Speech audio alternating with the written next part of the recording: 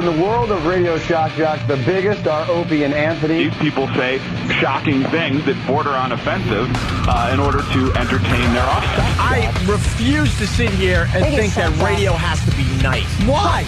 Why does radio, out of any other medium, have to be nice? We are being now held to a standard where we have to be nice and make people feel good. Go screw!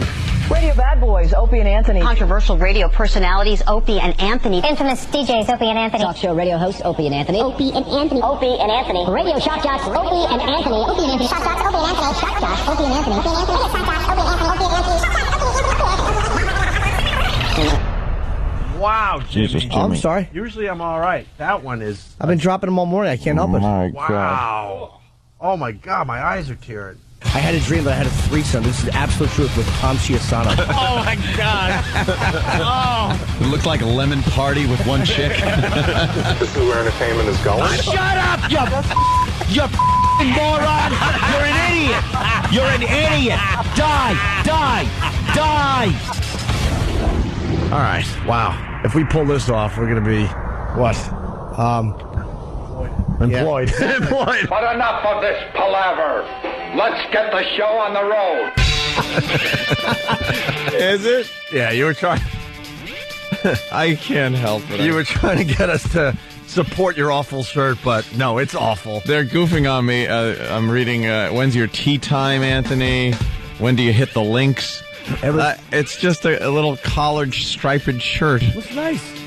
Thank you, Jimmy. Nice. It's a striped shirt. If you've never seen picture Ernie or Bert from Sesame Street. I wasn't going for a Ernie or Bert look, but with slightly more T cells. Do you know? Do you know? As I'm going through the my closet there this morning, I pass that god awful periwinkle shirt every so often, which I still have and would never put on. And then I put this on, and I get the abuse anyway, so it... Leave us alone! It's all I had. I need laundry done. All right, Opie and Anthony. Hi, good morning. What are we up to? Day 4 without a boss. Yes. And no new boss in sight. No rumblings. What is this company doing? Who's going to be the new guy here in New York City? Who wants to take responsibility for this program? Anyone? Hello? Hello? Anyone? Hello? No? You'd have to be crazy to step into this job. They all know. All the past GMs are like, oh, no.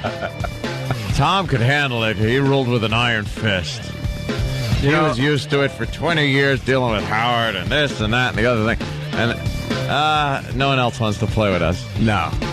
A little known fact, all our past GMs, they meet every Tuesday night. Yep. Kind of a rehab thing. Yeah. It's kind of like GM rehab. They all get together. Hi, my name is Ken Stevens, and I was their boss for 4 years. I'm doing better now. Now that I was forced into retirement by one of their bits. I had the boys under my direction for a couple of years. Oh, Mr. Mittman, yes, would you like to speak? The mistake I made was offering them a $2,000 raise after they became the hottest thing in Boston radio. Yes. And, I'm paying for it to this day. I do remember sitting out for quite a long time for the mayor's prank.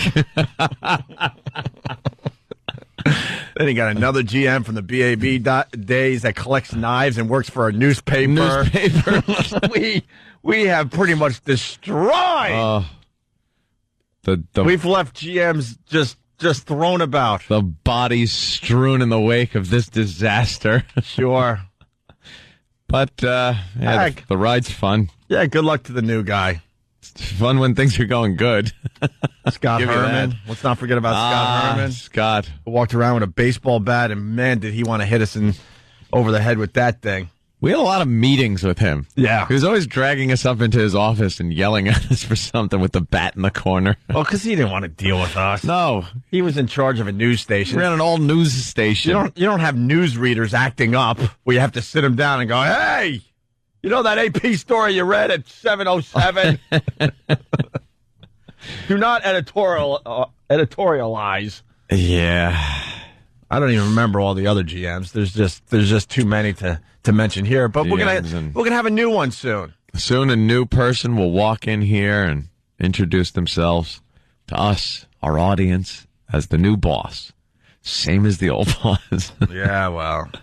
All right. We'll see what happens. We don't have one right as of yet, so no. Just kind of do the show. And the company is not talking to us about what they're thinking of doing. There's no rumblings, like you said. No. No emails. All right, phone number 877-212-O&A. Heath Ledger, day 2. Is he still nude? It's who gives a crap? Yeah. They finally calmed down on the whole nude thing. I think the news finally realized, like, why, even they realized, why do we have to bring that up every 2 seconds? Right. That his nude body was found. So now they're just saying he was found, face down. I wanted to say this yesterday. I'm going to say it today. Uh-oh. Heath Ledger, in my humble opinion, OD'd on the H. You think so? OD'd on the H, I tell you. All right. Well, I got a couple of questions for you then. Yes. How come the police said they found no illegal drugs in the apartment? You got a suspicious masseuse that was over there, and she was supposed to rub him down, and she pretty much discovered that he was dead, cold to the touch, by the way, I'm reading in the paper today. Ooh. Although the maid, way to pay attention, she said he was snoring when she was cleaning out the apartment. Went in to change a light bulb, I believe, in the room. Right. Because his door was shut, and heard him snoring. Right. And then that was probably a death rattle, and she didn't even identify it as a death rattle. Oh, sweet dreams to her. Yeah. She's got to take that with her for a while. Hey, watch him. I bet he died of sleep apnea. Like Reggie White. Maybe the pills kept him from waking up. Yeah, probably. Why don't we all throw what we think on the table here, and then we'll see who's right. I'm going to go with the OD, and it's going to be the H. And I think the masseuse who called Mary Kate Olsen, who was, I guess, dating Heath Ledger back there in California. She was sending her private security people. They're calling them rent-a-cops. What was that about? And the masseuse was on the phone with Mary Kate Olsen. This is a mystery now. They didn't call 911 right away. No. She called Mary Kate Olsen, who said, all right, I'm calling my security people, and they'll be there. And they arrived before the cops did. What else was discussed on the phone? So perhaps what you are implying, in your humble opinion, is that these security people may have cleared out the apartment of any contraband before the police arrived. Yes. Because I was also reading in the paper today, a lot of these, pill experts are coming out of the woodwork. And they're saying that it's almost impossible to OD on the stuff he had in his apartment. But then I'm reading in the paper that if you take this Valium and too much Valium or too much Xanax and then you drink a whole lot, that you could stop breathing. It could be a lethal combination. That's what the paper says. Who do you believe? They say these pills have kind of like a safeguard. Like you'd have to take a lot of them. Yeah, you have to take a lot, but maybe he was. Now remember, I just like skim things in the morning, so don't take what I just said as truth and all of a sudden start popping pills because you're tired tonight. But they're saying there's like a leeway there. Like they're basically saying if you take an extra one, you're not going to, like, OD. Right. It has really got to. It has to be a lot of extra ones. What that number is, I don't know, and I'm not going to try to attempt to figure that one out. Yeah. Maybe you could experiment on your own. And then they'd find you. So that's what I'm thinking. And then the Boston Herald, the inside track, and the manatees. Ugh. The manatees, just the worst as far as, like, writing a gossip column. These are two yentas that sit there up in Boston and just yip about everything. Well, yip. Yeah, and then they eat to keep their massive bodies. Yeah, see, we got Page 6 here in New York. They got the inside track in Boston. That's pretty popular. Pretty much every city has the gossip columnist. Their dirt that they dish. And these asses, they go to the parties and the restaurants and the clubs, and they're in the dark corner. You know it's them because they don't look like the people that are invited to these parties. No. You know, the model types and stuff. No, they're just the Hollywood types. They're just two manatees. They're in a dark corner, hoping they're going to be accepted, but they're never going to be accepted, and they're in that corner.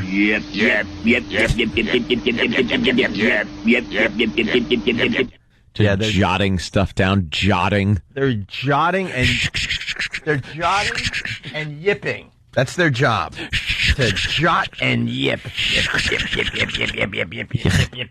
And then I got actual audio of the manatees as they're trying to get, their story on the inside track. Oh, that ain't working. That sounded like them walking in the room. Yeah, where's our little freaking Fred Flintstone twinkle toe? Oh, twinkle toes. Whatever. Damn, yeah, when they're walking around the... They're going from shadow to shadow. There they are. There they are. It's like, what was that in the shadows? Right. Jot, jot, jot. Yeah. Jot. And then, I think they see us. They go back into their dark corner. Another dark corner somewhere in the room. Oh, quick, behind the couch. What are they saying? Let's lean over the couch and listen. Jot, jot, jot. And then they end up getting some really good info, some really good inside info, these gossip columnists in general. But then this is what really makes me hate them. Then they're not brave enough to actually print names. No. They pretty much know like a bombshell fact about a huge star or a huge sports celebrity, what have you. And then they kind of leave his name out because they're not brave enough to print the name because they're going to get sued. Get in trouble. Or they talk very vaguely, and this is where this whole thing was leading to. Inside track this morning. Ooh. The masseuse, the Heath Ledger masseuse, who I told you yesterday looked a little, there's something going on with her, right? She comes over there on a regular basis to rub him down. Well, the inside track is saying today that the masseuse who found the body of actor Heath Ledger works on Martha's Vineyard in the summer, rubbing many celebs the right way, ... Now, what could that possibly mean?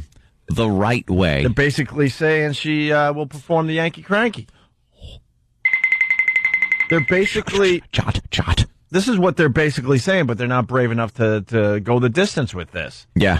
When you say rub celebrities the right way, ... that means you're getting more than a freaking massage. Yeah. But they don't want to go any further than what they wrote today in the inside ending. track. You're getting a happy ending.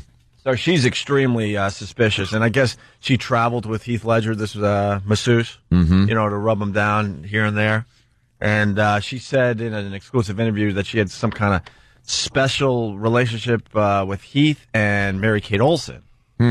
So she felt comfortable enough to call Mary-Kate Olsen, and that's where I'm starting to think there's something that is not being told to us yet. Yep. Something is going on. And I'm going with the H, the OD. Well, they will know with toxicology reports. Can't hide that. Right. You know? Well, this is just terrific. Heath Ledger coverage day 2. Day 2. How long will this last? We're not going to go crazy like we did yesterday because, this is already fading away. Yeah. We got other things to do. We got a Super Bowl to talk about and other things. Sure. CBS talks to a mother who brought her young daughter to Brooklyn to pay her respects. What? Yes. Last night, fans continued to show their grief. Debbie Fontana drove her distraught daughter Melanie from Long Island to Ledger's Manhattan apartment and Michelle Williams' Brooklyn home to leave flowers and pay their respects. She's just devastated. She's been a fan of his since day one.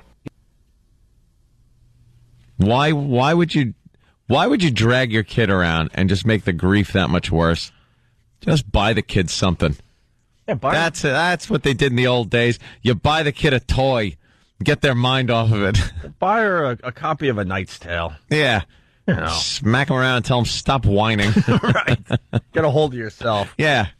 Pick yourself up by your bootstraps. The CW talks to a woman who works at a restaurant Heath used to go to sometimes. Heath Ledger's unexpected death has many trying to figure out if he was under any emotional distress in recent weeks. Ledger recently told a New York Times reporter that he felt a tremendous amount of stress while filming the Bob Dylan biopic, I'm Not There. But many of those who work at some of his favorite restaurants in Manhattan say they saw no signs of trouble.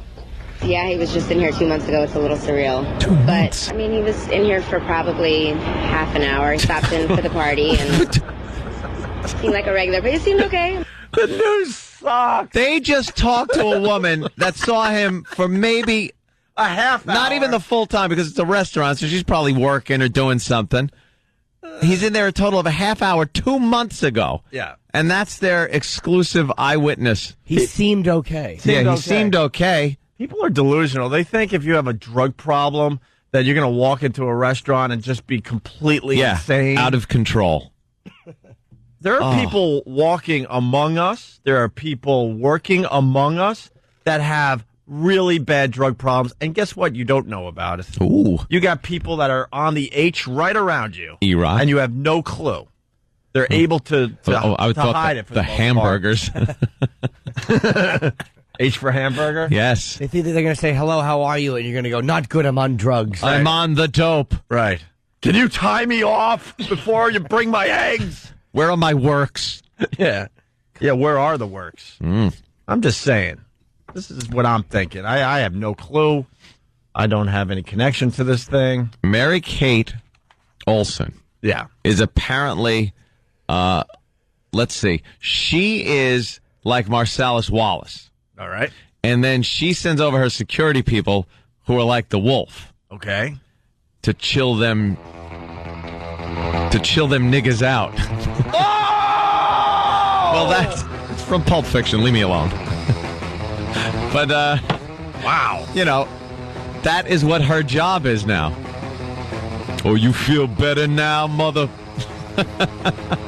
So she, she gets a phone call from a very distraught person. Yeah. Saying that there's a problem. Yeah. They got a problem. Yeah. Saying that this apartment is not dead actor storage. Yeah. And then... Dead actor storage? Dead actor storage. And she sends over the wolf, who will arrive shortly. And, and cleans up the whole problem. And then I guess they all went to a diner. I really believe that there was a cleaning up of the problem. That's what I think. I really do. And they found, what, a $20 bill rolled up? Rolled up 20. Which was clean. Yeah, there was no dope in there. But this is what I say. Maybe we could get Jim C. The wolf is very on this discussion thorough later on. But I'm thinking if you're going to be rolling up some bills to do some stuff, you roll up more than one. Would you?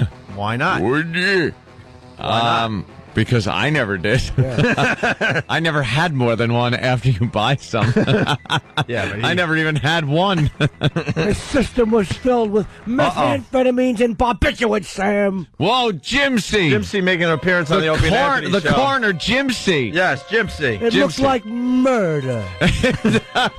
Does it? How could it be murder when nobody was there?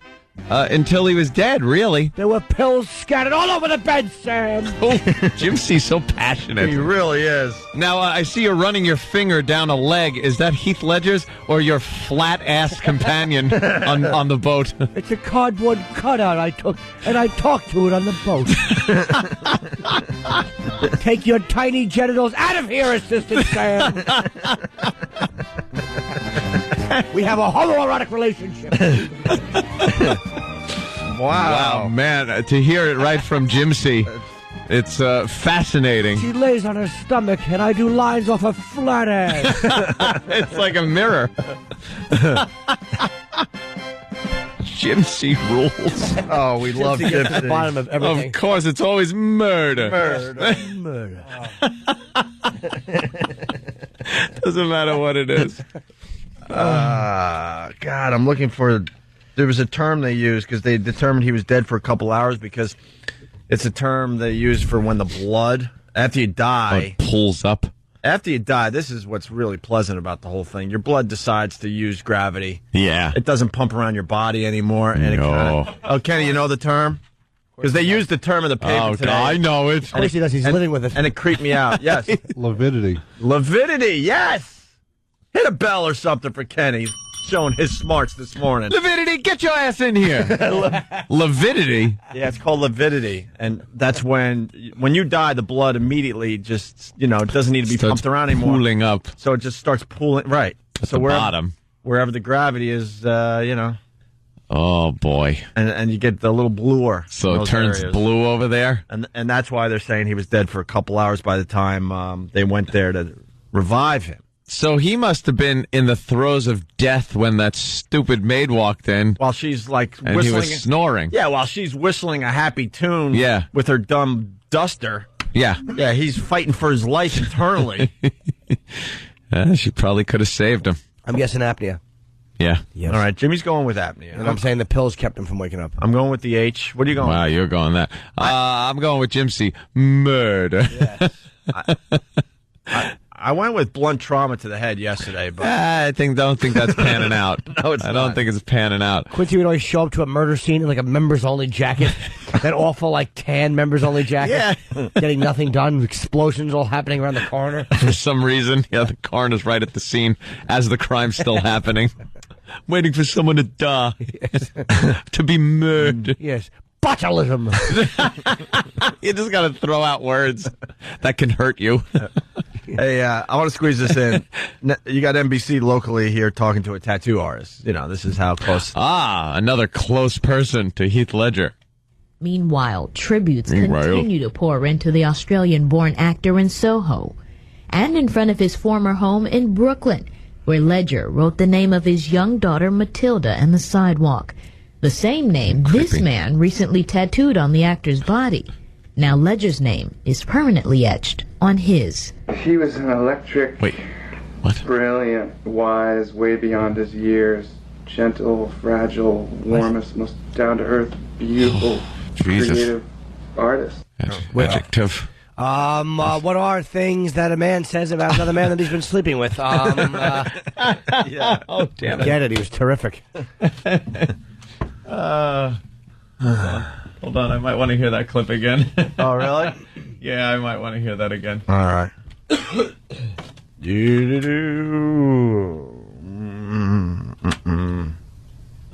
ready? Okay, let her rip.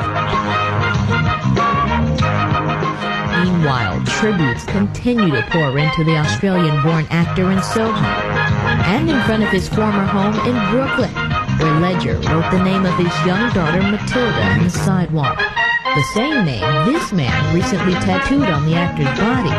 Now Ledger's name is permanently etched on his. Clues. He was an electric, brilliant, wise, way beyond his years. Einstein. Gentle, fragile, warmest, most Jim Norton. beautiful, creative artist. All right, they don't all work. Eric Nagel. Eric Nagel. All right, we're going to take a break. He was a beautiful, bouncy horse's ass. Man stole 1,600 pairs of blank. Breasts. We'll tell you next. Opie and Anthony.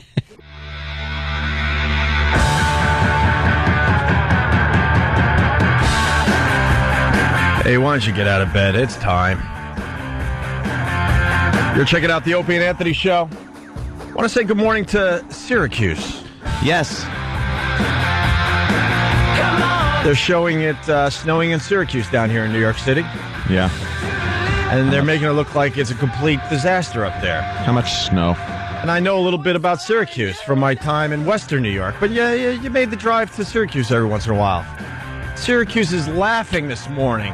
Yeah. 3.5 inches. That's nothing. That's nothing for Syracuse. Nothing. Ride your bicycle in that. Right. Nothing. That's just an average day in Syracuse in the winter. Oh, if it was here, oh my God, it'd be freaking. Oh, we're a bunch of wimps when it comes to snow. That's for sure. Yeah.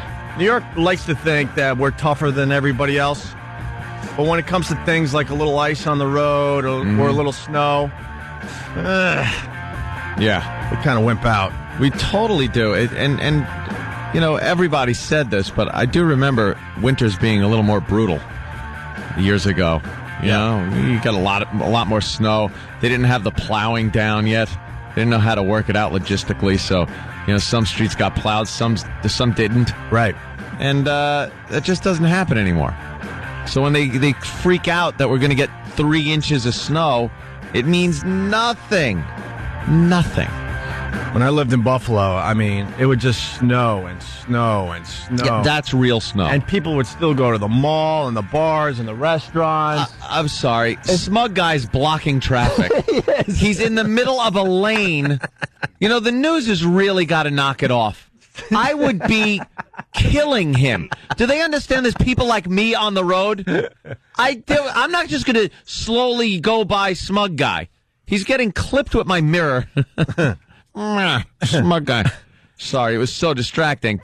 Cars had to move and merge because he was standing in the middle of a lane. He was completely in a lane, and yeah.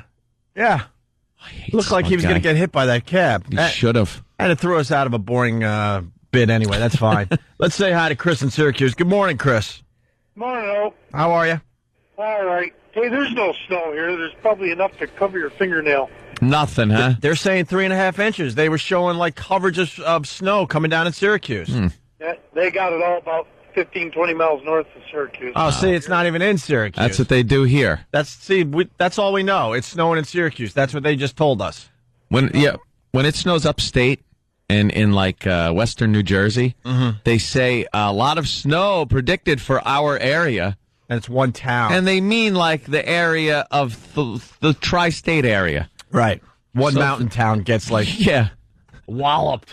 So it snows upstate New York. It's we could get a dusting here. A dusting. So there's not much snow up there where you're at?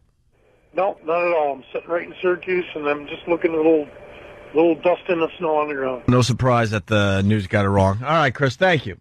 All right, Tip. By the way, who's got the Austin Power, stingers and stuff? Ooh. I got an idea. The suspense ones? Every time you see the masseuse... Yeah. Heath Ledger's masseuse on TV. They're showing her a lot now. Yeah. Just hit that thing. Yeah. I don't care if we're in the middle of talking about something else. Every time you see her, we got 3 TVs on in the studio. Oh, jeez. I got the one behind you. Every time you see her, just hit that thing. Is she pretty? Because I'm starting to take a close look at this thing. Yeah. You think guilty. There's something going on. What would that be? Would that be a crime? Tampering? Of course. Evidence? Yes. Yeah, is it? Mm-hmm. All right, we got scene of a death. So we got a guy that stole 1,600 pairs of breasts. Jimmy was right. Oh, it couldn't possibly be. How do you steal those? Here's the answer. In Washington State, a panty thief sentenced to 45 days behind bars. Garth Flaherty was charged with theft after stealing more than 1,600 panties, bras, and other women's underwear. Police say he took them from apartment laundry rooms at the Washington State University campus. Garbage bags filled with the undergarments were found in his bedroom. Flaherty pleaded guilty in a deal with prosecutors. Deal? Garbage bags. A deal? At the end of that, plead guilty with a deal. A deal? What is that? Who talks that way? In his bedroom, Flaherty pleaded guilty in a deal with prosecutors. In a deal? He pleaded guilty with a deal. Yeah, a big deal. We yell at our listeners for pointing out the dumb stuff we do on this show, but we have no problem doing the exact same thing. Yeah, picking apart every word people say. How many times have we told our listeners, give us a break, it's early. Oh, we're the worst. We should still be sleeping, not trying to entertain you, F. A deal. Panties, though. That many panties. You got to think he probably just would dump him out on his bed and roll around in them. He's got a problem, I'm saying. Yeah, it's just an ass. Was it a college thing, though? They were college panties? Yeah, but how many college girl panties do you really need? I mean, one. But if you one or two. But let's say you throw them on your bed. So this is the first image that came to my head when I heard garbage bags full. You dump them out on your bed, and now you're just covered in them, and you're rolling around in them, just doing what you got to do, with maybe a special pair, one that didn't make it into the washing machine. Well, when when you were growing up, if you came upon a pair of panties, yum. It was like your mother's, which I did find. Ooh. Oh, really? No. Yeah. Yuck. The ones that look like they were worn on an Indian lady's forehead. Mother's always had the biggest, ugliest, dopiest panties. Thank God, because I'd hate to think I was, going to get turned on by him. Yeah, you don't want to see your mother's panties and have them like they're crotchless. Yeah. Who needs that? I had a crush on one of my cousins growing up. And right, you know what? Went over her house. No. You don't just casually pass that by. Well, I did. This comes up from time to time. Yeah. You're not supposed to have a crush on your cousin. No, ever. but you do. Growing up, especially at that age, it was like anywhere between, I think. No, you don't. 12. You don't. I'm not. We can't just let you slide on this one. Between like 12 and 16, I think I really, I probably would have had sex with her. I probably would have. Fine. Yeah. It's not fine, Jimmy. Why not? Be the voice of reason for once. I didn't. Because I not for lack of, I wasn't trying. I wasn't really pursuing it like trying. But if she would have turned around and said, okay, I would have probably. All right. I would have. This cousin, how's she related to you? I know she's a cousin, but I mean, no, it's first cousin. Okay, so it's a first cousin. First cousin. It's whose kid? I don't think I should say at this point. Oh my God! Of course you shouldn't. At least you're acknowledging that it's wrong, Jimmy. It's wrong. But it was years ago. It's wrong. It was years ago, and she was very hot. You share the same blood. That's creepy. That's the beauty of it. No one needs tests. Share some other fluids. Exactly. Here's blood. Here's spit. Here's something else. A little bleachy. Enjoy it, cuz. You shouldn't have sex with someone where you could recognize the smell. Oh, Jesus. Boy, that sums it up. Sure does. See, what I'm saying is, dude, I even got. It was during that time of life where you're just like pumping the hormones, I was a goat, just a horn dog, and she was very attractive, and I probably would have. Did she have big doughy eyes like you? Yeah. Ugh. And it would have been like softer features. Would have been like having sex with me. It would have been fantastic for myself. Homie is staring at each other. No, not the same last name, and from different. Not the same last name. All right, so it's your mom's sister's kid. Damn it! No, well, my father was an only child, so kind of blows that whole thing to hell. But it was just one of those things. Like I thought about it, but couldn't do it. And it would have. Let's say something happened. 22, 23. No. I said anywhere between 12 and 16. That's how old she was. I was kind of like, kind of like had the hots for her. And how old was she?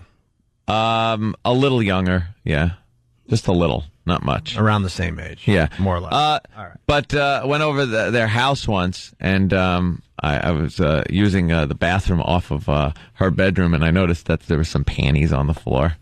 And I thought that was very cool. What'd you do with them? Nothing. I didn't do anything with them. I really didn't. I'd be completely honest with you. As a guy with the hormones, rocketing through your body, when you did come across a pair of panties here and there, it was really cool. It was really cool. Like, wow, I know what goes in this. Yeah, thing. It just gave you like an image like that. Yeah. And I did pick them up and look inside. Oh, there you go. So I didn't do anything until I did investigate, like CSI. It's murder. Yes. She appeared to be 13 years old, I can tell, because the body goes through changes, Sam. Gypsy. Oh, no. Gypsy's back. Part of human development, Sam. It's a time of confusion and hormones. He's helping me out. See, Gypsy understands what a young man is going through during that time. Yeah. Anthony looked like he spilled botulism in his underwear, Sam. It was very tough, very confusing time for me. We got a lot of phone calls coming in from Kentucky. No! I swear to God. And they're all agreeing with you. And let me tell you something. It had nothing to do with love or wanting a relationship, because you hear about things like that, cousins marrying each other, things like that. It was nothing to do with that. It was blatant, just lust over a girl that had a great ass. Do you think you're making this better, by the way? It's not like I loved her. I just liked my cousin because her ass was terrific. There was no love there or feelings. That would be almost nice. No. Well, I valued her as a person, and that translated into sexual feelings. No, it was pure lust. What? This is terrible. How do I always dig myself into a hole like this? Just one innocent little statement from my youth, and I end up having to defend myself with a coroner named Jimsy. It's just horrid. Was this your song? Did you guys have a song? Yeah, this was it. It's kind of creepy, man. I'm from a really big family, and we're all really good looking. And and I never had that thought. You never, and I even did you ever think? And I even have a cousin that's my cousin. That's all that matters. But there's no sharing of the blood. She's adopted, and even her. Oh, please! And she's beautiful. No, I'd do an adopted sister. Are you kidding? Adopted. If she was hot. Yeah, things like that, like the Brady Bunch thing. Yeah, if you had a Marsha Brady. Yeah, I mean, if you had that, you'd be on that in a second. But you never had a cousin that you looked at and thought was attractive. Let's just say that. I never did. Yeah, see? You never had a cousin that you looked at and said, wow, there's she's turning into a pretty I'm not falling girl. for your game. I'm not playing a game. I'm just trying to bringing me into your creepiness. Creepiness? Yes. As a human being, you could tell if someone is good looking or not. But that's very different than saying attractive. Attractive means there's a little chemistry there. Well, no. Attractive means attractive. Did you ever have a female cousin that you looked at and said, that's a pretty girl? Look, at weddings we might play who's the ugliest cousin and fun games like that, but not attractive, no. Because that makes it creepy. No, it doesn't make it creepy. It makes it, you're a guy looking at a girl, and do you think, now to distinguish an ugly cousin from a pretty one, you have to then know that one is pretty. See, you're using the word attractive to try to get me into your creepy world. Yes. Do I live in creepy world? Yes, you do. Look up Mayor. Look up the definition. Not, Jimmy. Look up the definition of attractive. See this? Yeah. You're using semantics on me, and I'm not falling for that. No, I can tell if someone's good looking. Yes, but that doesn't mean I want to have sex with them or look at them as some kind of like sex object. You wouldn't look at a cousin that had a nice ass and a good set on her and look and go, wow, that's attractive. You wouldn't? You wouldn't notice it? You wouldn't know. Because you're a cousin, you wouldn't even notice that she had a good ass on her. Yeah, something inside like prevents you from going down that road. All right. What? It prevents you from going down that road. I could look at one of my cousins and go, yeah, she's good looking. Yeah, there's something that prevents it. But you are admitting that you would notice that if she had a nice body. You're not winning this today. I know you're good at this crap, but you're not winning. But I can see, I would absolutely notice, and in the same way I would notice if I got a deformity, I would notice that as well. It's like noticing something is not necessarily sexualizing. That's what I'm trying to get at. Yeah. What, deformity? You've just made it hotter. Of course it is. No legs. Good luck running, toots. Cleft palate. Try to shut your mouth. I don't want to do You're that. getting this anyway. I don't want to do it, I said. I don't believe this. Let's go to Max in Dallas. Max. Yeah, I got two questions for Anthony. Yes. Does your cousin have, like, Burt Convy hair like you do? And did you take her in the shower and try to teach her how to shower like your dad did? Shut up. I'm Max from Dallas. Linger longer. Very nice. Well, it's a little known fact that Anthony used to shower with his dad, too. So No, it was one time that he was teaching me and my brother how to go transition from the bath tub as little kids to the shower. Boy, really hard to figure that one out. Well, no, because we were little kids, so it's like Thank you, Dad, because if it wasn't for you, I would have drowned in here. Yeah. No, you got to teach how to, where you how to wash and everything. Because in a tub, you just sit there and mommy washes you or whatever it is. What? And then in the shower, you're pretty much on your own. So he was just trying to show, how you use the washcloth and wash yourself. But I was scared and didn't want to go near the shower. If my dad was nude in front of me, I would have called the authorities. It was very dramatic. It has to be. Still think about it. It's horrible. He just wanted to show off that what he was sporting. It's like, God, I just need to show somebody. I need somebody. Look what God gave me. I need somebody who has no relative comparison who will think this is impressive. Right. Aha. That would give me the creeps. That was pretty creepy. Did he actually touch you in the shower? No. There was no physical contact whatsoever. And did he lift up, parts of his body and go, and now this is how you... I don't remember because I couldn't get past the point that as the water runs down the human body, whatever is protruding off of that body, the water will run off of it like a waterfall. Sure. Or a stream of water. Or water fountain. So I thought that something was going on. I thought that perhaps he should have used the toilet facilities before he went into the shower, but that wasn't the case. It was just water running off, and I was like, I don't want to go over there because you should be using the bathroom facilities. Oh my! But it was an optical illusion with the water running off. See, and it was very scary to me, and that's all I remember. And then everything goes black until 1978. Where he's beating up a Mexican for hitting on you behind the shrubbery. Yes, exactly. He's jealous. No wonder you drink whenever you can. What? Drowning these horrific memories from your childhood. I do not. It was just... Oh, my God. It was just the father trying to teach his boys how to shower properly. Right. I understand the context of it, even though at the time it was very horrifying to me because I thought he should have been using the bathroom facilities and instead of being in the shower. No, what creeps me out, this is the stuff you're admitting.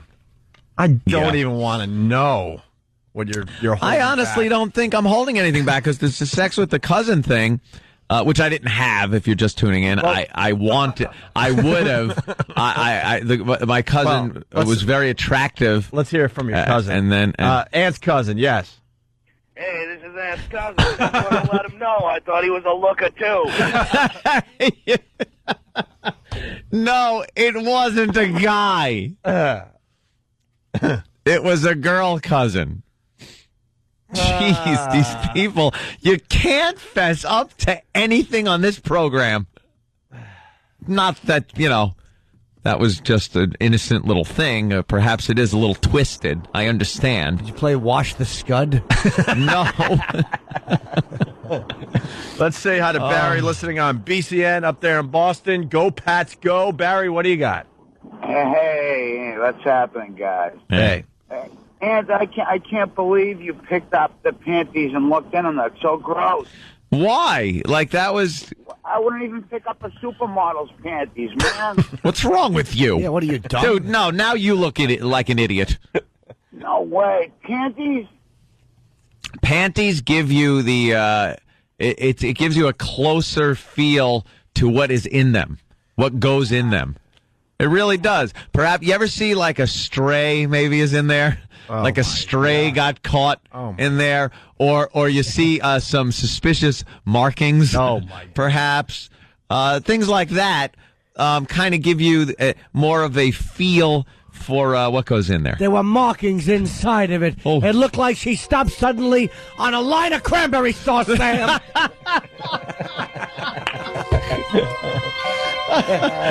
Wow. Those things are going to have to be put in the freezer at the morgue. Yeah. Either she was very young or it was filled with eyelashes.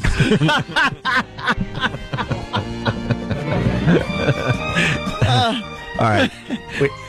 Unfortunately, we have to take a break. All right. The phones are just, wow. See, I have people that agree with me. All right, we'll go to the phones next.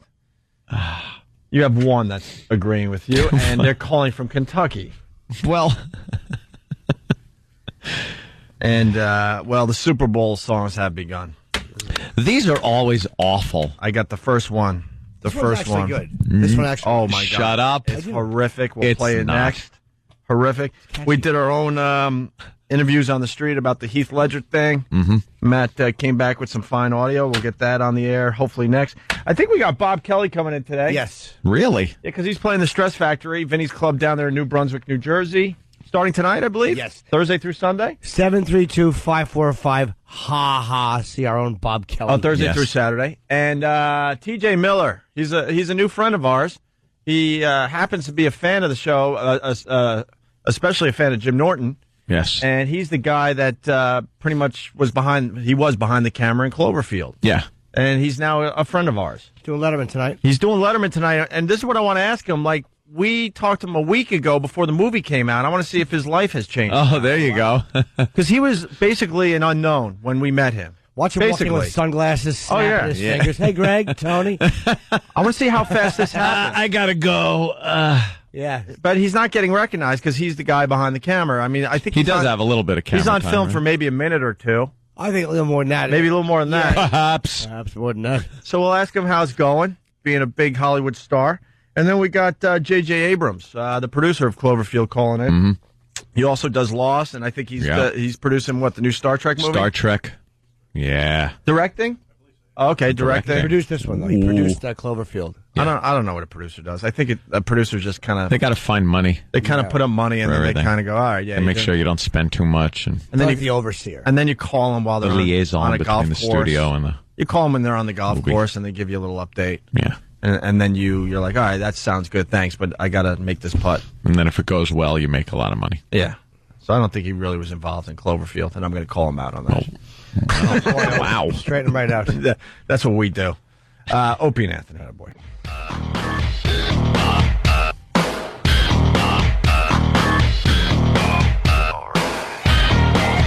Hey, good morning to you. Whoever I'm talking to right now. We've been doing radio a really long time, and that really creeps me out to this day. Where you say stuff like, hey, good morning to you. And it could be like just a serial killer just sharpening his tools. His tools of the trade. Right. Getting ready to just ravage. And now this creep thinks I'm personally talking to him. Panty guy. You like to think it's some hot girl. Cousin. No. With ample bosoms. Yeah. I'm going to try to say ample bosoms every day now. Just kind of rolling over in bed. And that's who you just said good morning to. But no, it's some just awful creature. Horrid people. That happens to be a fan of the radio show in between, the burying of bodies. The shirt abuse continues for me. Yeah. Hi, I'm Anthony. Welcome to McDonald's. Am I wearing a shirt that looks like I work at a fast food restaurant? I think you look terrific. Thank you. You look like $1 million. Another shirt I have to retire. You look like $1 million because you shop at Daffy's, which is bargains for millionaires. That store. Bargains for millionaires. Stupid Daffies. All right, hey, we're going to play Guess the Sound. We're going to do a lot today. And by the way, I disagree. Yeah. I can't picture a hot chick when I'm doing this. I have to picture that I'm talking to like some mutant because I can't be funny around hot chicks. I tend to want to be filthy, but around just some dirtbag mutant, I'm comfortable. I like to think that some girl out there is finding my voice sexy. Sexy and soothing. Hi. Maybe it's early in the morning. You're just sitting there getting dressed. I know. I know we tell the same dumb stories over and over again, but they're so worth telling. We had a program director back in the day. Actually, I've had more than one of these guys where they freaking make you put up pictures in the studio of the typical listener. Yeah.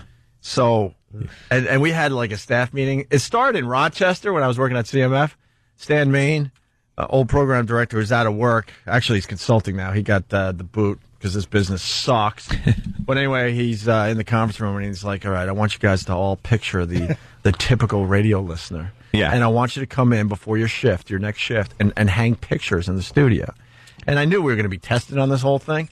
So I decided to get like, Penthouse centerfold and Playboy centerfold. That's not our audience. And I hung it on spare mics and on computer screens and on cart machines. And he walks in like, what the hell is wrong with you?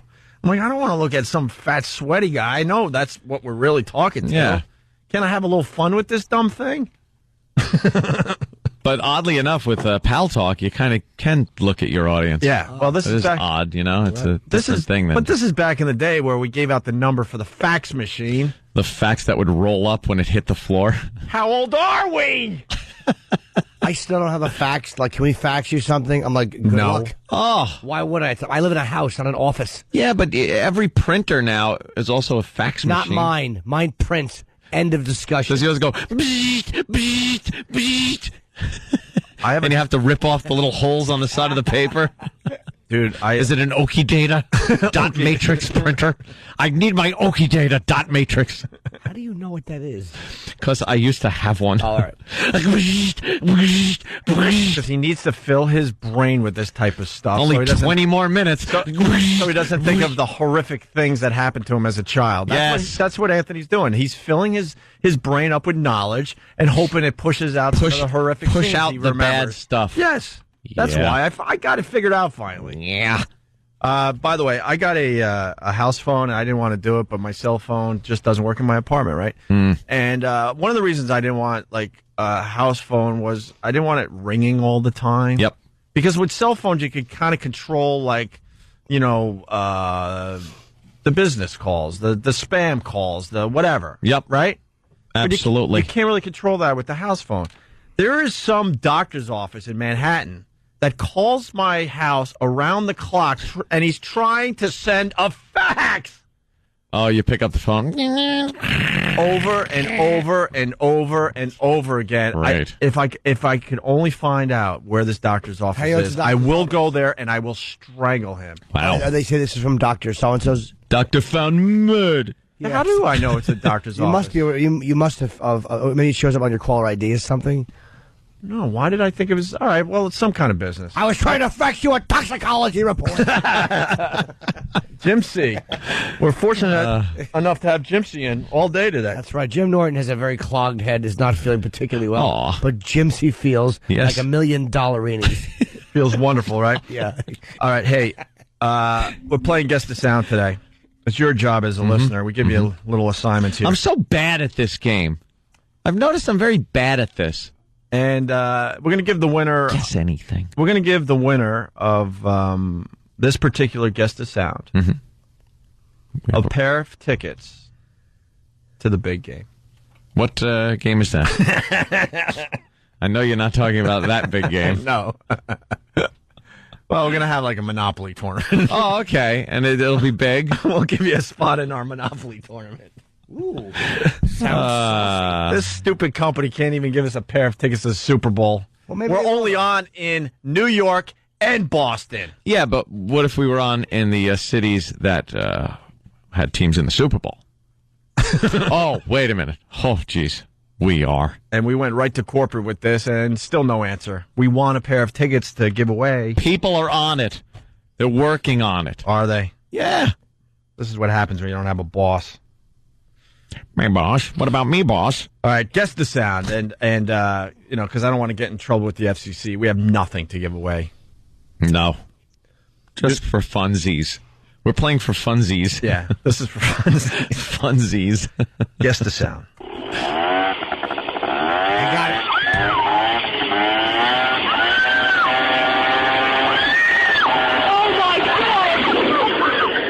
I know what it is. You do not know what I know what it is. Yep. I think I do, because it's a combination. Steve brought it in, and I just know that sound.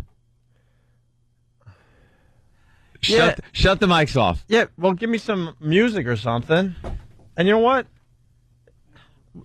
We're scheduled to give the answer next week. We're going to tease this for 3 or 4 days. Jesus. Let me see if I'm right. I'll say it to Steve. All right. You got any music? Like play the elevator music. The Carpenters. Come on, let's go. All right. Oh, for the love of God, somebody hum. All right. There it is. Okay. We'll be right back with Please the Opie and hold. Anthony program.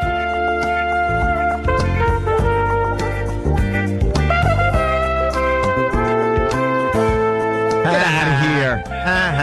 All right, I thought I had it. Yeah, well. Was I close? Not even close. Damn it. I know what it is. Not even close. Chainsaw. No? Nope. That would have been too obvious. It's a motorbike. It's a woman being run over by a motorbike. Oh. And she's screaming because she doesn't want the motorbike running her over. Who would? Or she's lying down and she's yelling, "That's not a place to put the front tire so it doesn't fall over." Well, shut up, you bike rack. Well, we got. Oh, what an insult. Exactly. So I'm talking to this bike rack last night. Oh, God, that's horrible.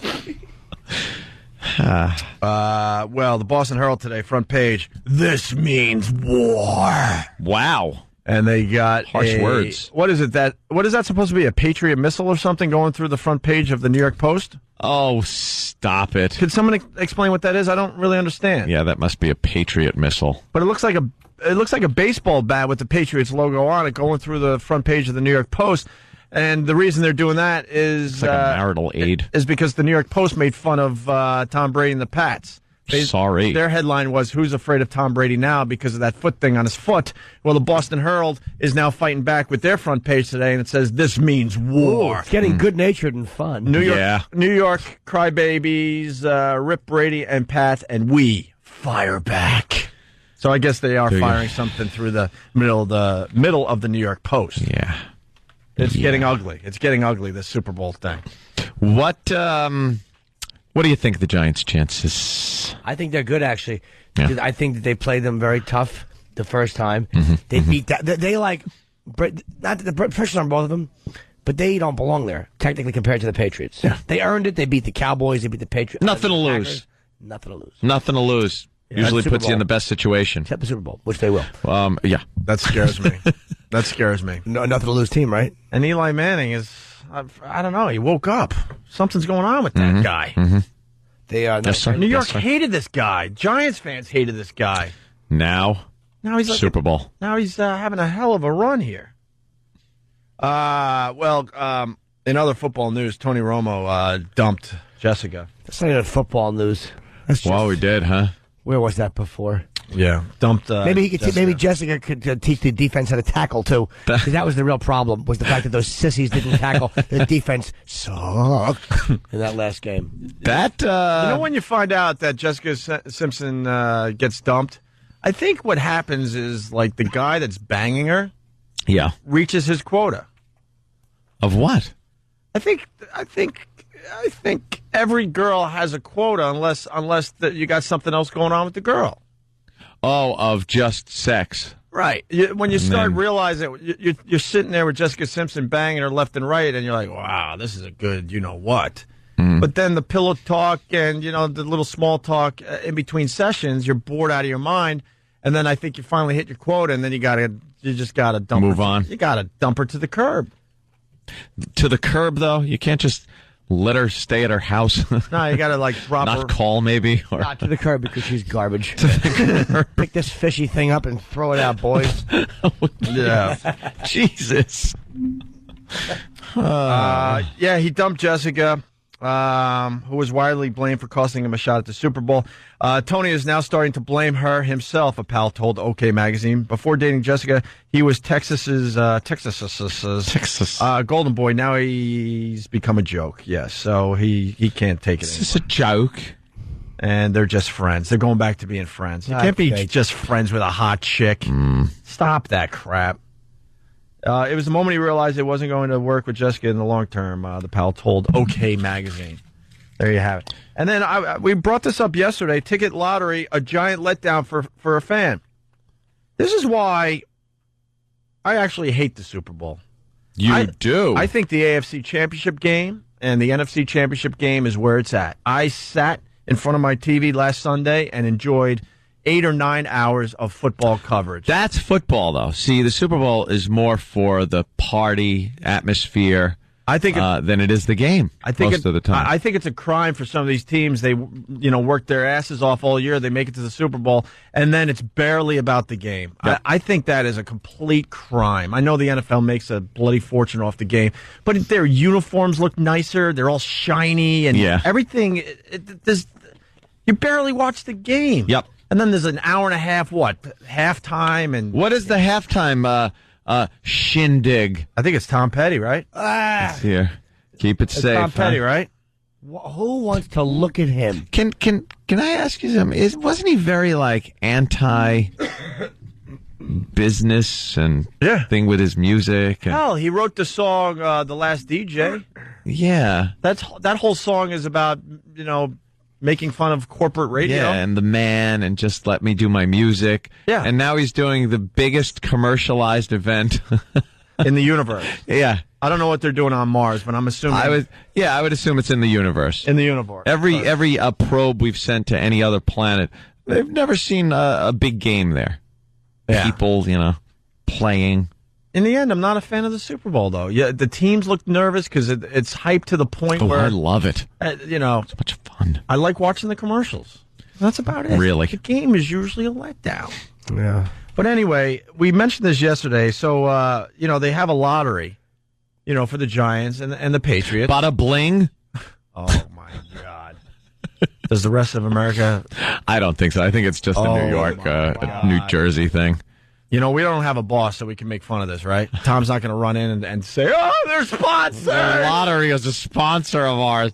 We'll get into that a little later. Yeah, we'll do that later. Commercial, that bada bing is driving me nuts. Bada bling, bada bling, right? Because bada bling. You got the mafia getting together with the Bloods, with the Coloreds. For this bada bling, we figured we get together with the Coloreds.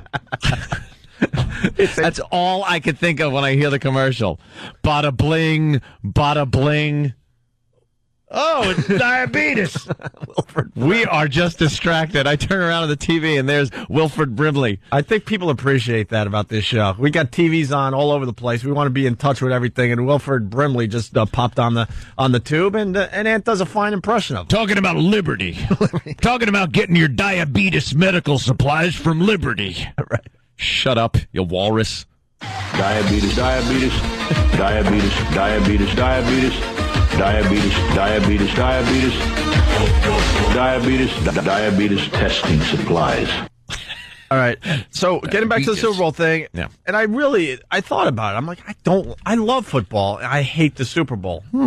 And I get caught up in it like everyone else, and I'll have a Super Bowl party or go to one, and we'll get the chips and the salsa and the little finger franks. Little what? Finger franks, whatever they're called. The little pig bites. in a blanket? I call them finger franks. Far franks. You can just pop them in your mouth. Yeah. And you'll have to get the chicken wings, and then you watch the game, and you're like, wow, this is overhyped. Anyway, but this is another reason why I do hate the Super Bowl in the end. So they held their lottery. You get the season ticket holders. They get thrown in a lottery. And then I think we said yesterday, 5,500 Giant fans get to go to the big game. The big game. And I'm sure it's about the same for the Patriots, right? Yeah. Well, the paper today has a little story about Ruby Baum. Ruby Baum. He's had tickets, season tickets. Since 99? I will say 68. 68. Jimmy, go for a real guess here. 71. Ruby Baum.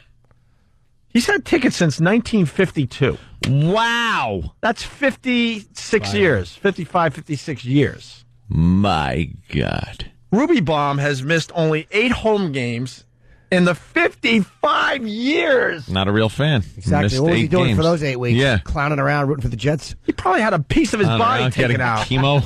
Give him a break. Yeah, that's true. Probably lost, a kidney or something. I bet you it was medical reasons. Yeah.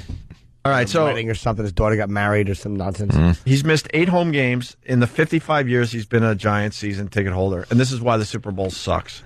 But the 76-year-old retiree says his beloved team has left him on the sidelines. He will not be headed to Arizona because he lost the Super Bowl lottery, which is based on seniority.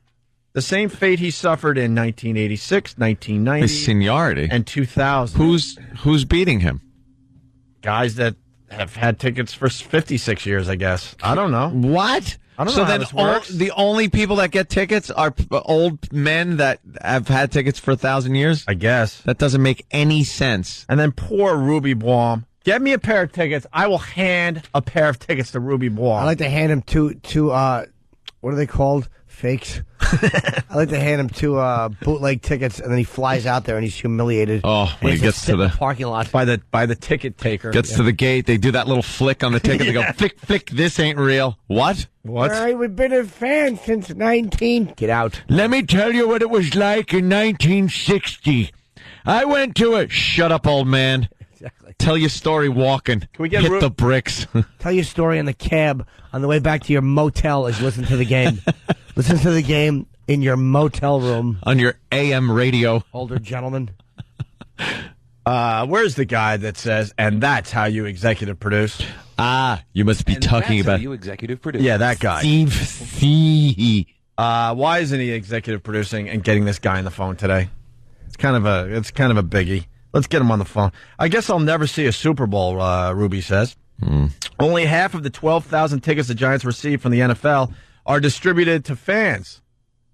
So the NFL gives the Giants 12,000 tickets, and then the Giants, their organization, turns around and only gives half of those to the fans. What are they off? They probably sell them to the players for their family and friends. I think everyone has to buy them. I bet they give them to huge sponsors of the NFL. Why? So that people like certain beer companies and whatnot can then schmooze their people and clients and other things. It's used as a business tool.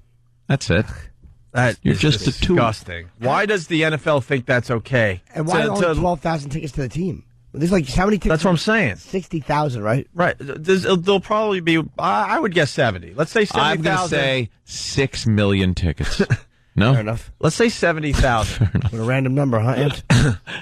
And let's say, so the Giants get 5,500 tickets are given out, and then the Pats will probably get about the same. So out of 70,000 people in that stadium for the Super Bowl, give or take, there's only going to be 11,000 true fans in the building. That's a crime. Disgusting. I don't think technically it is. Why? A crime. Oh. Corporate types who may not even be fans get tickets, and my dad does not, said Boam's son, Shepard, 29. What? He's 29, and the old guy's what? 76. All right. Welcome to your world, Opie. Oh, hey, don't mock. Baum may have two... It's like... Oof. All right, it's possible to see him turn 30. Baum may have two Purple Hearts. Oh, but the Korean War vet's blood runs blue. He started going to Giants games in the 1940s and has season tickets since 1952. Baum called the team and asked if anything could be done. They told me to go on Craigslist. Yep. What, miss the game and get a prostitute? Exactly. Or get a hooker that looks like Michael Strahan in a dress. Right. Hi, Daddy. I brought your Super Bowl tickets. I like this. Right. What do you expect the team to say? Of course that's what they're going to say. It's disgusting. It's disgusting. They give out 5,500 to people that have been going to their stupid games since the 50s. Right. When the team sucked, a big one, and they needed the revenue, right? Probably bought every jersey that came out. Buys jerseys every freaking year.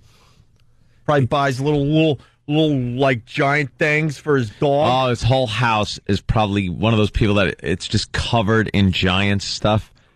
Footballs around there. Every picture on the wall is Giants pictures and that's disgusting. Giants rugs. Yeah. Good. Let him stay home and roll around in his paraphernalia. At his age, you got to be ashamed. Get Ruby on the phone. Be ashamed of yourself. Ashamed. Have some soup. Have some soup and be quiet. Just lay on the couch. Stop disturbing everyone. They don't care about it. We've heard you. We know this story. Burden. Exactly. Chris on Long Island. Chris?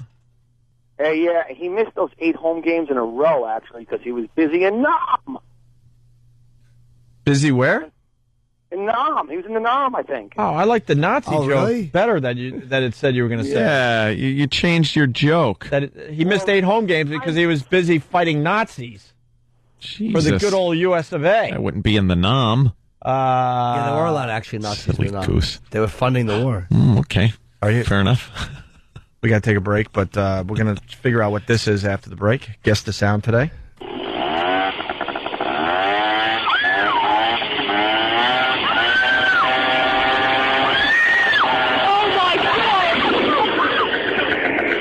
That's Ruby gearing up to tell his story about how he's a giant season ticket holder and people reacting like not again. Oh my God! Enough screaming. They've heard it already. Shut up. We got yourself on the couch. Real quick before the break. Dennis in New York. He wants to guess that sound. Dennis. First things first, I'd like to say good morning, fellas. Hey. Good morning. And little Jimmy Norton is Thank you. so sweet. I'm getting secondhand diabetes. Sweetest boy.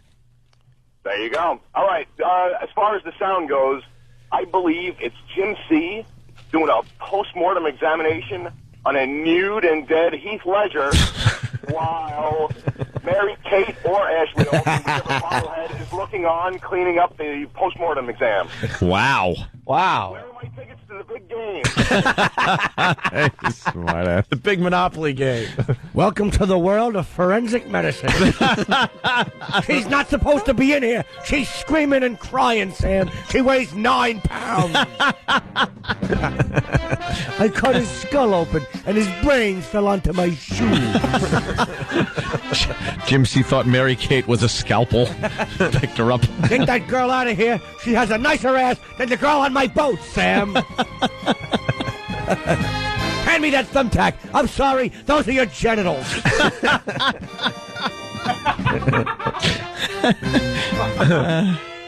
All right, well, we'll let you know what that is for real if you care. I'm going to swim walk 'cause I'm the one character kid. You certainly are. You rule. Give us a swim walk, Jimmy, please. I'll do it after. Yeah. I'm feeling under the weather. Oh. I'll do it after. We'll tease it. All right. We're going to tease Jimmy's swim walk as we listen to these things. It's Opie and Anthony. Hey, how you doing? This is Bill Burr. I am going to be in San Francisco on January 24th through the 26th at the Punchline Comedy Club. Go to punchlinecomedyclub.com or you can call 415-397-PLSF. That's really confusing. 415-397-PLSF. I guess that's Punchline San Francisco. 4 tickets. So call that number. Come on down and I'll fucking dance for you.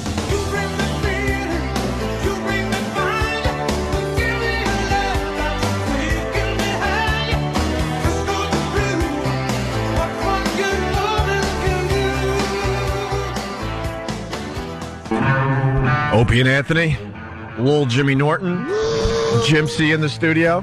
Jim C. And now Bob Kelly, who's going to be at the Stress Factory tonight, tomorrow night, and Saturday. Yes. Very good. StressFactory.com. In New Brunswick, New Jersey. Fantastic place. We gave it the big sell for you earlier. Oh, yeah? Oh, we pumped it up. You're going to have a full house, my friend. Full? Yes. All right. More than full. Standing room only. Even How on about Thursday? Tonight? Tonight, Thursdays are hard to sell. We told them that your weekend shows were canceled. What? Wait a minute. Thursday's the big night, Bob. Relax. We know what we're doing. We know what we're doing. I actually prefer it if you did that because Vinny doesn't give you anything on a Saturday. I could fill it Saturday night myself. Yeah. I can sell it out myself. I can put anybody in there. Why would I give you bonuses on Saturday? It just sells. Shut up. I've been at the Stress Factory where Vinny gives me my, a nice table for me and the people I bring with me. Yeah. And next thing you know, he's like asking me if I could get up because he sold those seats. It's like, could you just sit at the bar? Oh, God. And he takes your food back. Just brings it to another table, sits it down in front of someone else. It's like, hello, I helped sell this show. Yeah, I got you a pizza. Right. I need that steak back. We ran out of steaks. Here's a pizza. Oh, he gets a beating. Why he would advertise with this show, I don't know. Guess the sound.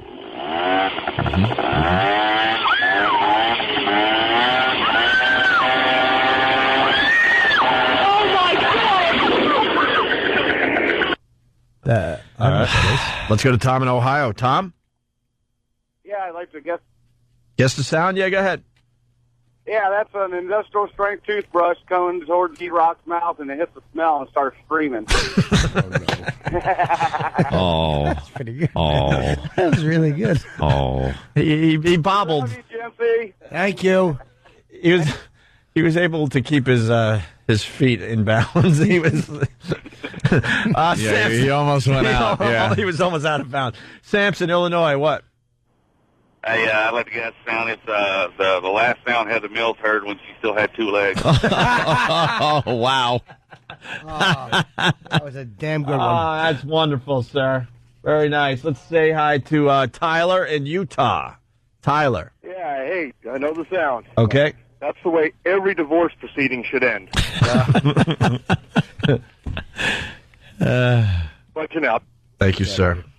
He didn't have to punch out. He did very well. That was a good one. He did fine. So we got a creepy nurse. We got our Super Bowl. We got Ruby possibly. Almost. We're trying to get Ruby on the phone. We were just talking about him. The old guy that can't get Super Bowl tickets, even though he's been to every Giants game since 1957. 50, yeah, somewhere around there. Somewhere around I hope there. he still doesn't get them. What? You don't care? I'm a Patriots fan. Oh, well, then you're gonna have fun with this song. The Super Bowl songs have begun. Here it is. This is going Here's one for your team. And you know how good Super Bowl songs always are. Did you ever hear the one the Patriots made to go against the Bears Super Bowl song back in the day? Oh, the Super Bowl Shuffle, which is one of the most successful Super Bowl songs ever. Wait, they were challenging Super Bowl Shuffle? Please, yeah, and my acting teacher actually did the video. It's on YouTube. There's a video, and the song that goes with it. Oh, no. Oh, it makes my neck. Find it? Yeah, what was the name of the song? Wait, so the Patriots saw Super Bowl Shuffle and said we could do the same thing. We could come up with a nice song. Yeah, as well? the Bears came out with their thing, so the Patriots, had to come up with a song to challenge it. So they had 3 days to come up with this song. We should come up with the top 5 Super Bowl songs of all time. Most people would put Super Bowl Shuffle as the number 1. Probably. That was the most popular one. You guys remember William the Refrigerator Perry was rapping in that one? Oh, and he started rapping in that one. Yeah. Fantastic. And then in second... My favorite, though, was McMahon with his sunglasses on. His risky business sunglasses. Yeah, and his headband, and he would just, dance around like he was black. It didn't quite work. And then in second place would be that song by that team when they were in the big game. Yeah. Do we even know a second song? No. Just this one. I challenge you have in to your know hand. A second Super Bowl song. This one I actually like, though. This one, Bob, you'll like this one. All right, yeah. Well, this is a brand new one. It's not cheesy like most of them. Got to give credit to D. Oh, my God. What? The Bears song, Steve from Bay shows, he called himself the Punky QB. Did he? I can't stay for this. The Punky QB. I think I remember that. Oh, he did. Right, confirmed from Steve from Bayshore. He always but he was such a cool dude. He drove a Honda scooter. We are the Bears shuffling crew. All right, well. Add your racist rhyme wherever you please. All right, let's say hi to Jesse in Jersey. Jesse. Something that ends with boo. Boys, I just wanted to guess the sound if I could real quick. Yes. Hey, Hope, is that your family trying to get you down out of the apple tree? Oh. Longer! Wow. And I appreciate that you did the full Linger Longer because I was discussing this with Anthony.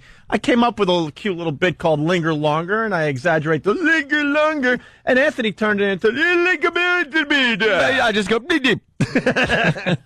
So there's a little competition going on here. You got the Opie fans, you got the Anthony fans. The Opie fans are coming up with Linger Longer, and the Anthony fans are just doing gibberish.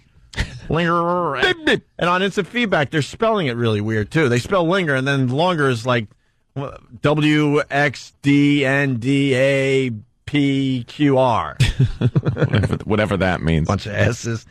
We got to give credit to DJ Maverick up there in Boston. Oh. Right. This is a Super Bowl song that he did for the morning show at Jammin'. Yuck. Yuck. It's called, I think it's just called Patriots song. I don't know.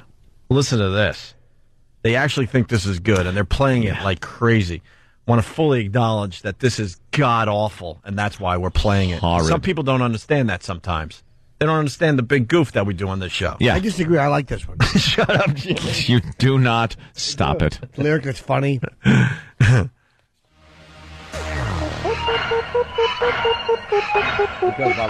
So far, so good, right? Sounds like E-Rock going up 3 stairs. We got an undefeated team, the best one ever. Them Pats making history up in her. Oh boy. Up in her. Get out the core. Oh boy. Break yourself. Oh boy. Break yourself. Oh boy. Get out the core. Up in her. Way to isolate 95% of Boston with your Super Bowl right? song. Yeah. Wow, that is a Super Bowl song meant for one city. Right. One city, one town. Yeah, one town. Oh my God. That's true. Holy crap. Wow. Only, Way to go. only Roxbury likes that Exactly. part. Think I'm going to be part of that crap? Right. You're out of your goddamn mind. Why couldn't they make it an Irish limerick? Right. Yeah. Doo-dee-dee-doo-dee-dee. That's. You know why we love Boston? That we've talked about many times. Because they don't hide their racism. No. They just don't hide it. It is such a divided, segregated city. We hide it here in New York. Every other city kind of hides it. Oh, they call themselves a melting pot here in New York, and then every other city celebrates their diversity. Right. Boston's just like, no, we keep them over here. Right. We keep this group over here. We stay here. There's bridges, there's tunnels, there's rivers. Separates And you know why that's good? The groups. I'll Why tell is you that why good? that's good, because you know where the Italian food is. You know Right. where the Irish food is. North End. You know where the ribs Southie. are. You know where the chicken is. Dorchester. You know where to get the drugs. Yeah. And you know where, do me a favor. Yes, sir. Just the button. Just, no, Yeah. the bell. Oh. Thank you. The inappropriate bell. Oh. Thank you. The inappropriate bell for the people that linger long. I thought you wanted to say. Oh, no. That was called a gem I would have fired out in the beginning of 07. Yes. Good old 07. All right, here we go. Back to the up in her. Up in her. 18 and 0. One more to go. Super Bowl. Give Giants scared as hell. They don't stand a chance. The Chargers, New York's gonna get a smack. 18 and 0. One more to go. Super Bowl. Whoa.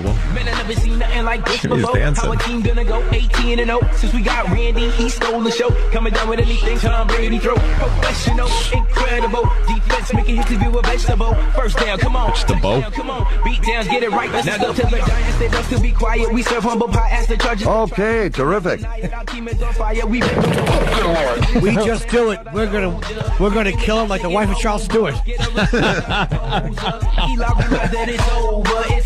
got an undefeated team, the best one ever. Them Her. Pats making history up in her. Oh. 18 and 0. One more to go. Super Bowl. Yeah, Giants scared as hell. They don't stand a chance. The Chargers, New York's gonna get a smack. 18 and 0. One more to go. Super Bowl. All right, enough. Whoa. God, what a Should cornball. throw that song down the toilet. Whoa. And I know it's a remake. Wow. That's a remake of a song called Low. Never shy to crash myself, Bobby. Bobby Kelly. Wow. Wow. That's just wonderful. I want you to say it again. It was so bad. It was interesting. They should throw that song down the toilet. Whoa. Oh. Good evening. I got something for you. Yeah. It don't mean a thing if it ain't bada bling. Bada bling. Bada meets bling. It's bada bling. The new instant game. Bada meets bling? I don't think so. That's impossible. Hey, yeah. It's the gangsters getting together with the gangstas. A bunch of, How about this? Bling does certain assassinations for Bada. A bunch of us guineas decided to get together with the and we put out this lottery ticket called Bada Bling. We rarely like to work with the but what the hell, huh? We'll use them if we can. But keep it in the dark areas. Those people are people are animals anyway. It's from The Godfather. Shut up. Bada Bling. Where the Italians meet the Where? All I can think Where? of. On Venus? Is this lottery taking place on Venus? Exactly. I like that you bleep it, but you still have to mouth the word. Oh, I do. Believe me, I say it. It's in his blood. It comes out. You don't have to say it because you're beeping it, but No, you kind of got to say it. Yeah, you do. It's like Otto has to have George with him to make it the voice he said yesterday. I got to kind of mouth the entire word out, even though I'm bleeping it. Those. Oh. But that commercial's on You're TV. right, I do. I never noticed that. I'm sure. Can we find that commercial and put it up on onaradio.com so the rest of America could enjoy it? They got a bunch of soprano-looking guys. Oh yeah, I'm waiting for HBO or David Chase or somebody to sue any day now. And then you got the other side looking a lot like Flavor Flav. Yeah. That guy looks like Flavor Flav. Yeah.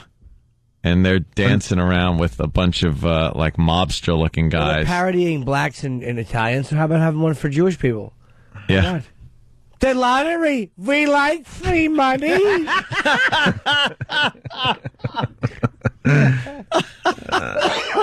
It really is this complete stereotyped view of Italians and African Americans. Yeah. That's all right. Oh, it's fine. It's funny. I was laughing at even the thought of it because it's so impossible. I'm sure this company runs that spot, but you know they should just have not only just the Jews, like you said, but the Jews and Arabs just dancing together and having fun. It would be the same thing, right? Of course it would. Or how about a stereotype of Asians doing something? That's what I was getting at. Yeah, why Yeah. don't? That's against the rules, but bada bling is okay. with the Italians and the blacks is terrific. They could have bada bound feet. Yeah. Hey, I'm laughing at that. Shut up. Hey, as long as I laugh. If I'm having fun, I'm having fun. That's all I care about. Butter Sam. How about Butter Sam? Oh, Jim Linger longer. Oh, the Opie version. Thank you. Wow. Listen, we got TJ Miller. I just saw him poking his head around, and he's going to join the program next, of course, from Cloverfield. He was the guy behind the camera for the most part. Yeah. And also J.J. Abrams is going to call in to talk about Cloverfield a little bit. Wow. People are enjoying the movie. It's getting great reviews, man. Great reviews. They weren't sure how the public was going to what? React to it? To react to it, I guess, sure. But it's nothing but positive reviews on that movie for the most part. Hey, we can do something quick before break. We got a man who survived an ATV crash by eating rotting beaver. All right. Make your own joke, people. Fair enough. I've survived a lot of crashes. Okay. Coming up. No, that was good. No, okay, that was good. Give him the laugh. That was good. Get it? Survived a lot of crashes. Yeah. A lot of pile-ups in my room. Let's say hi to Joe on Long Island. Joe. Yellow. Opie, Yeah, what's up, Joe? it's John from Staten Island. They were close. Whatever. Hey, John. What's with the ancient references today? Oh, Flavor Flav hasn't put out a song in about 45 years. No, I understand that. Hold on. I got to defend myself, though. This Bada Bling commercial, that's the first person that comes to your mind if It you see looks this like guy. him, yeah. They're definitely going for a Flavor Flav looking guy because Flavor Flav is very safe as far as the white world goes. People know who he is, so they tried to get a guy that looked like him. Wait till you see the commercial if you haven't seen it yet. It'll be on onaradio.com. I mean, the guy, I have to defend my guy. There's not another rapper you think of when you see this guy from the commercial. And the mob guys are soprano guys. Yeah. It's obvious what they're going for. They're going for safe stereotypes. Big fat Italians. Right. What was the other reference? Captain Lou Albano. I know that was a spoof on the record. Oh yeah, that's just spoofing the fact that I don't know anything about the new wrestlers.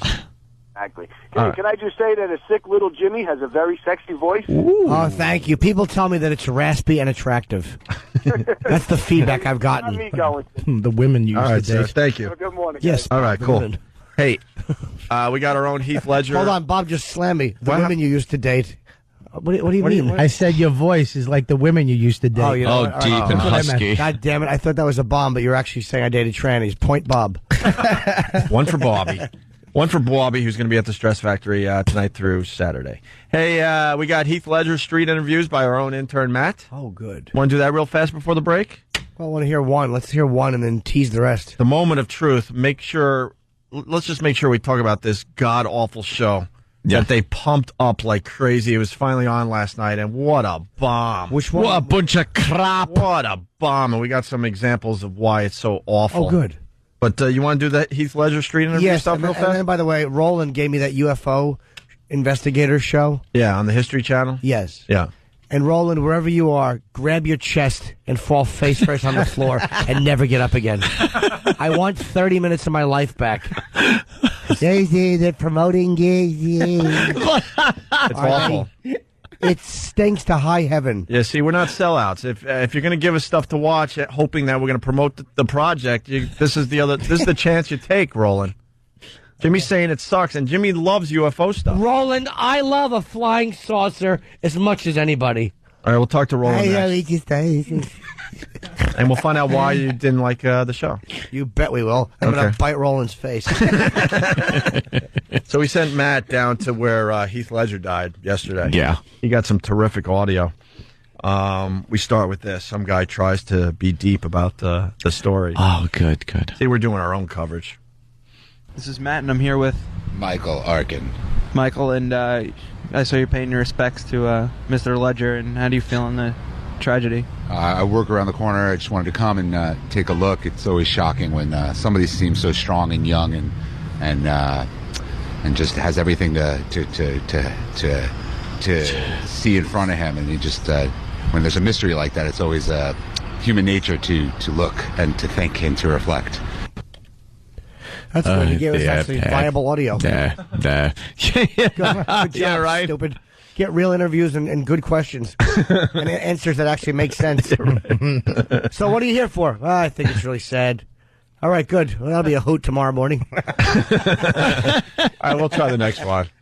Like, when I heard it in the news, I was like, it's like all of a sudden, it's like you could, like one day you could wake up and you're like, it's like, it was weird because it's like a star dying, so that's very impacting. Effective? You're a fan of his work at all, or no? I watched some of his movies.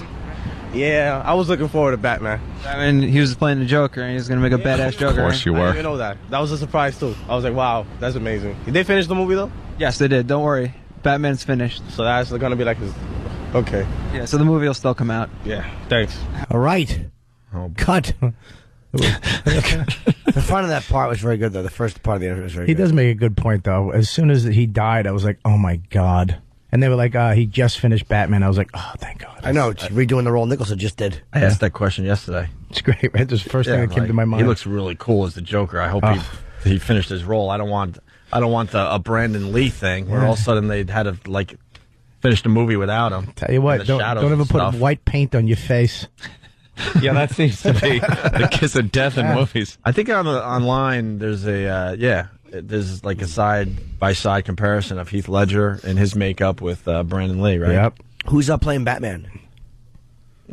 Christian Bale. Christian Bale. He was amazing. Was he? Oh, my God. Had enough of them. He saved the franchise. It's back. But I've had enough of them remaking every Batman episode with the same villain twice. Just get on with it.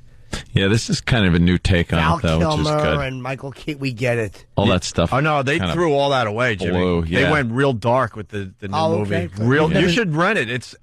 I agree with you. It was getting like, what are they doing to this franchise? They just wiped everything clean, started with Christian Bale over again from the beginning. And it's not cartoony. It's they very make everything make really sense good. though. Like all the weapons are actually could happen. Okay. Like it's not like he has a gun with an arrow and he shoots it to the top of the building and there's an ice maker gun. There's none of that crap. Why? Because that was stupid. How handy would that be in a hotel? In the moment, That's all Jimmy could think about. Yeah, hotel. You need some ice. Yeah, ice gun. You know what I hate about Mr. Freeze? And the ice would actually bobble because it was rubber when they ran by it. You know what I hated about Batman on TV? They would walk up the side of the building, and you could tell that the rope was way too small and thin to hold their weight. And then they would just take their time walking up the side of the building really slow and just have a little chit-chat. Little chit-chat. It would just be chit-chat. Because they would just turn the camera, and they're walking regular, flat. And because the camera's turned sideways, it looks like they're walking up a building badly. It looked like just like a vacuum cord or something. It was like, this isn't going to hold anybody. They were just chit-chats, taking their time, walking up the side of the building. Batman's following Robin up, and he's like, wow, you really do have to wear 2 pair of bikini shorts, don't you, Bert? Those rumors were true. Yes. I guess he had a huge one, huh? Yeah, good boy. What was his last name? Bert what?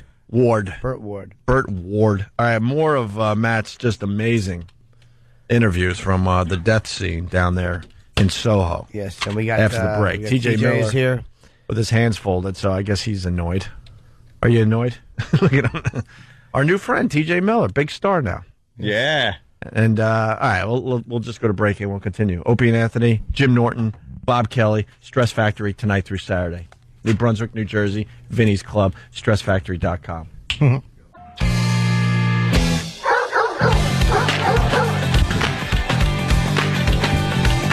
Another busy morning on the Opie and Anthony Show. Thanks for checking us out. We got Bob Kelly in studio playing the Stress Factory, New Brunswick, New Jersey, tonight through Saturday, Thursday, Friday, and Saturday night.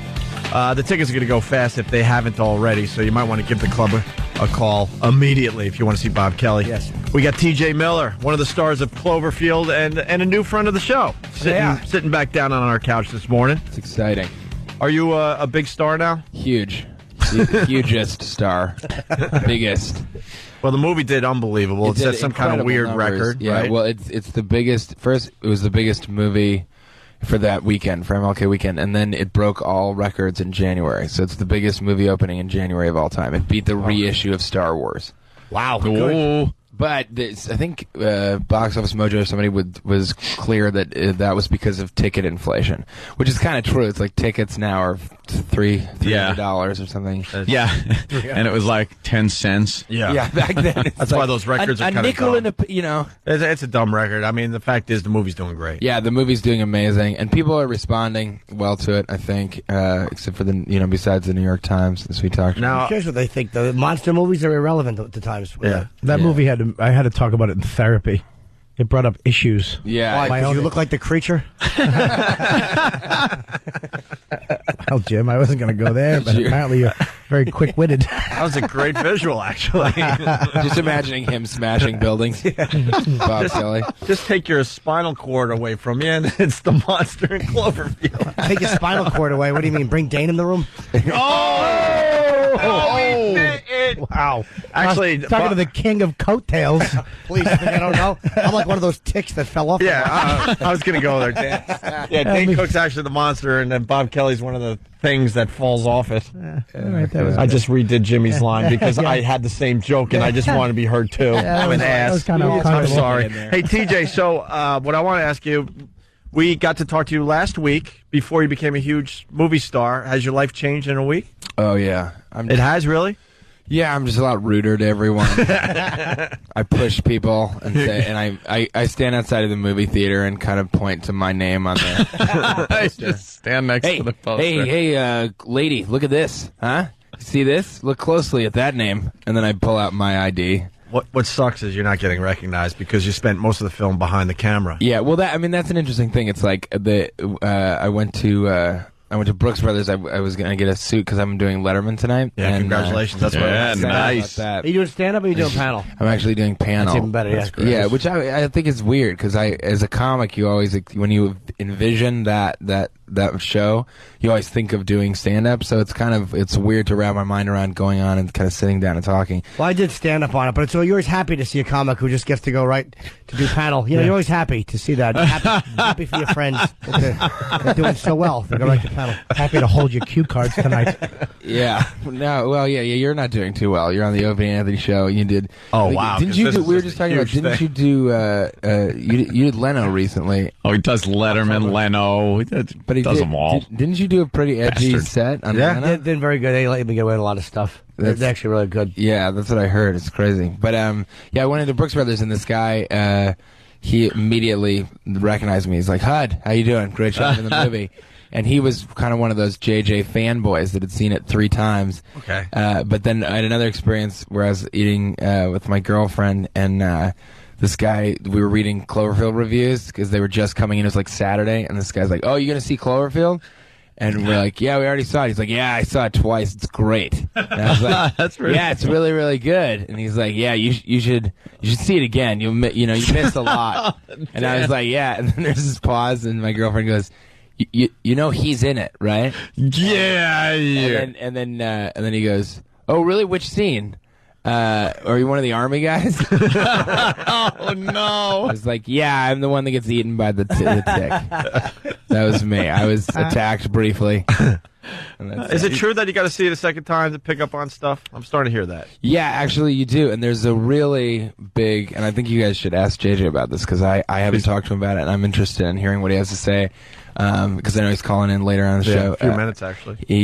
There's something strange going on in the very last couple scenes. I heard that you have to really see it and pay attention, and you see something there. And I've seen the movie now probably 5 times, and I haven't noticed anything going on. So now I got to go and see it again. My chick put this movie in perspective as to what it is. She goes, you know when you see a movie and like it's always who's in charge and or the head army guy or this, and then there's people in the background that are going through the same crap, but you don't know what they're doing. That's what you guys are. No, it's just like the people in the movie that you don't know what they are in the movie because they're just background people running and screaming or something. And you go, hey, I wonder what that person's going through right now. Right. That's pretty much what it is. Yeah, that's actually my favorite thing about the movie. Somebody else said that. This movie's about the people who, in the Godzilla movies, are like, Godzilla! And then they start running, but you just keep following them. Like, where do they go? Do they go back home? Yeah, right. What happens to that people know? person? Right. Yeah, are they running away? It's from that perspective. And they have no clue what's going on. No, like they don't have all. this hotline they could pick up and find out like what this is, what's happening.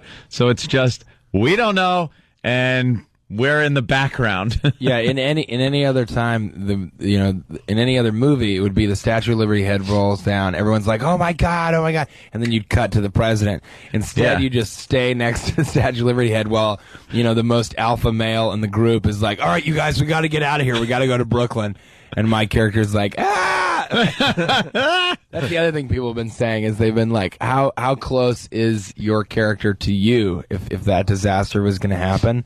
And I think it's pretty close. I don't think I would be the guy that's like, all right, everybody calm down. We got to get to the Brooklyn Bridge and we got to cross over and get out of here right now. I think I'd be kind of like, we should tape this, shouldn't we? Let's get documentation of this. I think we have a YouTube video. Yeah, right, exactly. Yeah. It should do well on YouTube. Yeah. Watching Lost, a lot of times we goof around and go, what?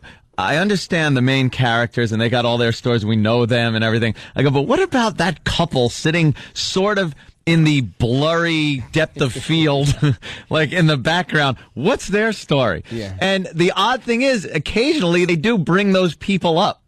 And you find out who they are, and then they do their backstory and everything. It's like, oh, so you kind of do find out on Lost, like who the peripheral people are sometimes when they kill off some of the main characters. So I think that's a cool a thing to do that you don't see done very often. I think so too. I think JJ's really good at that. And yeah. I think that's one of the interesting things about it. That's why I'm excited to see Star Trek. Because for somebody that I'm not a huge Star Trek fan, I know that he'll do something different with the story.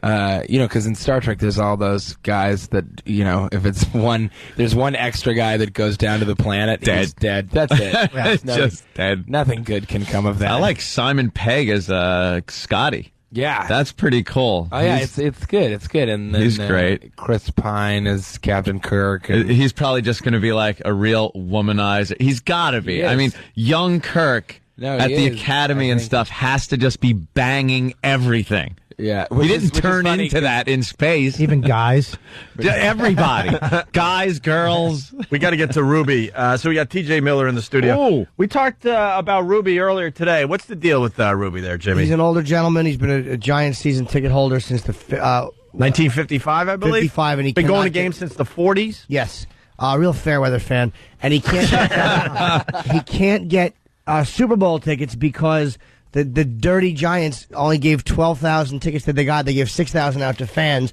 which is all the NFL gives them is 12,000. And it's a seniority-based thing, and this guy has had tickets since the 50s. And I think you're thrown into a lottery, and every time the Giants have been in the Super Bowl, poor Ruby lost in the lottery. Right, Ruby? That's correct. I never won in the lottery. Oh, well, you're a big star today. You're in the Post. Everyone's talking about your plight. Yes, I tried to get tickets to the Super Bowl. When they won the championship, I was so happy, elated, but I had gotten a letter that I was not picked for the lottery. And that really disturbed me because I've been a fan and had season tickets for over 50 years. Oh, now what's the criteria for winning these things? You would think if it's seniority, you would definitely be in. It's seniority, and you get a certain amount. Your name is put in a certain amount of time for a certain amount of years, and then it's picked out of a hat. And I've never won in all the years. Then I figured, well, I'm 76 years old now, and I don't know how much longer I'm going to have to go see a Super Bowl game. Well, the thing is, they have 6,000 tickets they give. They don't give enough tickets, I think, to the fans. The true fans? Yeah, absolutely not. They said since the 50s, you've only missed 8 home games. That's right. Now, why those 8 home games? Was it weddings, or were you in the service? Service, holiday, vacation or something like that. I was in the Army for 2 years, but served as in the Korean War, and I'm a wounded war veteran. Oh, jeez. Oh, my God. Jeez. With 2 Purple Hearts. One of our nation's heroes. Yeah. Been a fan forever and can't get tickets. Yeah, and then it disturbs me because there's people there that get tickets that don't even go. Yep. And get rid of them in other ways. Yeah. And that really disturbs me. And then if you want to get tickets, they're $3,000 up to $8,000. I mean, which is ridiculous. That's crazy. It really is a crime. A lot of the guys that got tickets through the lottery, they're going to turn around and sell them. Yep. But not only the ticket is expensive, when you get there, the hotel rooms, flying out there, it's not just the ticket anymore. I went to the Super Bowl a few years ago, and it was ridiculous to get a hotel room and to get a flight out there. Sure, brag to the guy that you went to the Super Bowl. Yeah, absolutely. The guy's been trying for break my heart. Yeah, there you go. Breaking his heart there, Bo. Break his purple heart. I'm watching it at my grandmother's this year. Does that make you feel better? Yeah. And I'm a Patriots fan, so. Oh, gosh. Well, Ruby, we're going to... That hurt him. You could feel it. Oh, God. Yeah. Oh, no. We're trying to get you tickets. Okay, I appreciate it. I wish we had good news. That would be such a great way to end this phone call, but we're going to try to get you to the damn Super Bowl. Okay. And you keep trying, I'll keep praying. Yeah. Has anyone else come to your defense there? Well, a couple of things, on my wife had put on on Craigslist and that hasn't come through. The prices are ridiculous. Yeah, of course. And you got to be careful you don't buy a fake. No. That's a fake girl, right? Yeah, I made that mistake, Ruben. Expect a beautiful blonde to come over, and it's a gentleman. It's a gentleman with a couch. In a dress. Yeah. But you go through with it. But we're going to give it a shot. We're going to try to get you tickets. I mean, very rarely do we succeed at anything. Right. So no, you guys are good. We want to do it. We're trying. Don't get your hopes up. Don't count those chickens. Wait, has Ruby heard of the Opie and Anthony show? What's that? Have you heard of us? Yes, I've heard of you, of course. What do you know about Opie and Anthony? Thank you, sir. Just good things. Yeah, good things. How about you name one thing we've done? We're talking to Ruby. Yeah. All right, Ruby. We'll be in touch. Okay, thank you. We were trying to get a pair of tickets to just do something stupid with, but now I'm thinking if we get a pair of tickets from corporate, we're just going to hand them to you. Yeah.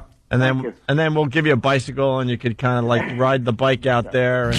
I'm in good shape when I get out there. This is how pathetic our radio show is. We once gave away Super Bowl tickets, but they didn't give away the actual trip. So we gave tickets away, but then the listeners had to find their own way out there on their own dime. That's what I was saying. And you can't. Yeah. Not like the week left. You can't even get a flight there. Oh, really? Oh, yeah. You have to take a Greyhound bus. Yeah. You know what? We can make a big thing out of this. We got a lot of truckers that listen to the show. They can pick up Ruby and get them out there to Arizona. Yeah, I'm sure that's what Ruby wants to go in a truck. Why don't you just give him a ride with Henry Lee Lucas? All right, Ruby. Good luck to you. Yeah. All right, thank you. All right, buddy. All right, bye-bye. That is just awful. Yeah, it just stinks. Yes, everyone in Boston's laughing right now. Good, you sucker. You really have to mouth it. I really do. I mouthed that. didn't I? That poor guy. I'm a Patriots fan, but I feel bad for him. There's a lot of fans that aren't going to get tickets, but he's been there for so long, and they just give these corporate things to these, whatever. Yeah, and a fan of the Giants, too. I would have quit that a long time ago. Yeah. Yeah. All right. Hey, before we take a break, because we got to get ready for J. Abrams. Or JJ. JJ. JJ. Sure. So you good. You It's could 2 probably J's. call him Jay, yeah. Hey, I'm going to ask TJ something. J. Abrams. I don't need to talk about the movie the whole time. This guy's quick on his feet. Very funny guy. Does stand up. Would you ever have sex with your cousin? Yeah, quick on my feet. I'm ready for those ones. What second? And we're not even looking cousin? for. Honestly, we're not even looking for a joke. First cousin. Anthony admitted that he would have sex with his first I cousin didn't back in the say day. that. You're twisting this around.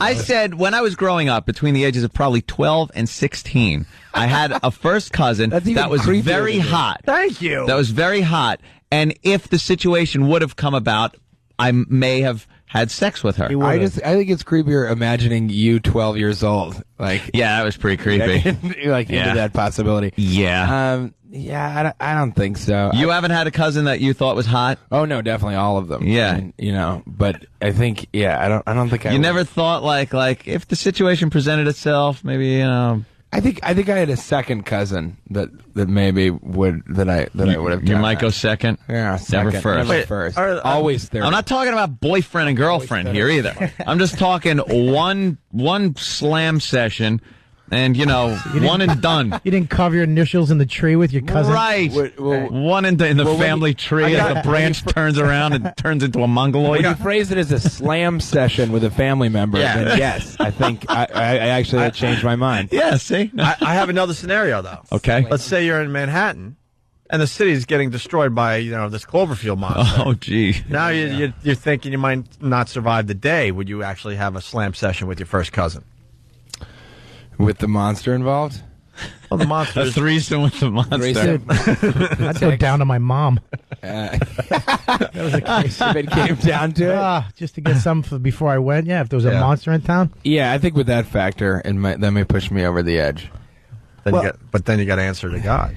Well, yeah. God, I can understand. This is just your way of segueing into trying to get me to convert to Christianity. Yeah, right. Like now that we're on the subject, all right. Now that we, now that you've admitted to sleeping with cousins and all kinds of sinful behavior, this is kind of an intervention. Yeah, I would never with a cousin, but I do. One of my ex-girlfriends did have sex with her first cousin, a few times. And what did she say about it? It was really hot and dirty, and then he fell for her, and she got annoyed. Wow, He wanted to tell the family. Wow. That's probably a problem. Yeah. He wanted to tell the family. Yeah. Oh wow, no, shut up. I had a You never crush on tell. a cousin when I was young. Like when I was. Oh, okay. See, but it wasn't sexual at all. It was like an honest. It was like kind of like a crush, like when I was like 14. But it was no. There was no sexual. Dude, you are incapable of a crush without some kind of sexual tie in there. I'm incapable of one with it. I don't have crushes with sexual things. I either have a crush and I want to give you kisses on the cheeks. I think you're adorable. Thank you, Jimmy. Or not here. Or I want to treat your mouth like a blow-up doll. All right, we got to break. With care and respect. Yeah, of course, with a lot of love. With respect. We have to break, but I was leading to something. Tim took your conversation about the first cousin thing, and came up with this.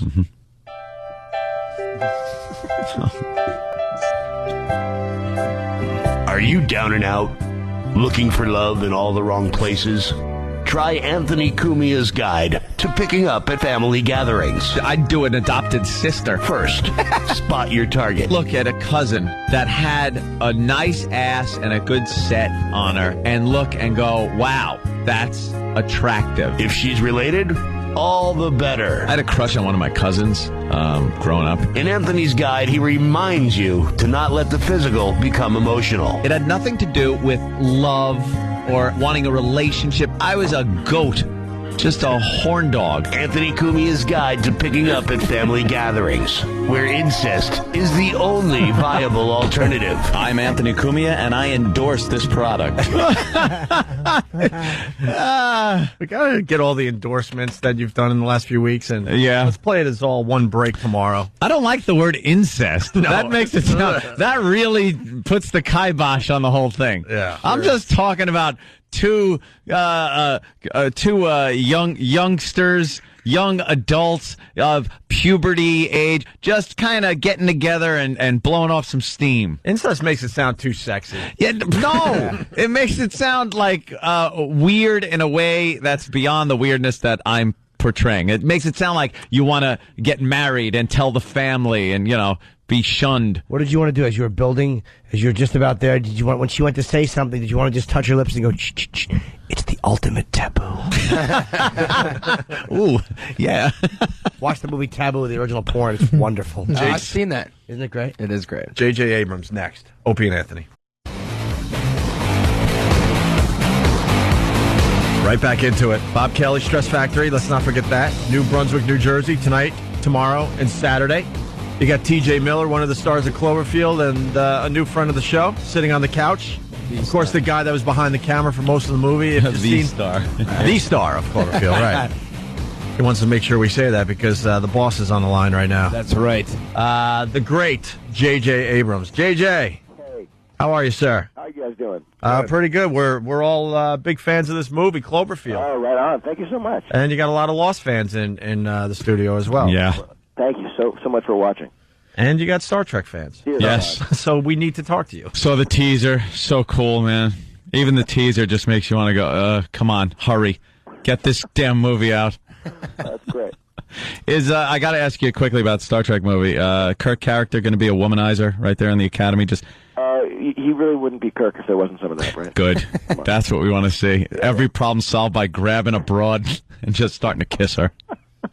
I love the Kirk solution. A little of that. Hey, how surprised are you, or are you not surprised at all that you were number one at the box office with this? Oh, we're thrilled. You kidding me? And there's one reason I think that happened. Why? T.J. Miller. Yes. Wow. Oh, I was waiting for it, and then it happened. Nice. Thank you very much, JJ. We have a special bond because we both have initials for our first name. Yeah, that's pretty cool. Pretty crazy. You broke all. I mean, we broke all the records, right? Let them say that. You don't want to. Yeah. All records just shattered. I actually said that to TJ. He didn't know it until I told him. He's like, "Really?" He's like, kind of asking, like, "We broke the record." He was very humble about it. Yeah. I literally, I honestly, I'm in shock. Well, what did you really do for this movie? What did I do? I don't even know. We don't really know what a producer does. I'm just joking, but we don't know what a producer does. It's confounding, right? Yeah. It could be anything. You know, a lot of times a producer is just someone who paid the money to get the movie made, but that Yeah, they come up with the cash. I was very lucky to get to work with a writer who is a genius. This guy Drew Goddard, who worked on Alias and Lost and Buffy, and he's amazing. And then Matt Reeves, who is one of my best friends since we were kids, who directed the movie. And so part of the fun of this was not only coming up with the idea, but working with them. Brian Burke, a producer, is an old friend. Like it was just this like making a student film again, kind of. What a great concept too. And it had similar camera work to a student film. Yeah. Although I got to say, TJ, you did an unbelievable job. Because not only were you acting, often not on screen for the most part, but you were also, quite often the operator, the camera operator. Yeah, that was wild. Do you know one of my favorite things about Lost? This is Jim Norton. Hey, how you doing, Jim? Nothing. Damn No. Good. Thank you for not knowing who he is. Name, but of course not. The more important they are, the less likely they are to either recognize Jim or Norton. I Lost. I haven't gotten through all. I'm only still on the second season because I very rarely will watch a show when it's on. I just kind of catch up and I talk about it like a year after everybody's done talking about it. Yeah. And it's such a good show. It's amazing to me to watch a show on network television that I love that much. I'm such a sissy. I have cried watching Law. I can't tell. I don't know why. That's fantastic. I cry constantly watching that show. It's really great, That's man. fantastic. Yeah, the guy who runs the show now, who I created the show with, his name is Damon Lindelof, and that guy is brilliant. And it's amazing how emotional that show is. And part of it, is the writing. Part of it's the music. The Michael Giacchino is the composer. He just got nominated for an Academy Award for Ratatouille. The guy's incredible. We have an amazingly talented cast. It's a totally I'm a huge fan of it. I like the fact that it's involved. There's a lot going on. It wasn't like, oh boy, we got to dumb this down so people can get a hold of it. I mean, a lot of jokes were made about the fact that you couldn't come in halfway through the season or you'd be completely lost. Yeah. But I love the fact that it's very involved. It keeps you interested. Well, I feel like, the thing that one of the things that Damon did last year, which I thought was the greatest thing ever, is that he convinced ABC to give us an end date for the series so that we would know how long it would last, so that we weren't, be drawing out things that didn't need to be drawn out, that we kind of knew how to pace ourselves so that by the end of the run of the series, it felt like there wasn't a lot of wheel spinning and time wasting, and so that we know what the beginning, middle, and end of the whole series is going to be. No, just stop it. You don't. When is the series I love over? the fact that it's like, no, everything we know from the beginning to the end is planned out and written, and we know what it's going to do. And it's like, I'm like, no. No, it's true, and I got to say that Damon, of course, you have to kind of be flexible because you never know if an idea that comes up is going to work, and if the actor is going to be what you want, and if the story is going to play out. But Damon literally has pitched to me not only the end of the series, but literally to the end, the last shot. And what is it? And go. Can you say that? The last episode last year. This is I Rob. didn't see it. This Bob. is. You're gonna blow it for me. But I'm not gonna say anything about it. Oh, okay. Jesus, calm down, Jimmy. I'm not mad. I tried to move. Took his headphones off like he was going to fight me. No. I love it. Actually, That's how people with Lost are, though. It's like, don't tell me. I got it recorded. Shut up. I take that back. Not fight me, but bite me. Yeah, this is Robert Kelly, by the way. How's it going? Nothing. Okay. Even less than Jim Norton. I just wanted to try that. At least me, he thought it sounded familiar, but with you, he thought you were a roadie. He just went, how you go? How He you doing? thought you were an American history-esque. Oh, Excuse me? Yes. Suck. American history-esque. The last episode last year was. It could have been a movie. It could have that could have been in theaters. That's how good it is. They did an amazing job with that. I'm glad you liked it. Yeah.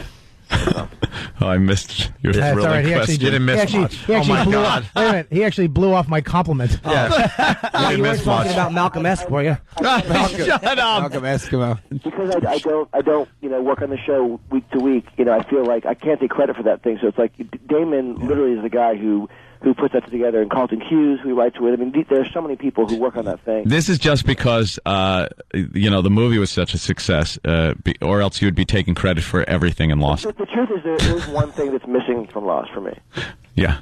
T.J. Miller. TJ, back to you. Well, people can be brought in. I've seen it happen. I love the fact that you never know if a major character is going to be killed off. Yeah. That's another great thing about the show. TJ has a question for you, JJ, about Cloverfield. Let's hear it. Well, yeah. Well, one of the things I wanted to know, I'm getting a lot. And you were of, in the movie. I was. Yeah, that's right. That's the weird That's how thing about mysterious this. J.J. Abrams projects are. I was in the movie, and I'm like, And hey, he's I got a question. What was that thing? I got a question. No, I'm starting to get sort of fanboys, which is what we lovingly call the internet fans of J.J. Abrams and of Lost and of all these great projects. I'm starting to get them come up and ask if there's crossover, if there's references to Lost in Cloverfield, if there's certain things that they should look for, and a lot of people are talking about the end of the movie has something that if you don't see it a couple of times, you're going to miss it. And I don't even know what to say to them. I just kind of, to try and give them an autograph that they didn't ask for, push them away, and go back into the Hoping strip. they're asking for a picture or something. Go back into the strip club, right? So, Yeah. is there any crossover that you can talk about? There are definitely a couple references in the movie. I knew it. And they were hidden there for the people who for the fanboys, for the people who would care, and it's because I love that kind of stuff so much. That really is the reason we do it, not for any other reason. And there are some references to some things. There are a whole bunch of hidden things in the movie. Wow, I love that because that just makes me. I think at least twice I've been like, no, I don't think there's any crossover. Well, we actually didn't want to talk about any of that stuff because we thought, well, let's see how long it takes people to find these things. It's actually fun checking out how quickly people make these discoveries. There are a bunch of things that people haven't But found. JJ, help us out a little bit. A lot of people are going to go back and see this movie for the second time. Give us one little thing to look for. Well, I'll say this: that there's a quick Lost reference before the movie really starts. Wow. Okay. There's that. Is that on the bootleg? I certainly hope not. But can I have your home address? Come over and point it out for me. You know what is that on the copy where the guy's coughing through the whole movie? Can I? People get up for popcorn.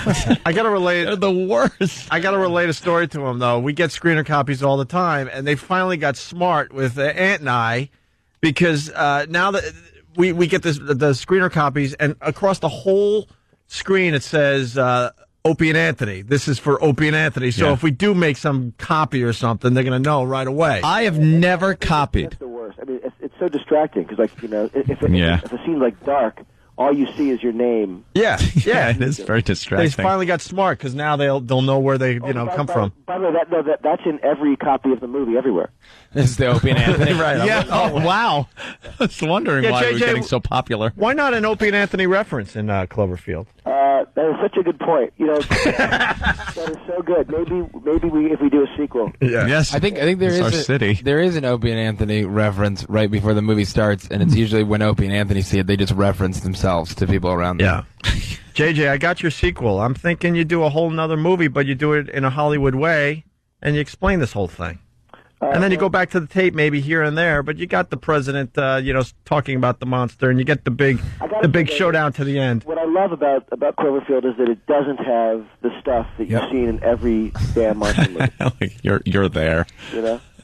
We're just watching Fox 5, and the whole cast is up there. They all look great, and I look like I just thought I was doing radio. You're just standing in the background. I look hungover. You're so used to not being on camera. You're like, that doesn't matter. Yeah, I know, exactly. I thought I was going to be shooting the interviews. This is all over the place, though. It really is amazing. Yeah. Are you guys going to do the sequel, and you got an idea for it?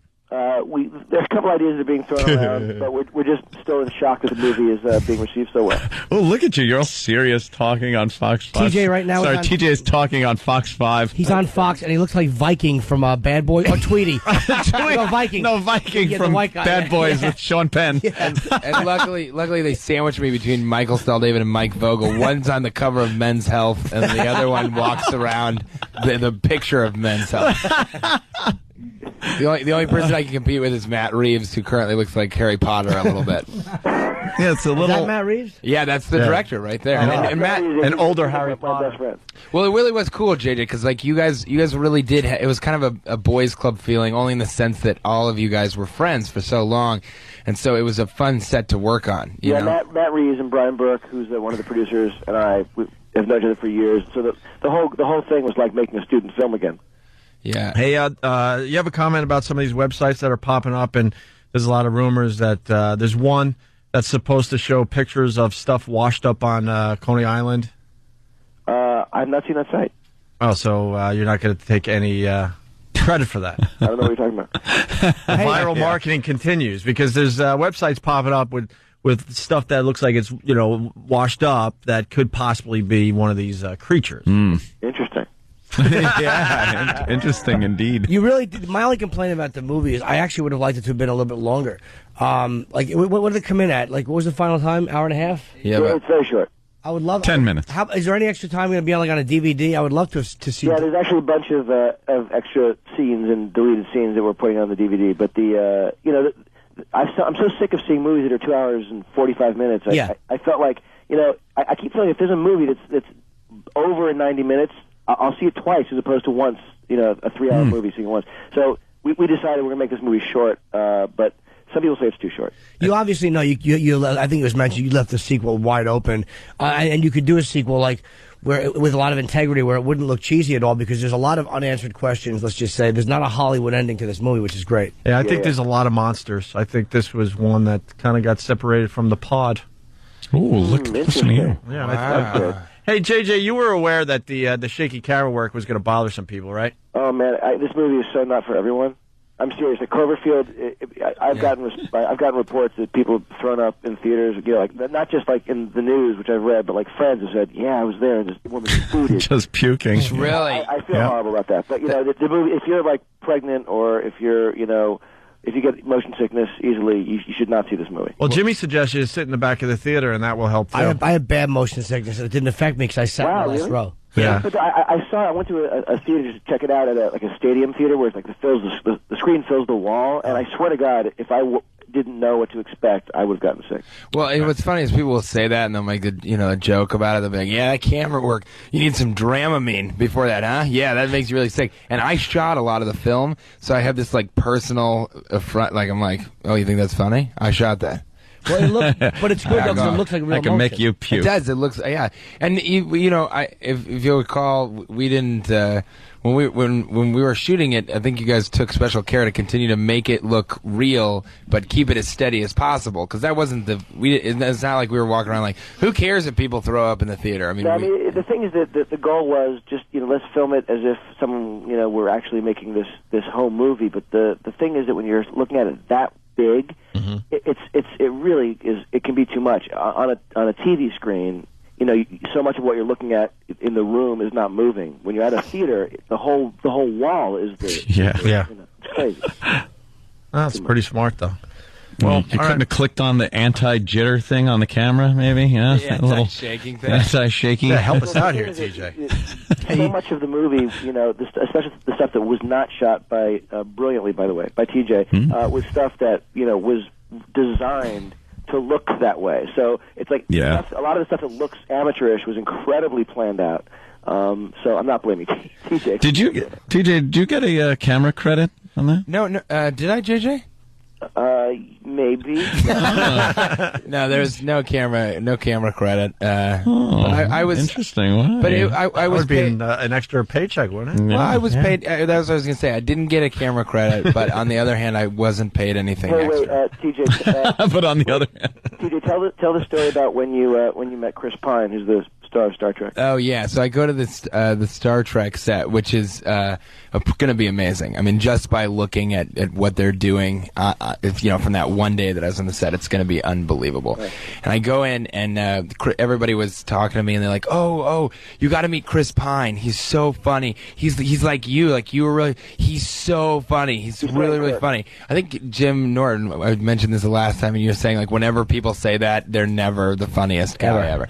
And so I go over to him, and he's playing Kirk. Yeah, he's Captain Kirk. He's the main guy. He's the star of the new Star Trek. And so I walk over to him. I go, "Hey, how you doing? I'm TJ Miller. I'm the star of Cloverfield. I'm the star. I'm like the big star in it." And he goes, "Hey, what's up? How you doing?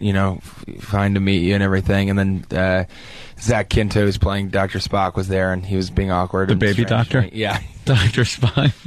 And we have Benjamin Spock. Yes, Benjamin Spock. It's a strange casting choice, but I stand by it. And so then later on, it got back to me that Chris Pine didn't get that I was joking at all, and he just thought I was this big douchebag, and was wow. I just love that he thought you were a total dick. Yeah, he really believed that I just walked up and I was like, "Hey, I'm the star of Cloverfield, that big movie that's coming out, so don't think you're so hot." What a sense of humor, then. Yeah, I just love that TJ, was totally goofing around, and Chris was like, "Is that guy really a jerk?" Yeah. Like, no, he was kidding. He's like, "I don't think so." He had no idea. JJ, I have an important question because Lost is premiering very shortly. We want some Lost people on this radio program to help promote. Oh, We're yeah. very big fans. That's so easy. Okay, we would like that very much. Yeah, the premiere's next Thursday? Yeah, like next 2 Thursday. hours. Done. Yeah.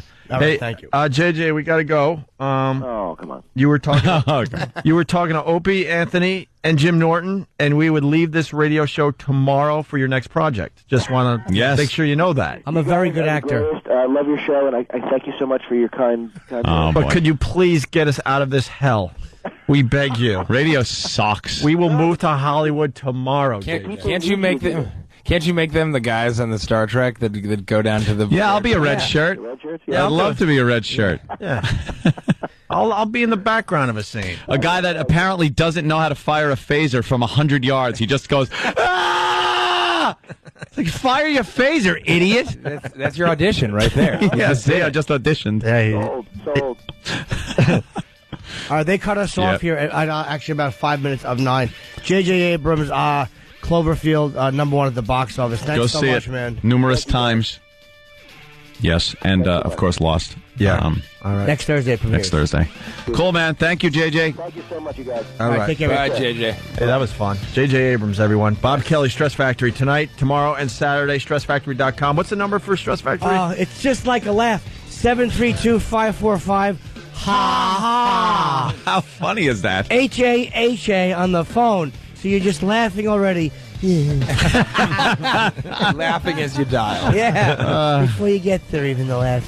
I thought it was funny.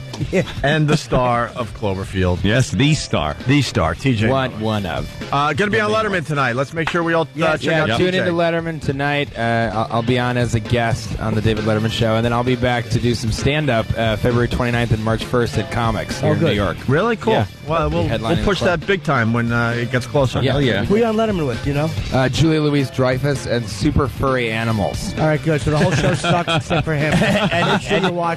It's not even the band Super Furry Animals. They're just bringing on really furry animals. Really super furry animals. And Julia Louis-Dreyfus is not in that category. I want to make sure that we're clear about that. Yeah. Jim Norton said that, not TJ Miller. Okay. Why? Letterman never had me back. All right, thanks. Bye, See you guys everyone. tomorrow. Bye. We're going over to XM. Bye, everyone.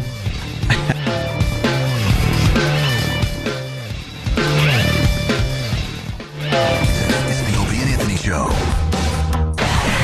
The Opie and Anthony virus. Get infected.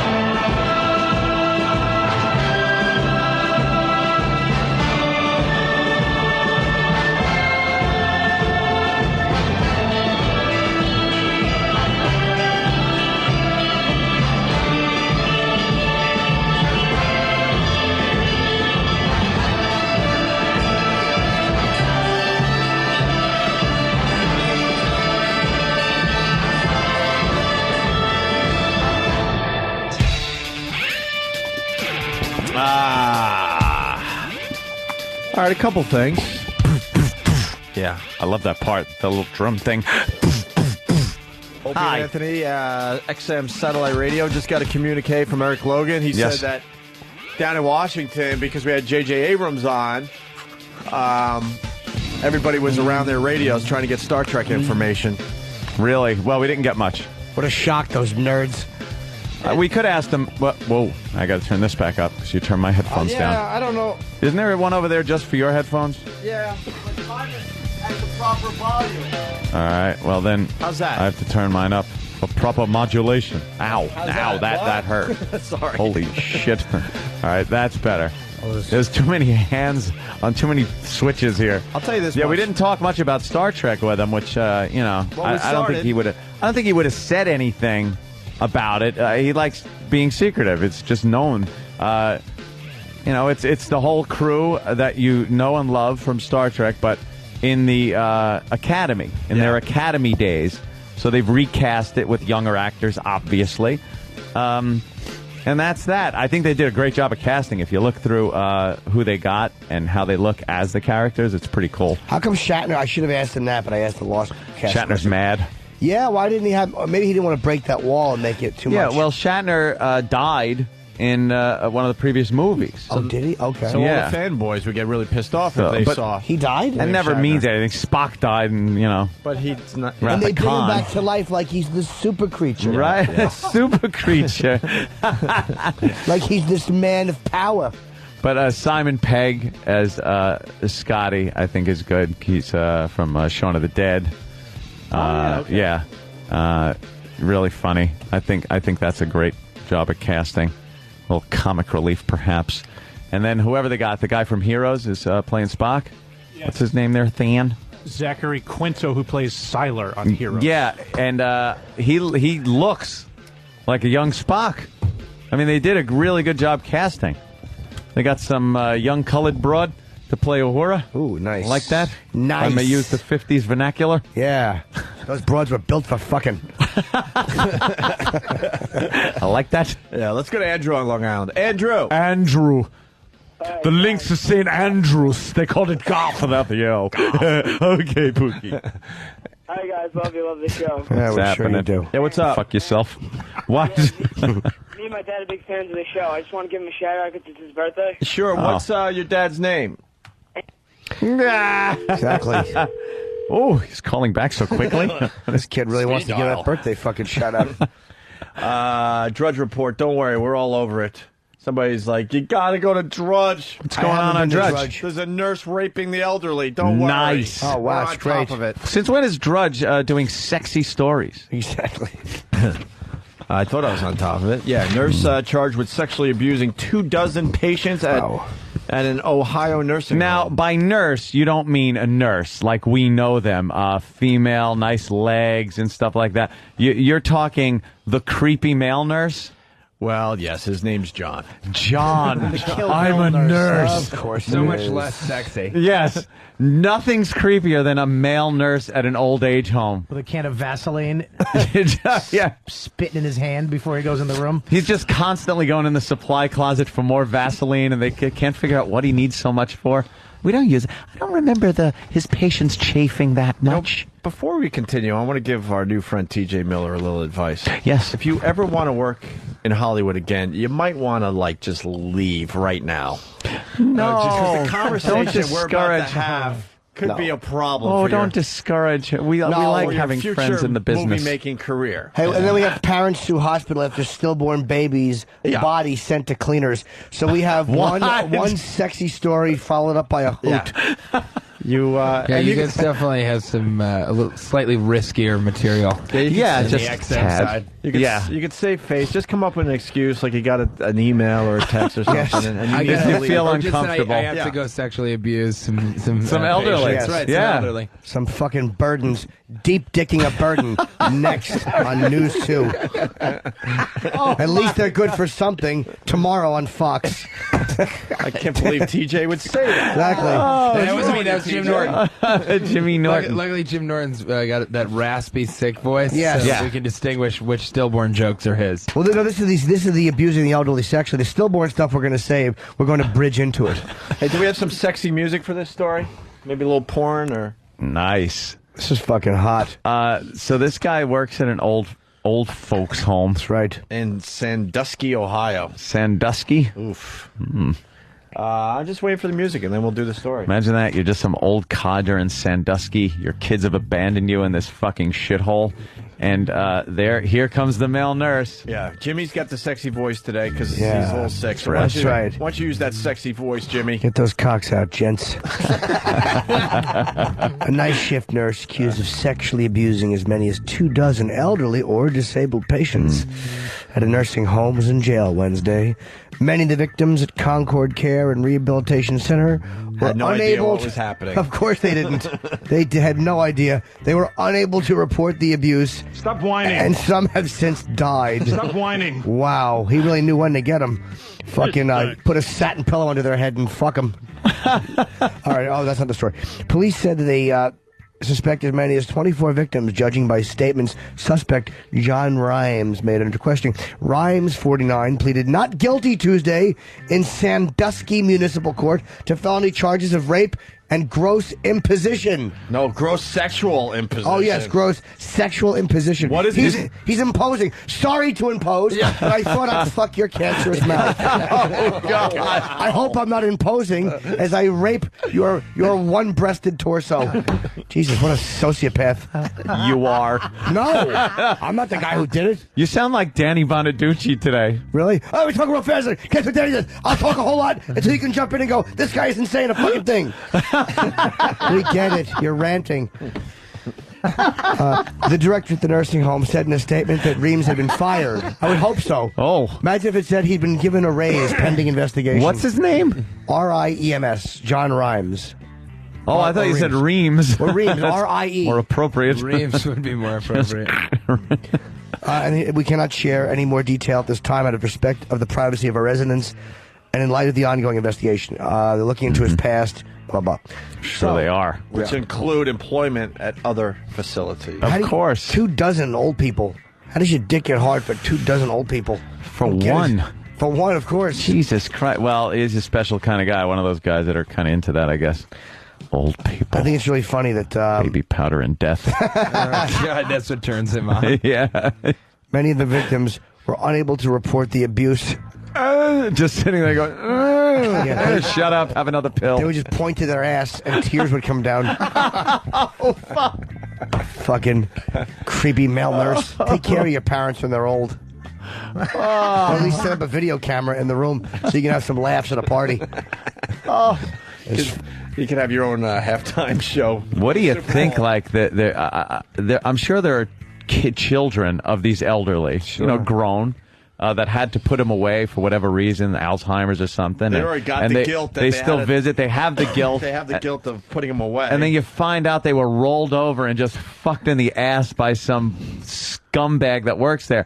How did these people go to trial, go to jail, and not one family member kills them? Because there's metal detectors in the court. They protect you. That's the only There's reason. got to be a way to get... Every system is put there to make it look like it's secure, not for real security. Let's be honest here. There's got to be a way There's to kill got to them. be a way to kill that fucking guy. If that would... Let me tell you, I love my mommy.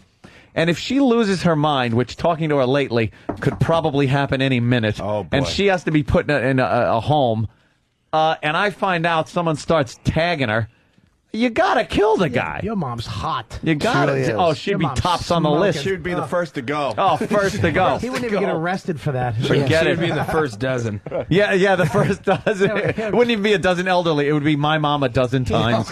He actually wouldn't bang your mom because she's so hot. What, would he take her to the movie? I'm not into that. I want an old bag. This chick's in shape. But do you think that the families feel guilty now? Like they'll start looking back and go, oh my God, that's why that guy was wiping off his dick every time he walked into the room. The signs were all there. I would walk in and he would be having sex with her. Yeah, the subtle signs were there. His cock was in mom's mouth. Yes, you guys are assuming that these people didn't like it, though.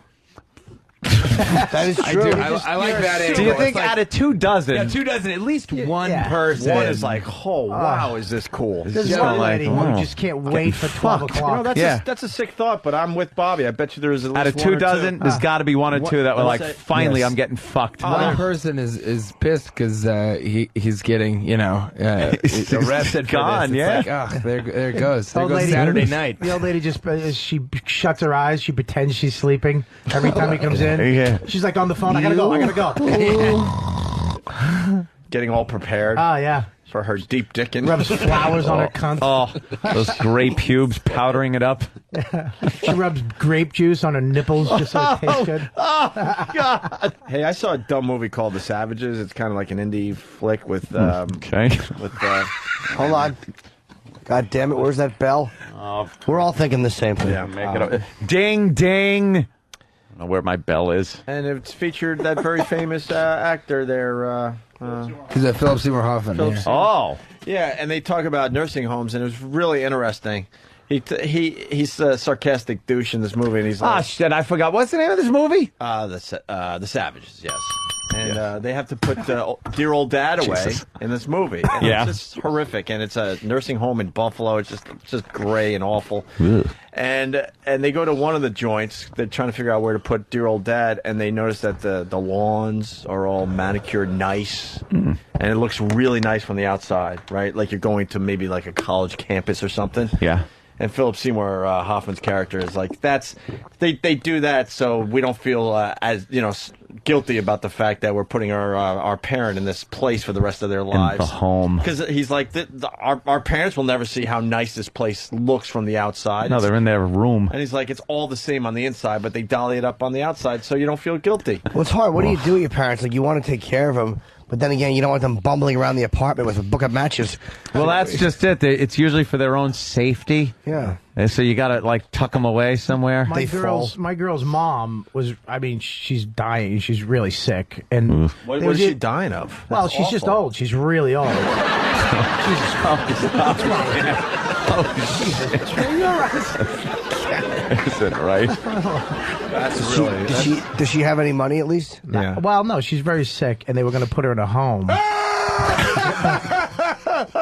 Sorry, Bobby. This is not the time or the place. Not my mom. Yeah. Well, you have to, because the elderly could hurt themselves or you. I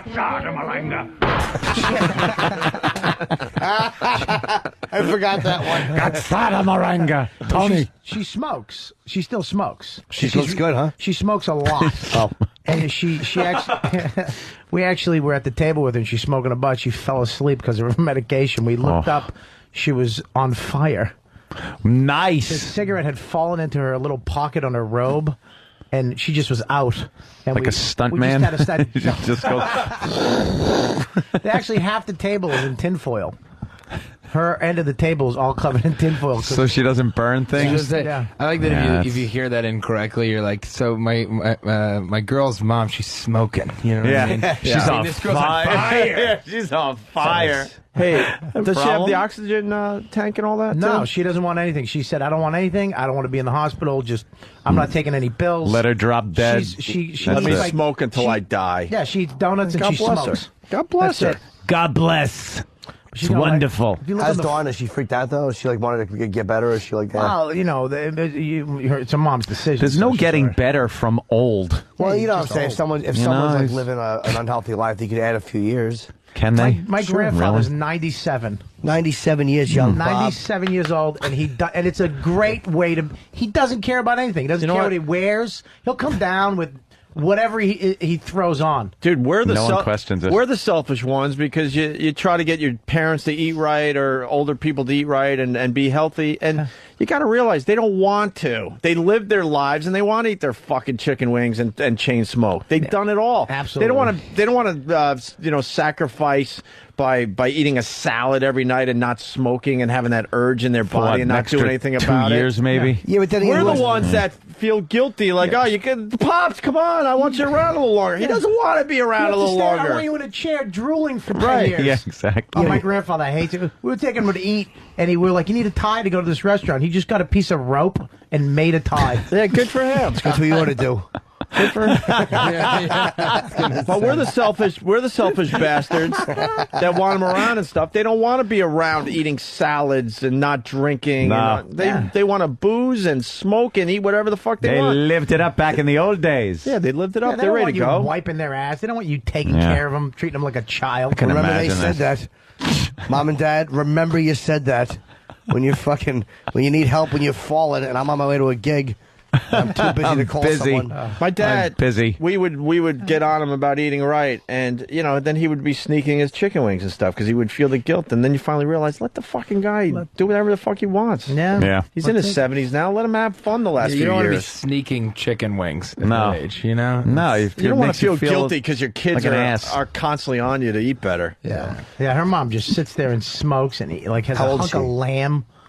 Just a hunk of lamb and a cigarette, and then she just passes out. You know what? To her, she's happy, man. And she wakes up and just cracks up. She was on fire. She's, where's the cigarette? I can't find it. She's on fire. We're just taking bottles of water and dumping it over her. How old is she? She's got to be in her 80s. That's giving up, though. It's not even like you have to give up at some point. It's not that you've decided that this is what you enjoy and you're doing it. At some point, you reach an age where you just have to give up. Yeah, but you know what they do? This is what they do. Just They put you in the a Grim Reaper's like right over your shoulder. Exactly. And you just, why bother with anything anymore? They put you in a hospital. They give you a pill for this. Then that affects your liver. Then they give you a liver pill. That affects your kidney. Yeah. And then all of a sudden, everything's going wrong. She's actually lived long. When she said, get me out of here. I don't want any pills. I don't want anything. Whatever happens, happens. I'm going to just live my life. She's actually better than she was when she was on all the medication and going to the doctors all the time. I just see it like the commercials on TV for like AARP and insurance things, and just they have these old bats. They're like 75 years old, and they're going, and these are the best years of my life. And you think wow, what a shitty fucking life you must have led. You don't want to be fucking 25, fucking some doughboy getting back from Europe. What the fuck? These are the best years of your life. You're shitting yourself, taking 80 pills. Yeah, old people want to fuck. Stop it. Old people want to fuck. Yeah. I want to have back to the kid, first though. sexy They're story. in hell. They just sit there waiting for a good fucking, and it never comes. That's what this nurse was trying to do. He's trying to do something, giving public service. He's giving back to the community. He's a good egg. He's a fuck fairy. In his mind, he was a fuck fairy. Yes, you go to sleep with your colostomy on the fucking. What is a colostomy? God damn the Colostomy fucking bag. thought of me. Colostomy bag? The thought of me. I'm sorry, guys. I took cough medicine last night. Buckley's. What? I'm tired. Spuds? That's great. I can't wait for Jimmy to be old and his kid having to take care of him, wipe his ass. not gonna have Jimmy kids. ain't having kids. He's got to be in a stable relationship of some sort to have kids, and we know that ain't wiping happening. his ass and Jim Poor would get Jimmy. a hard on. I gotta give. Oh God, damn it! I gotta give Jimmy some credit. Like Why? yesterday, we talked to the psychologist about the Heath Ledger thing. Yes. By the way, we're gonna replay it one more time at 11 when we get out of here. Right after the live show, we're gonna replay that phone call from yesterday. A lot of people are talking about it. There's a nice buzz in the ONA community about the whole thing. Ooh. But the line about how when you found out about Heath Ledger's death and you had to wake up your son angrily. Angrily. I don't know why that made me laugh. It really was funny. There were so many gems yesterday, but that one line kills me. You're talking about how you had to break the news to your young son, who's a big fan of Heath Ledger, and how you had to go in and wake him up, and that wake him story up was great. angrily. Yeah, I woke him up angrily. I don't remember saying Yeah, that at that's all. great. It's fucking hilarious. But if you missed it or you want to hear it again, whatever, it's going to happen right after the live show today. So Yeah, that was a good one. Yeah, somewhere around 11 or whatever. All right. We got man survives ATV crash by eating rotting beaver. Rotting beaver. I think we could throw some cunt jokes around. All right. You think those would be available? You know Is that- something? Could we possibly segue into some pussy jokes? Opie, sometimes From the eating rotting beaver. You're so subtle that these things go right over people's heads. Could you be a little more specific? We decided we were going to play this on the other side. We're like, why would we do that when we could have a lot more fun with this story over here? And here is a clip from that story. He said, I can smell your cunt. Okay. It's wonderful. Let's go to Dan in Boston. Dan. Dan? Listening on BCN, by the way. Oh, okay. Welcome aboard, Dan. You know, every day I say that crap. Yeah. I know they're listening on XM, but I'm just trying At to this time, at this hour? All right, Dan, what's up? No, I'm a cop in Boston, and I just want to let you guys know I was doing a detail, probably at like 11 p.m., and I had the earpiece in my ear, listening to the replay of last night's show, and literally had tears And the running down my perpetrator. face. Oh, you had tears? Oh yeah, I had tears running down my face. Almost caused accidents trying to direct traffic. Oh. Oh, I thought some of the mace got in your eye. Yeah, as you were spraying it in a person of color's face. Right. That was a great show last night. Great show. All right, Dan. Thank you. Thank you, Dan. I like to call people named Dan Dan the Man. All right, we got Eric. He's in West Virginia. Strike one. And he's... Swing. Why do I get a crush? No, I crushed myself. Oh. Strike one. What about the cheeks of my ass? And strike two is the fact that he's a male nurse. Oh! Eric? Oh. What's up, buddy? Hey guys. Hi. You're really a male nurse. Yeah. We think that's the creepiest job. Creepiest job ever. Yes. Or the sexiest. Yeah, it depends on your point of view. Male nurse falls right below child pornography editor. Actually,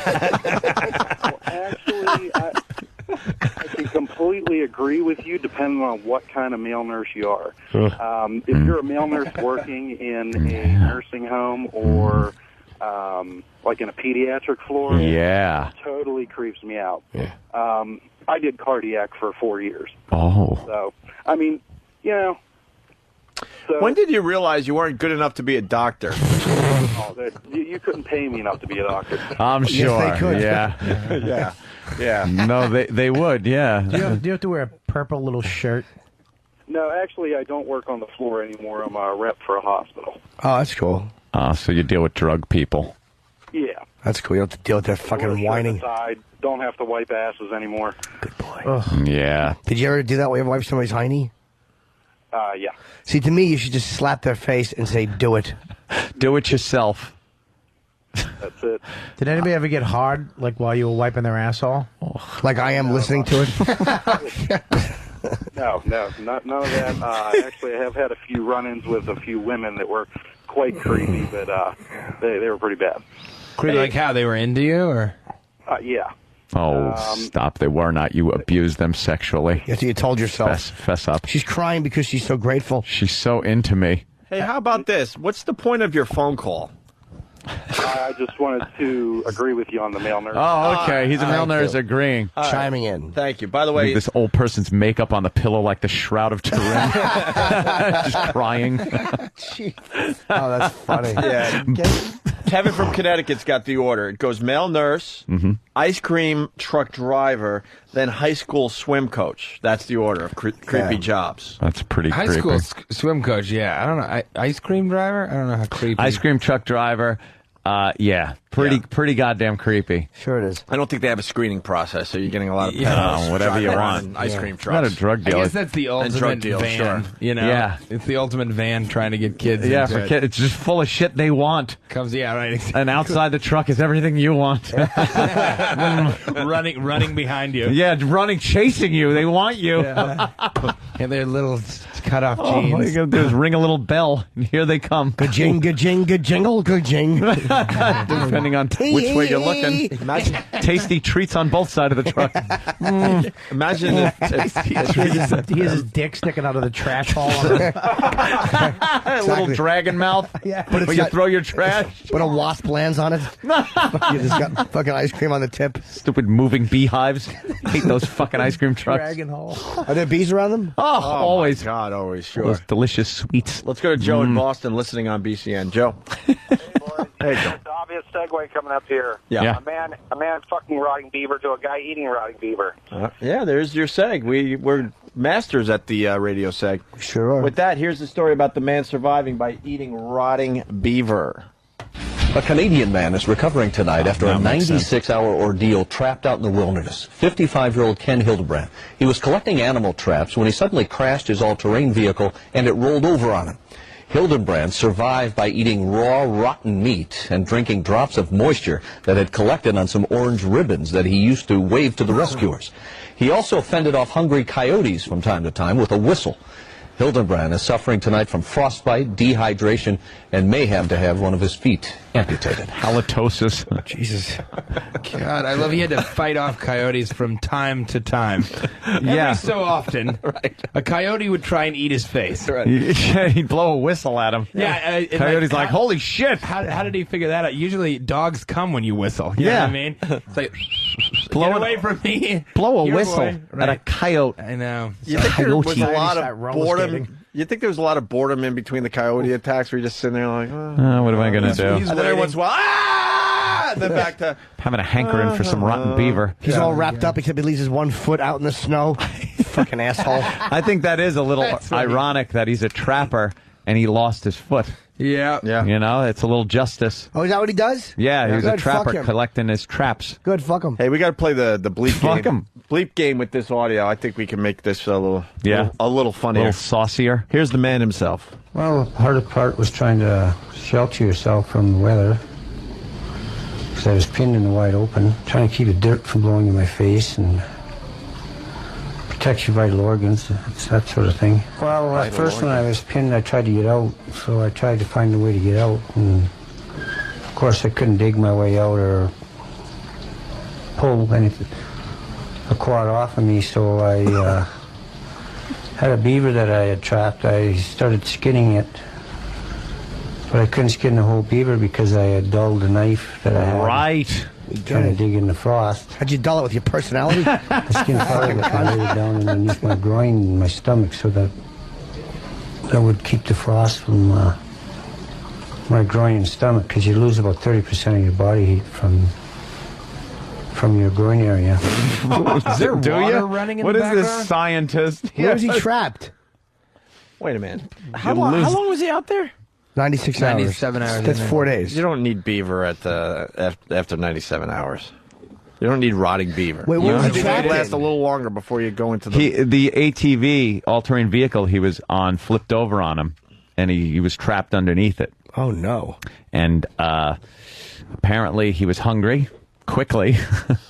And he has this theory that you lose a lot of heat through your groin. I've never heard. I always heard wear a hat because you lose it through your head, but maybe it's that head. Yes. We were always told maybe the wrong head. And he put 30% of your body he goes through your dick head. So did he put rotting beaver down his pants? Yeah, on his balls. Well, that's where you put it. Maggots on your dick. Just had hot meat on his cock. That is just... What else do you do with rotting beaver? Maybe that's why it rotted. This guy's disgusting. He's just a fucking disgusting Canadian. Have a little patience. After 97 hours, he's eating rotting beaver to survive. And how does the meat rot in 4 days? Who is he? Bob Kelly? Can't go without him. Oh, sorry, Bob. It's cold enough to fucking When you finished, it was going to bomb. No, I stopped. It There's a problem with my theory. It was cold enough to freeze his foot off, and yet the beaver couldn't keep. Yeah. Like, how, I don't understand. This guy just wanted to eat the rotting beaver. He just needed an excuse. Or maybe it rotted before he got to it. Yeah, that's what I was going to say. What did he bring rotting beaver with him? Yeah, in case I get caught. Trap. I've had ham for like 30 days in my fridge. It was fine. That's the fridge. I'm assuming he had the beaver because he was getting the traps. Right. So he was collecting some beaver. But how would it rot so fast if it was cold enough? Did he lose his foot to frostbite, or did he lose it maybe in the accident it got Yes. Yeah, the frostbite. Yes, to both of those. Maybe it was sticking out. So then in why the did the snow. beaver rot? Why the beaver rot? He probably already had it on his ATV. Yeah, but if it was in the snow or something. It probably fell on his little toots. He was sticking out and bare to the elements. Yeah. And now he's fucking trapping these poor animals for their pelts, and then he had to eat one. Good, fucko. That's what you get. Work in an office. Boy. You fucking predator. How was dirt? Jesus. What humans are. How was dirt going in his face if it was snowing? Yeah, I like that too. He's like, Yeah, this guy's making no sense. I had to protect my vital organs and keep dirt from my face. Yeah, I and wanted to look coyotes clean in the midst of having my foot frozen off. Yeah, like blow the whistle from the coyotes. And my hair was losing its luster and bounce. This guy's just and a it conditioned douche. my hair. And Yeah, we all hate this guy. Yeah, we don't like this guy. Wish he would have lost his larynx as well as his fucking foot. Fucking frozen Canuck douchebag. Fuck you. All right, we got... Fucking trapping those innocent animals. They're just scattering Innocent. around. You ever see a beaver? It's a big. It's a big fucking rat. Beavers suck, believe It's me. a rat with a flat tail. But this guy's they build shit. Always making little dams. You want to go swimming, you can fucking hire a beaver. Fucking, they are flat-tailed zeros. Teeth. Beavers, the flat-tailed zeros of nature. Yes.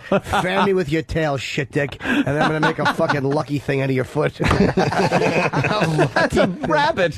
Whatever it is. What's the dam all about there, Jimmy? Why do you think a beaver builds a dam? I don't know. They probably Is it an OCD thing, you think? Yeah, they just can't handle mess, and they like to drink their own cum. So they fucking arc loads into the water, and then they just lap it like fruits.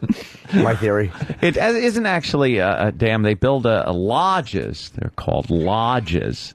And it's a protection. They go under the water and they enter the lodge through the bottom so that the predators can't get to them. And so the top of it sticks out of the water, and it's all sticks and mud and stuff. But their access point is under the water, so when they're in there, they're safe. Are they getting wet? No, there's little places up in the lodge where they can sit and hang out of the water, or they could be in the water. Hold on, but more importantly, because I want to continue with something we started today. Now, you're very knowledgeable. You know a lot of this stuff. Oh, I try. And I want to know what horrific memory from your childhood has been pushed out of your brain so that is in its place. It could have been the big, fat American Indian woman trying to rape me in a barn when I was about 13 years old at Jimmy Jackson's ranch. What? All right, listen. We started a new thing today for the listeners, the hardcore listeners. You know, we all know that Anthony's very knowledgeable, but it's finally became quite apparent that he's filling his brain with all this useless nonsense to forget about horrific things that happened to you as a child. Now, you've never told this story on the air before. No, I think I did tell it. It was at Jimmy Jackson's, who was a crazy cowboy out there when I was living in California. He used to sell dead horses. Yeah, he tried to sell people dead horses and stuff. He ran a rent string, and I used to run it for him. Very equestrian part of California. I lived in San Juan Capistrano. A lot of horses. It's where the swallows come back, blah, blah, blah. But there was a party going on there. Everybody's drunk, of course. And I went around the back to the barn to take a leak, and there was this big, fat American Indian woman. And she was kind of in the barn. And she got a peek at your monster 12-year-old cock. And she wanted... That was a kayak. Shut up. She wanted to, as she said, roll around in the hay with me. And I zipped up pretty quickly and started getting out of there, and she was all drunk, and she started rolling and kind of crawling toward me. And I think if she got like a hold of my leg, it would have been over. Wow. And the things that scared me the most, on your face? like I was hammered at the time too. Who knows? I probably would have fucked her, but Rapes and hay. Is that her American Indian name? Rapes and hay. Hey, squaw. But the thing that scared me is her husband was there at the party, and he looked like fucking Billy Bear from 48 Hours. Just a big engine with a knife. And that kind of scared me that, you know, he was going to chop me to pieces and stuff. So I got out of there. But that was one of those horrific memories that probably shouldn't happen to a young boy. How old are you, 14? I think 13. She's a big fat Indian with little hands, like those little Indian hands. Yeah, little Indian hands. She had like the, I don't know. Did you see her naked? Whole Aztec face. I don't know what the hell was going on. The zitty Indian face? I don't know what it was. It was like kind of an Aztec flat thing. And no, she wasn't naked, but she was like kind of toying with herself. Yuck. Yeah. I think she was waiting for anyone to come back there to take a piss. Like anybody. She had nice little hands for making trinkets. Great little hands for making beaded $1.50 trinkets. Buffing turquoise. Yes. Trying to trade a blowjob for some bees. Yeah. More importantly, when did you realize you had a monster cock? At what age? Hey, I just think I'm average. When did you realize it was monstrous? 12, 13? You just don't know. You don't think. I don't compare to what.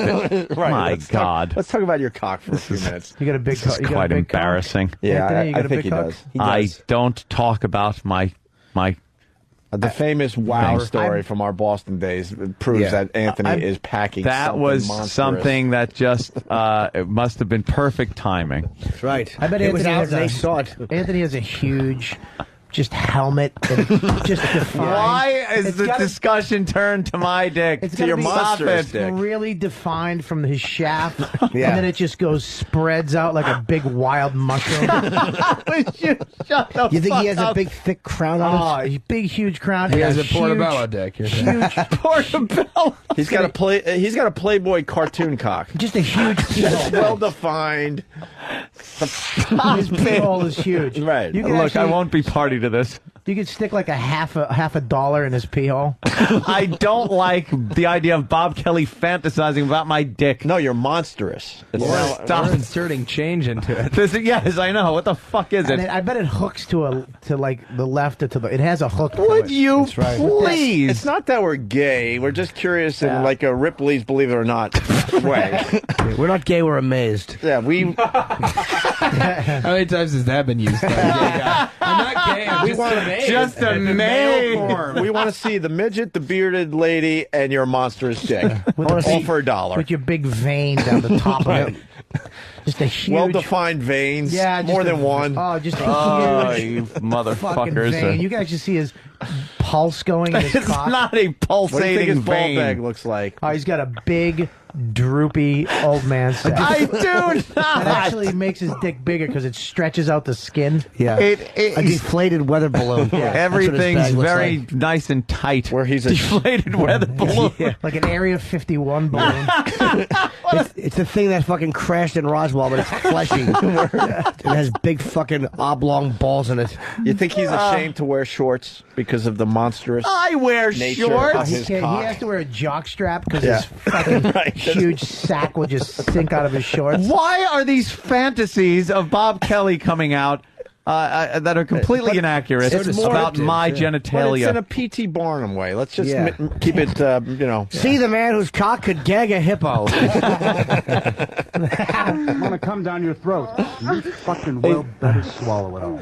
I'm coming, you dumb bitch. You can stick 5 quarters in his pee hole. Yeah, Jimmy. We call him Jimmy jackpot. Jakes is writing. Ant's cock has an elbow in it. Is that true, Anthony? No. It's got a joint. Yeah.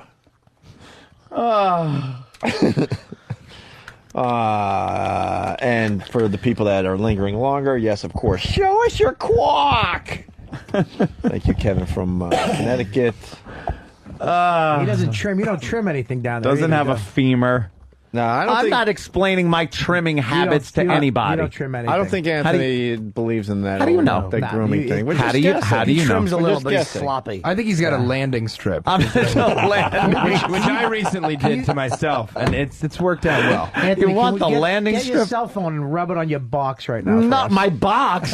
Now I have a box. Let's see what you I got shave down. everything. Anybody else? I know. I trim it way No, down. you don't want to look like a fucking baby. Jeff from As a man, you can't do that. Women doing that is fine, but a guy shaving everything is a little weird there, Jimmy. Jeff from Sacramento writes, was Anthony the model for the Superbad drawings?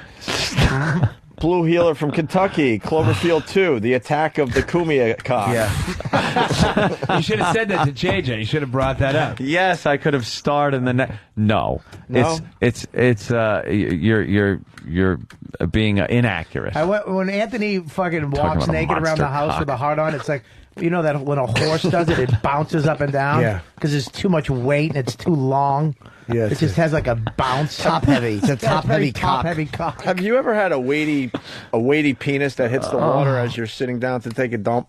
No, but my Every once in a while, mine will get weighty and it'll hit water. my balls are so the big. toilet's It'll get clogged and you weighty? get flushed. What do you mean it gets weighty? Like I it's call it bloated? weighty. It's just like it's heavy. And all of a sudden, it's just got a dip. I piss on Goes my in balls. for a dip.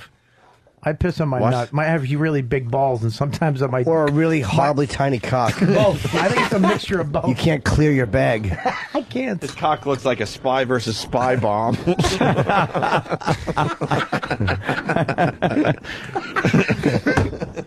That was great. Is it small, Bob? No, I have a grower, not a shower. Well, that's what everyone says that has a small one. That's what you tell the girls. Just wait now. Hold on a second. I can do Trust two me on fists. this. It'll be here in a Two second. fists and a thumb. We could all do 2 fists if we push down hard enough. I actually have to use elastic to stretch my balls out. If Bob does 2 fists, if you look at the back, his asshole is pink socking because of the pressure. He's pushing it out. He does 2 fists, but it's Rich Voss's hands. You ever get a pink sock when you fuck a girl's ass? You pull your dick out, that pink skin grips your cock. Like, get back here, you. There's a vein in it. Enough about the pink sock. You can hear her asshole saying it. Get back Get back here, you. Oh, God. Why? Why I oughta? Here's your cock. What's your hurry? Anthony's big helmet. Oh, all right. I thought we were done. All right, listen. I hold in my hand the 3rd episode of The Inventor and Epschtine. Oh, wow. The 3rd installment. First 2 stunk. Well, yeah.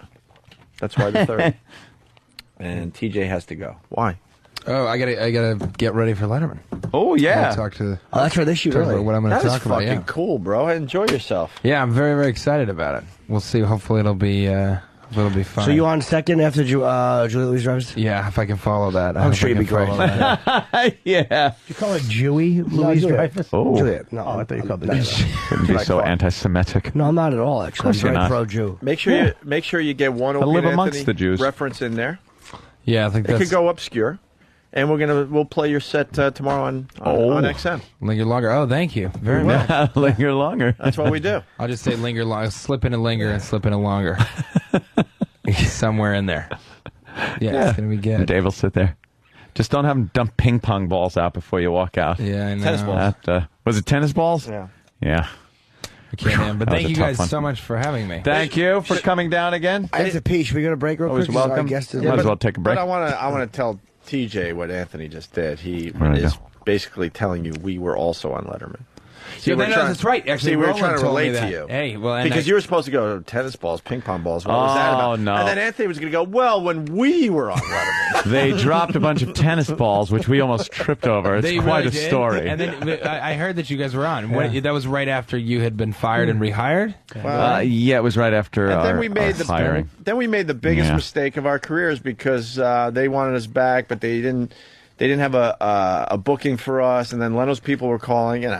Look at us, right? And we wanted to do Leno. So we went and did Leno, and now Letterman won't have us back. Now we're persona non I don't grata. think that was I a think. mistake, though, because if they wanted you, they would have given you the date beforehand. I don't think that was That's a mistake what we at all. told them because we're like, well, then what's the date? And they're like, well, sometime in December. We're like, well, Leno is giving us an exact date. Yeah, which is- I don't know if we talk about this on the air.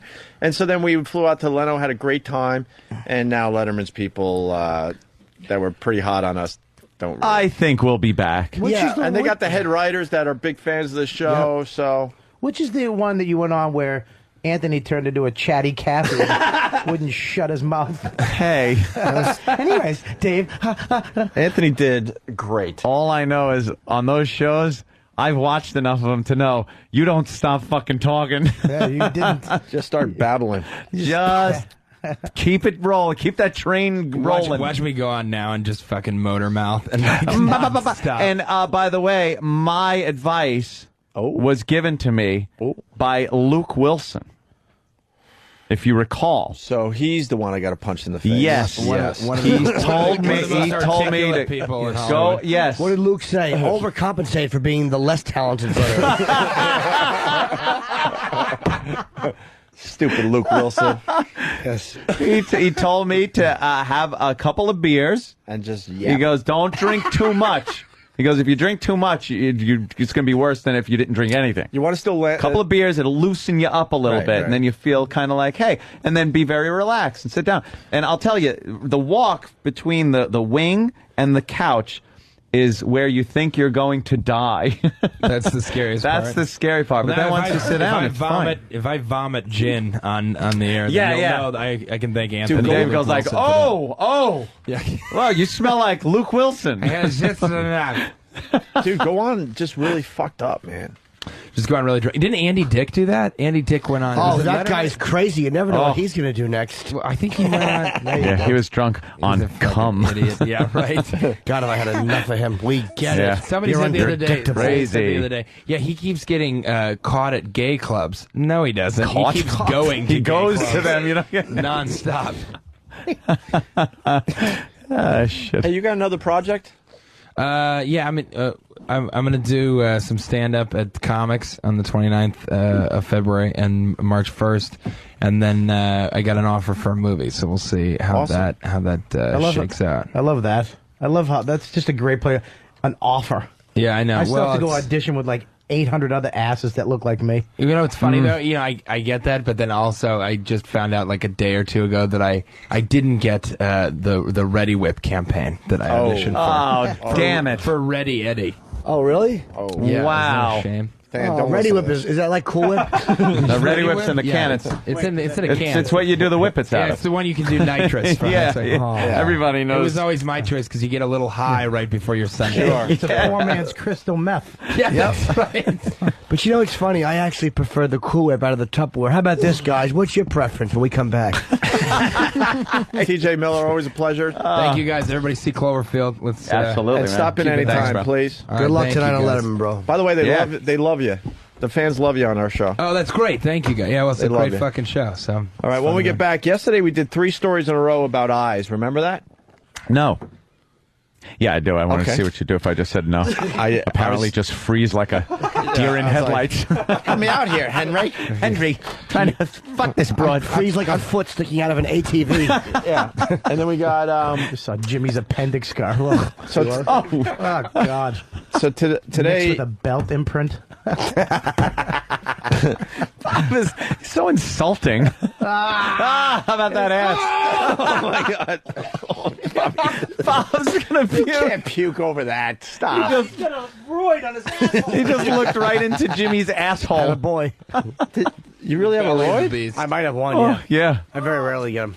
Yeah. Clover ass. What's wrong, Bob? He's got a nugget on his asshole. a nugget? A little roid. Oh, he's got a little Will calcium you- deposit on his asshole. Have you been pushing too hard, Jimmy? No, I probably sit there for too long. I should love get a a good bidet. toilet. What's Get a that? bidet. All right with the bidet. Enough Dude, about your fucking robo I'll give you toilet. $50 just to Dude. spit my asshole when I'm finished. Here's your O&A Thanks, reference. Anthony. Here's your O&A reference. Someone's coming up with it. This is really good.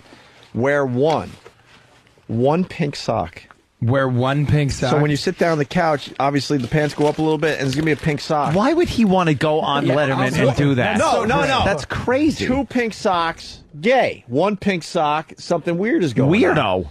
Yeah, And when but Letterman says, look at hold people talking like, why did he wear 1 pink sock in Letterman? That's fucked up. And when Letterman says, "Why are you wearing a pink sock?" Say, "Well, that's what happens when you fucking ass, Dave. the asshole grips your cock."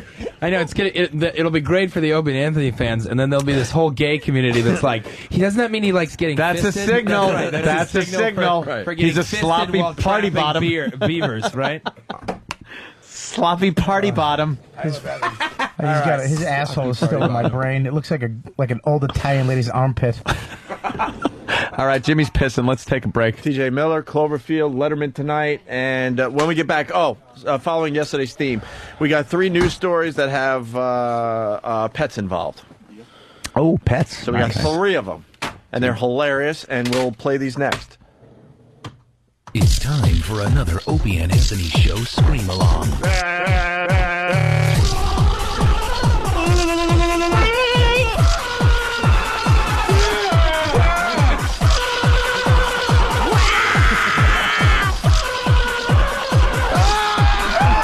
Shut up. Okay, terrific. The Opie and Anthony Show.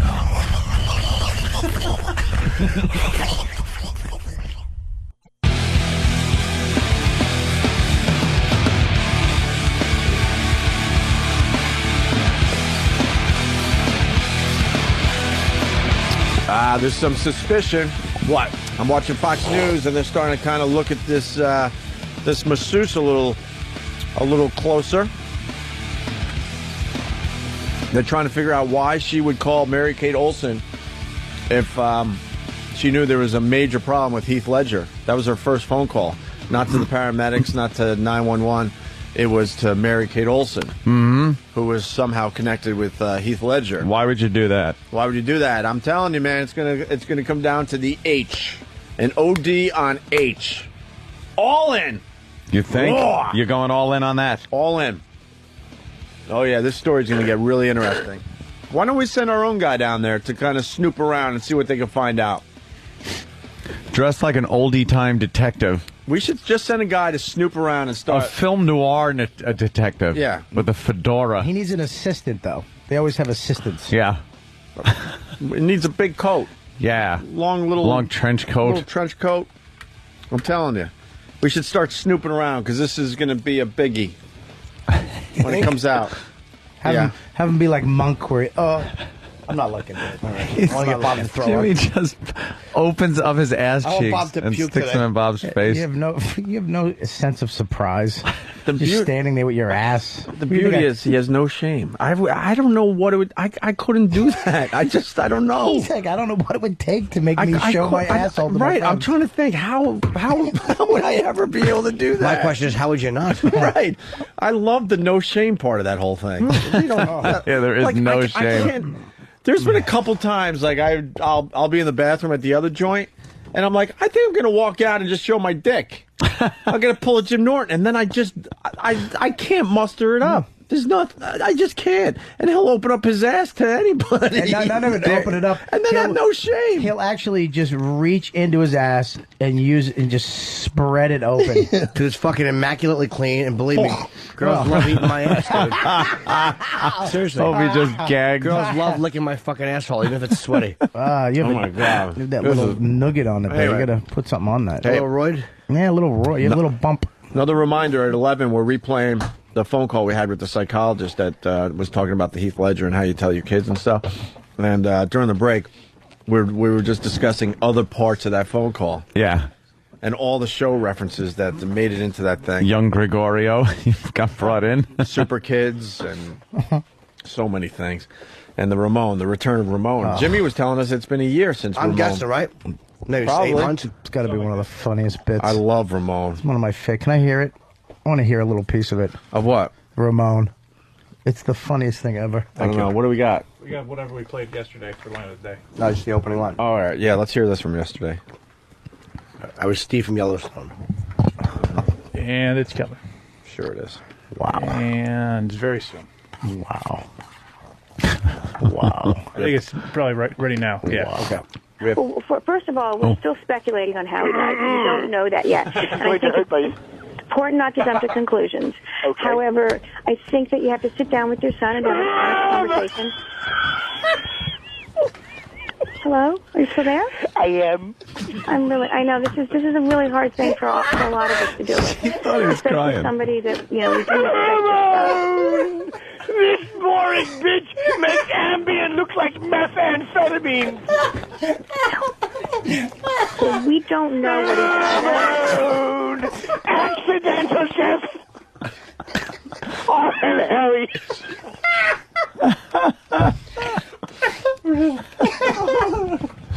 We have one more quick clip. We should cut some of this up for the other side. We really should. It's too good. All right, go ahead. Yeah, it's a difficult I am not discussion. too sure how to handle this. Yeah, no, I completely understand. I your know you concern. do. That's why I'm asking. What should I do? Well, I think it's just something you What's that? How old is your son? He's 11. He'll be 14. He's 11. Yes. Okay. And is he aware of what's happened? Did you see it on the news? Yes, I woke him. He will come to town. Well, I think he was sleeping, and I woke him up because it was a tragedy, and I don't know how to handle it.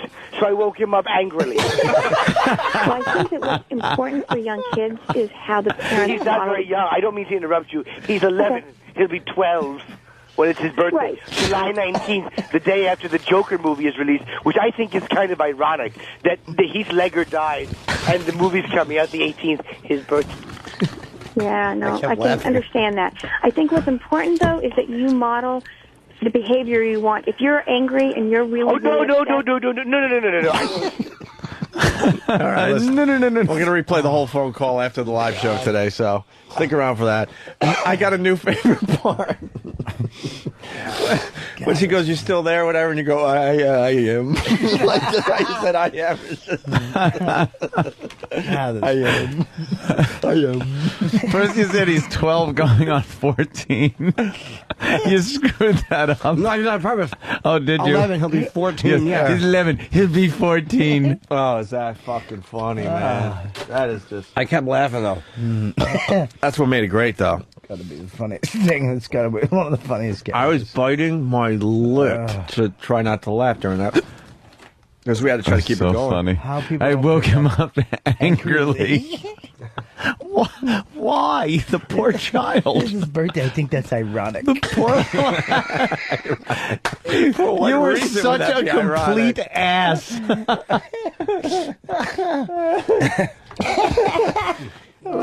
Steve, and then there was one of the callers from Roland. A lot of people are saying you got to admit that she was a trooper. No, you don't know what that's all about, do you? Yeah. She was hoping that it was a real interview and that someone gave a shit about what she had to say. That's the only reason she hung in there. She just was hoping. That first one, though, where you try to Ramon, you start laughing so hard, and she thinks you're getting upset over the situation. Oh, yeah, it's tough, you know. You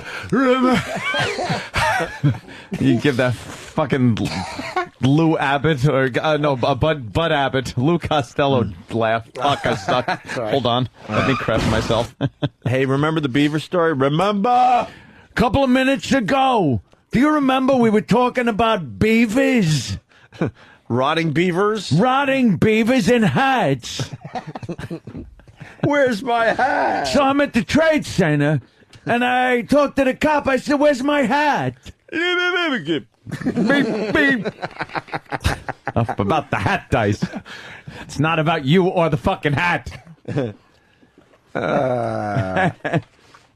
All right, here we go. So the rotting beaver. Now we got the bleeps and the beeps in there, and this is what it sounds like. Oh, I don't know. A little different. Let's see if it's a little funny. risque.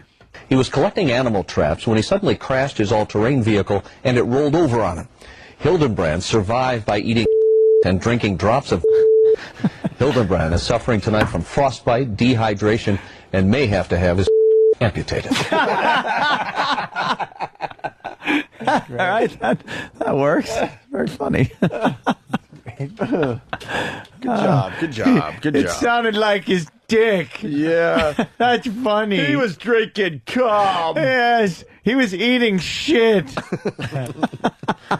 God, we're still in third fucking grade. Oh, I man. know. What the fuck? It's just ridiculous. You know, I once heard someone say, "Aid, youth is wasted on the young," and I thought, God bless you.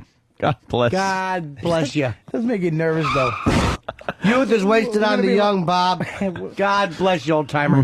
We're gonna be 60, and this stuff is still gonna make us laugh. And we're just gonna have funny, We're just funny. gonna have no friends. I had a vision that nobody's gonna want to hang out with us. No, I had they a don't vision, now. I had a vision that our show would like seg into some good political discussion. No. Instead, we're still doing There's shit no and cum seg. jokes. There's Thank no God. segging. Listen God. to anything. Thank God you guys didn't seg into. Are you kidding me? I'm news. joking. Seg I'm not into joking. anything. Jimmy, what is that? Problem, Jimmy? Problem? What do you got? It's called Are you on the Colon steroids? Pure. GNC natural brand. 5 grams of fiber per serving, dissolves quickly and easily. Because I want to shit and I want all that stuff peeled off. Yeah. Yeah, it's good for And you. that specifically made to make your shit. It's called psyllium husk, Pour which some is of that- also the name of my first daughter. Call her psyllium husk. Pour some of lovely, that on man. your roid and then light it on fire, like a wound in the old west. Oh, okay. I was just, my finger was so close to crashing you. What a save! All right, The old cauterizing save. I don't think the guys are going to be ready for this, but we'll see. We'll see how good they are. Oh, but Than's running. He's going to attempt it. Watch the stretch. Let's see who's on the line. It's right. Mason from Indiana. What do you Yes. got for the show? So with the Heath Ledger thing, I heard David Caruso was the first at the crime scene. So he looked over this lady and he asked somebody, who was this guy anyway? And the lady said, he was a new Joker in the new Batman movie. So then David Caruso kind of looks slowly to the left and he takes off his sunglasses and he says, "So now the joke's on him."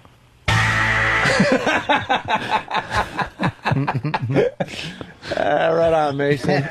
Right on. Well, Frank, now I guess this case is going to go in our ledger. They don't even have to be good. No, they all suck when he does it. All right.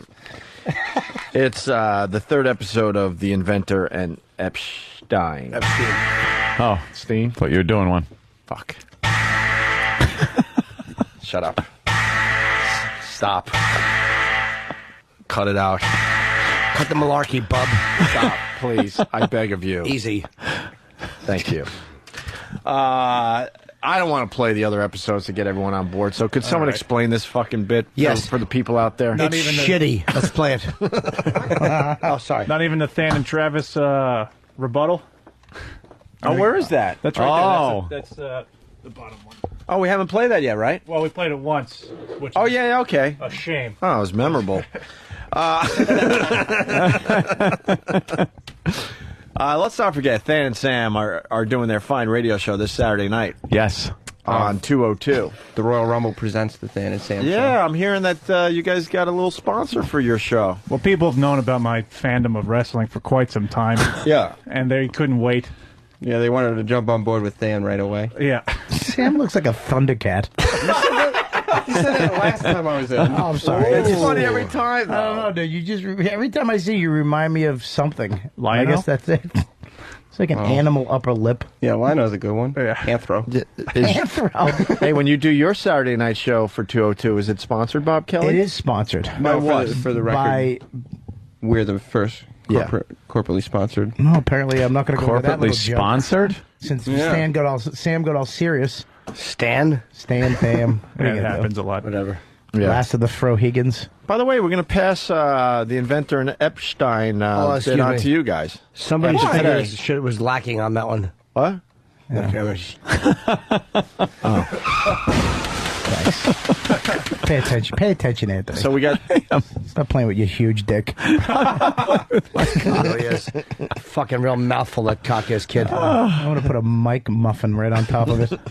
I thought I was done. I thought I was out from under the bus. The head of your cock looks like Cloverfield, the monster. It was said already. Oh, that was Douchebag, actually you said pay It was attention. actually said about me, douchebag. There's also I look like that So monster. the head of my cock looks like you. By proxy. Hey, by the way... Can you hit the button for me, please? No. I'm very bothered by this instant feedback. Stephen S. from Bayshore. In yesterday's rundown, he does the fine rundown at onaradio.com. I try to caption the pic of Heath as the Joker with the joke's on you. But I was asked to change it. I also had to change the heading of the story from Brokeback Coffin to Newsflash. Brokeback Coffin. Why the fuck do they have a problem with that? Because they're not And we don't funny even have a people. boss over there. Who's telling you to do this shit, Stephen S.? Wait for the delay. That's all right. Whatever. All right. Delay. So we got the star. 1,000, 2, 1,000. Hold on. 3, 1,000, 4. We got the star of The Inventor and Epschtine. Epschtine? Epschtine. Epschtine. I got it right for once. Yes. Okay. All right. What is this dumb bit about? Well, that's not how I would describe it. Well, just describe the series, first of all, to get everyone on board. The premise is there's a brilliant inventor who's confined to a wheelchair and is a very sweet old man who lives in a castle with his assistant, whose name is Epschtine, who he wears a Captain Caveman outfit that's too short and sits on the floor and plays with his massive testicles all day long. Epschtine is his assistant, but Epschtine doesn't do much help. No. He ends up a lot of the time shoving the inventor's great inventions when there's only one of them in his ass. But what's the catchphrase? Well, it's in his hiney. I don't want to steal. Yeah, you don't want to steal. I'm not Epschtine. I'm the inventor. Yeah. So I don't want to steal. I don't know where Epschtine is right now, but I'd like to meet him. Could we talk to him?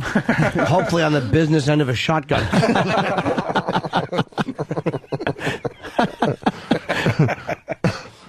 All right, well, let's see what's going on in episode 3. Epschtine! Epschtine! Cover your genitals and come see my new creation. It's a beverage container that will keep liquids chilled for up to 17 hours. I see. Very interesting. But have you filled out a patent application? Yes, of course. I just got the forms back from the attorneys. But I can't imagine why you'd bring that up. There is absolutely no entertainment value to be found in such a trivial process.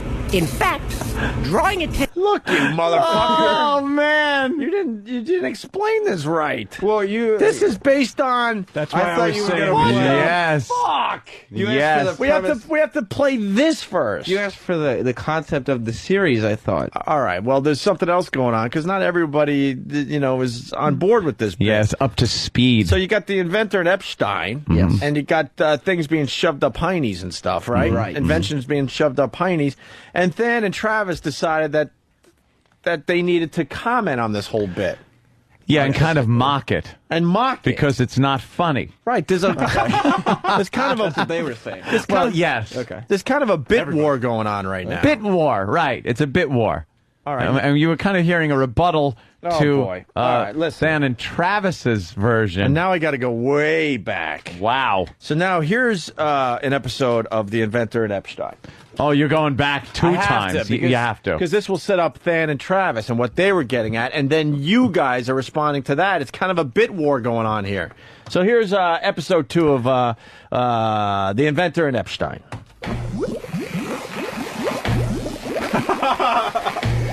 Epschtine, stop playing with your testicles and look what I've done. This conveniently shaped vial contains an elixir which will increase the metabolism of anyone who drinks it. Can you imagine? This could eliminate the worldwide obesity epidemic permanently. No, let me see. No.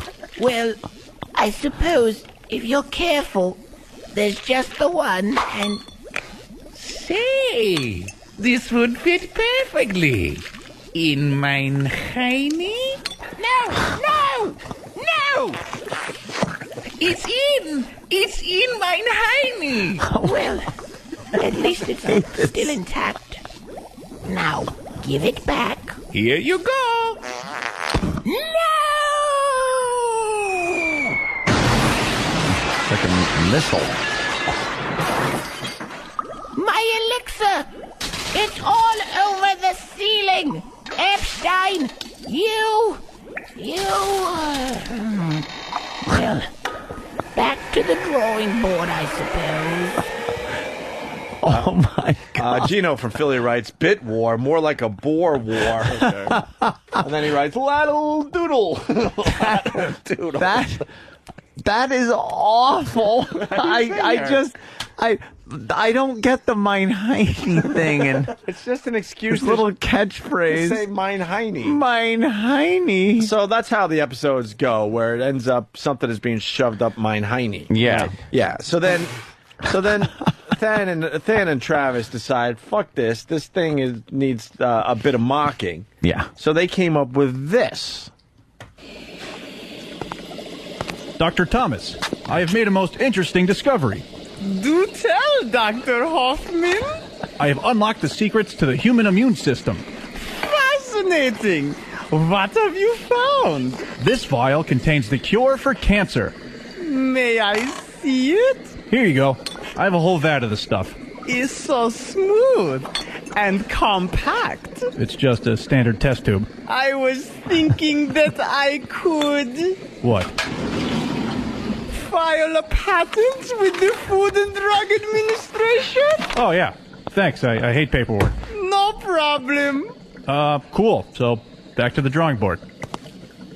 See, you were expecting it to end up in his mein Heini. Mein Heini, but all he did was legitimately patent the product. Mocking the Inventor and Epschtine. The assistant helped him out, as he should have, doing the proper procedure. Instead of taking it and putting it in mein Heini. And I won't shoot Sam's rebuttal in the foot. I'll just wait till after it's played. Oh, okay, good. Well, now, yes, the Inventor and Epschtine. Yes. Yes, that's right. Okay, this is, yes, their rebuttal. Epschtine! Cover your genitals and come see my new creation. It's a beverage container that will keep liquids chilled for up to 17 hours. I see. Very interesting. But have you filled out a patent application? Yes, of course. I just got the forms back from the attorneys. But I can't imagine why you'd bring that up. There is absolutely no entertainment value to be found in such a trivial process. In fact, drawing attention to such a droll, monotonous procedure is causing me extreme fatigue. Don't bring it up again. May I see the form? Well, I haven't signed them yet, but I suppose. This would fit perfectly. In mein Heini? Go ahead, I'll just get more. Lawyers make copies of everything. At least I still have the liquid cooling container. Oh no! How did you get that? Ah, this too would fit perfectly. Give that back! In mein Heini? Epschtine, stop! Almost. Stop! No! Almost there. Oh no! Pushing. I need that! Hooray! It's in mein Heini. Right. Well, back to the drawing board, I suppose. Yes. How does he get all those objects up his anus? I don't know why, but it makes me laugh. You got a double shot that time. A double shot. He said mine Heine like 5 times in that one. Yeah, Than? Why not just say mine Heine the whole time? Yeah. Why don't you just cut to the chase and do a mine Heine montage? It's like an SNL bit that isn't funny, but they keep doing the same catchphrase bit. I'm not feeling the mine Heine bit. And the obviously the point was that filing a patent is not entertaining. We weren't like, move over, folks. We got something awesome that's going to set the world on fire. It was just to present that there's more than one thing you can do with an invention besides stick it up somebody's ass. And also, quickly, just to plug the Than and Sam show, we'll be playing 0 of these bits. No, that's true. Oh, yeah. We won't play with even one. All right, Than and Sam, Saturday night. Very and excited. of course, if Dr. Whoever and what's his name have a comeback for the Inventor and Epschtine, you're more than welcome. Oh, okay, thank you. I think I might do the show, the listeners. If I know my bosses Than, the favor, and not do one. I think if I know Than, and I do a little bit, I think he made his point. Yeah, Than's all about making his point, and that's it. He doesn't... Well, I guess you're Continue. right. He's ready to admit defeat. Oh! How many sound effects you got left where you can't do any more of these bits? Oh, no, these are... I liked how you incorporated in the jackhammer this time. Yeah, these are recorded live. Those aren't sound effects. Oh, okay. 'Cause it's really happening. Yeah, we actually have to shove stuff in Steve's ass. To get Oh, these designed. Steve, well, you're breaking character. What do you have to pull out first to get the new stuff to fit? An igloo cooler. Those are big and square. Yeah, exactly. Like Steve. God damn it. Good one. He saved you, Steve. Did he really? Anthony did, yeah. Oh, Thanks, yeah. Trying. Okay. Hey, can we get this intern back in here? I need something from him. What? Sure. What? Oh, I'm sorry. What? I'll wait till after. What? No. I'll ask you after. Don't.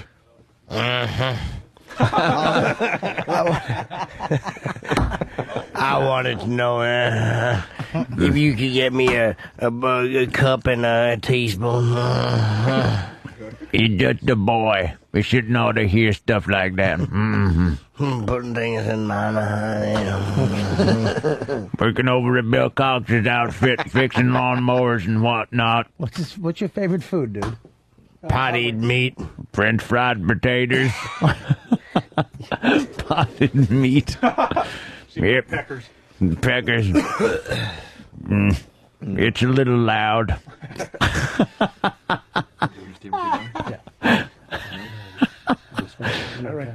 Hey, how you doing? How you doing? I'm good. Good. What's your name, man? Brian. Brian? Wait, we're still doing the other thing, right? Are we you, done with that? Are you a new guy? I'm new. The Epschtine. Just started last week. Last week? Last week. What do they got you doing? Take a seat. He's sitting down. Yeah. What do they got you doing? Bagels, coffee, instant feedback, usual stuff. Usual stuff. For what? You Oh, guys. for us, okay. I always say the usual suspects, and they're like, who's that? And I'm like, the usual suspects. I'm like, oh, we know who that is. I love that. When did you realize that you weren't going to learn anything about radio and you were going to be a waiter for the Opie and Anthony show? Waiter. Fucking Opie. Jesus Christ. Coffee, please. Coffee. I feel bad for these interns. We got this great intern program, and we prepare them to work at a restaurant. Yeah. They learn nothing about the equipment or the show. These guys are running in and out of the building with food orders all morning long. They don't learn a thing about the show, radio in general. We like to say you take out what you put in. Right. So put in a smoothie and take out the empty cup. Got it. It's unbelievable. All right. Well, good luck to you. I just needed a cup for 8 ounces of fluid and a teaspoon so I could take my psyllium husk. Time for Big Boy's asshole to start working. You got it. Hey, Jimmy, is Roland still around? I forgot we were going to do the UFO thing. Oh, right. Is he here? Bring that monumental flop in here. There's a photo on Mars. They might have saw a person on Mars, like a creature on Mars. Stop it. Swear to God, on the internet, they're actually discussing. Oh, it. stop It looks like Bigfoot, but I swear to God, it's on. They have a photo on Mars, and it looks like a no, they person. don't. Yeah, they There's do. the face on Mars, which is bullshit. No, Yeah, it's just the way the shadows hit. This is not a face. This is actually looks like somebody. Is it the Sasquatch? Has the Yeti come to the different planets? Google it. Google what, Bob? Google Mars. Mars dude monster? walking. Mars monster. A planet will run in and look at a bunch of equipment that needs fixing. I don't know. Yeah, well. Where's Mars? That was a good one. Roland? Yes. Unfortunately, this is going to be a little uncomfortable for you. That's right. And for us. Roland hands out DVDs of shows that are coming on TV and Hits and misses. and he's already backpedaling. Hits or misses and movies. Hit the misses. And our job is to check out this stuff at home and then decide if we want to help the show along and promote it, right? Yes. Well, you gave Jimmy what? UFO hunters, Jimmy? Yes, he did. I got home last night and I said to my girl, I like UFOs. And she said, I don't believe in them. I said, well, hun, we've got a show to watch. So we sat down and we popped in the premiere episode of UFO Hunters. Yes. And I'm like, maybe they'll have some footage. But instead they concentrated on the case before Roswell in 47, which means there's no footage or photos. Nothing. Or, no crash scene photos. And they weren't even showing it, the investigation in real time. These guys were just kind of reenacting their reactions. Oh, no.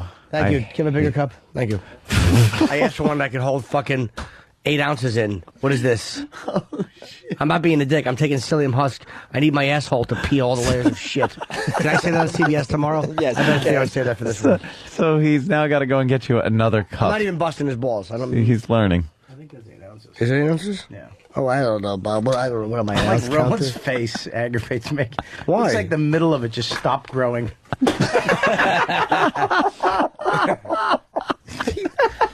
And you say, "Mom and ass."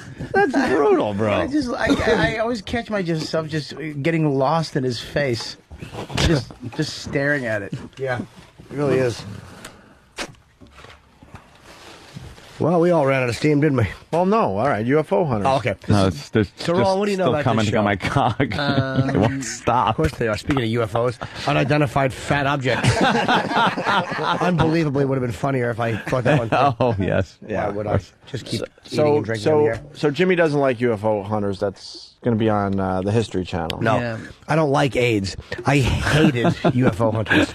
I don't like cancer deaths or crib death. I hated UFO hunters. So there was nothing exciting, mysterious, kind of like, wow, that's cool, or what? Hey, look at that picture. The That's exciting part would be the critics and the mysterious. the critics. The critics. Yes, Credits and critics. yes. Those are when they name all the critics at the end. I didn't fuck up. all the critics. And the exciting part was the I watched half of it. I didn't like it. Half of it, maybe the second half was so good. All they're doing was rehashing the same fucking shit Oh, I hate that. over and over. The second half, they showed the actual footage. There is What no footage. actual footage? I don't know. I haven't seen it. None. He just lied. He just lied. They to his found face. nothing out. we would have heard about it before. Yeah. These fucking shit dicks. Somebody said something on the news. He goes, if they're UFOs and they're, from another planet, why do they need lights? If we land planes with night vision and we don't need lights anymore because we have nogs, and they have these ships that can travel through the galaxy, why do they need light bulbs?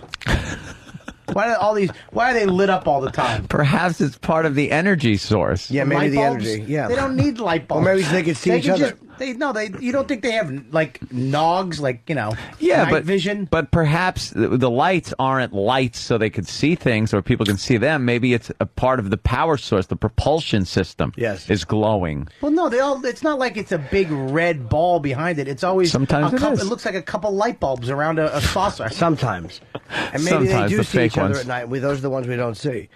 I'll bring in the dark. Maybe they're all over the place. You just don't see them because they're using their eggnogs. Like you're fucking say three Eggnogs? fucking times with your nog. All right, enough of your nog. I didn't say eggnog. Enough about the nog. Because you hit prestige, you all fucking know everything. Go fuck Prestige. yourself.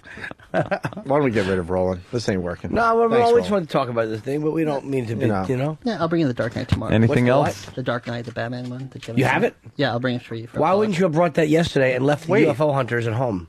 Well, I have my own copy. That's why. Wait, you have the Dark Knight? Not the new one. The new one's no one has. Oh, I don't want it. The first one you see. Batman Begins. Batman Begins. Thank you. You should watch that. Norton, I think you would like that. No, not fact. the new one. Because I get tired of them. I want Adam West. Dude. Roland, will you be giving out the Loch Ness Monster? Is he in Arizona? You'll be giving that out?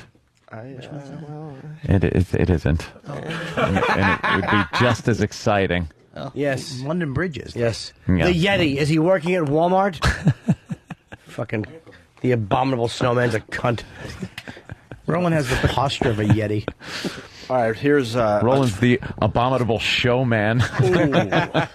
here's a sweeper from Roland. Oh. Hello? Hey, it's my cousin. Wait! It's the cousin Thursday! Opie Anthony. Wow.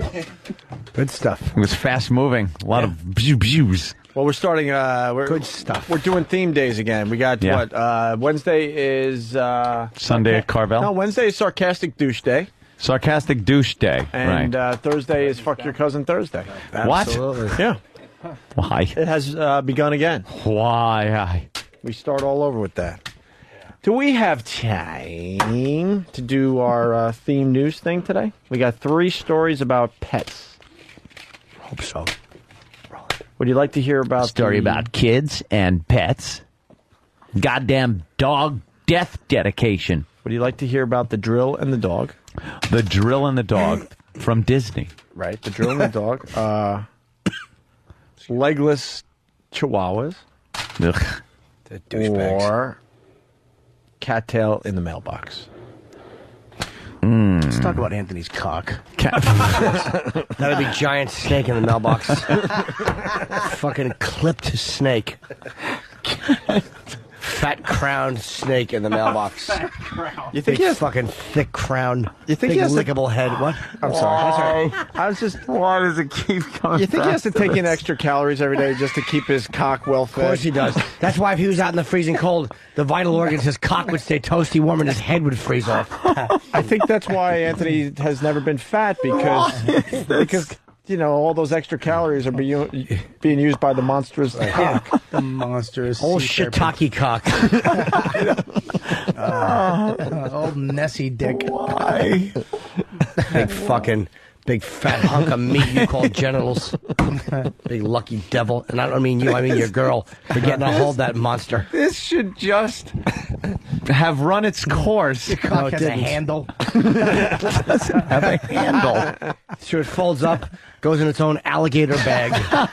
A bag made of alligator skin, which holds that giant appendage. I bet you in a weird way too he's ashamed of it. Like he gets embarrassed. Because when he was a little boy, they would call him Big Wee Wee Anthony. Right. Big Wee Wee Anthony. No! Special swim trunks for Anthony as a child. They kicked him out of Little League because his cock was too manly and mature. Shut up, League. But it would stick out both What are you gonna do? His boyish dick was always getting hit with ground balls because his ball bag and helmet would stick out of the sides of the fucking. He couldn't get a cup. Right. I had to go to the adult cup section. Yeah, he had to play the outfield because he couldn't get down on those ground balls because his cock would kind of trip him up. He'd squat down and his fucking cock and balls would bulge out like he was having a miscarriage in his fucking baseball uniform. He looked like a tranny in the outfield every time he bent down. Come on. Poor How Anthony. could we possibly keep this subject going you would any think longer? it would be a blessing, but I think in his case it wasn't a blessing. You're There right. was a lot of shame. There was a lot of shame. A lot of I'd hate shame it. involved. Even when the first girls, like when he showed it to them, they'd go, ooh, he would go, yeah, I know, I'm sorry. No, it's a good thing. I'm sorry. Just a lot of hair. Oh yeah, it was awful. Way before the days, you learned you could trim that shit down Yeah, a little bit. he wanted the hair to grow longer so it would look smaller. He would always wear like bulky winter pants in the summer so the pants came out farther. Yeah. And that hunk of meat dangling from the front of his torso looked more normal. His cock had to get its own flu shot. Right in the crown. And he didn't even flinch. No, he didn't flinch at all. Motherfuckers. This never gets fully hard because it's too big. There's not enough blood in his body to just fill the whole thing. Every time he gets a hard on, he goes pale.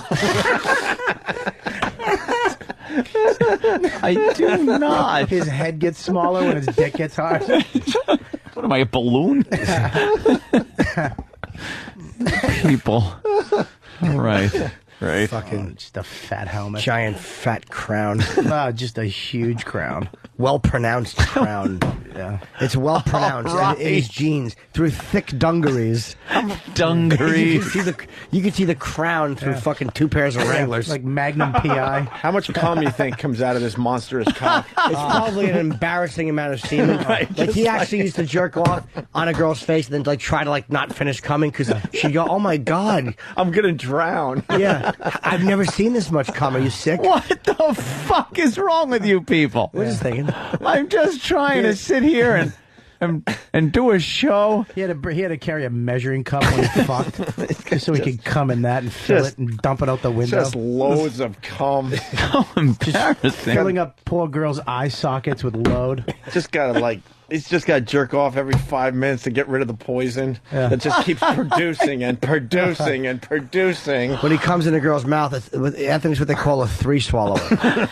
He give you 3 fucking mouthfuls, and you got to swallow. It's like eating fucking smooth chowder. It sounds like the girl's in a beer drinking competition. She's swallowing his dirty, huge load.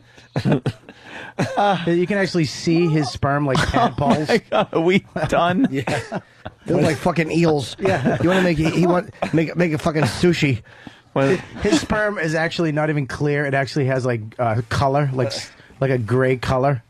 When he comes in, all right, good. It's finally over. No, it's Thank not. you. Oh, no, Paul. we'll start it back up. We'll Yeah, start we'll it get back right up. back in. Absolutely. When he comes, it looks like a snake trying to swallow a mouse. It looks like you took a garden hose and filled it with milk. He's trying to fucking. I'll bet you can come without touching it. Like when he gets close, it probably just stands up. It's very turgid. Yeah. And it just starts pumping on its own, and little bits start leaking over the top, and he has to just grab it, and it's slick with pre-cum. Yeah, let's hear that. There's his cock. It's just a fat cock. It probably just has to continue regenerating itself. Just what is it now? Like pieces are just missing from all the goodness it gets. Let's assure you, there's no pieces missing. His cock actually sheds once a month. Right. Yeah, pieces fall off like the space shuttle. and it keeps on ticking. He has cock skins around his house. Yeah. like fucking one of those little bugs that curl up and shit. Let's do line of the day. Sure. Who gives a shit about the pets? Especially when he shakes his big fat cock, it sounds like a cicada.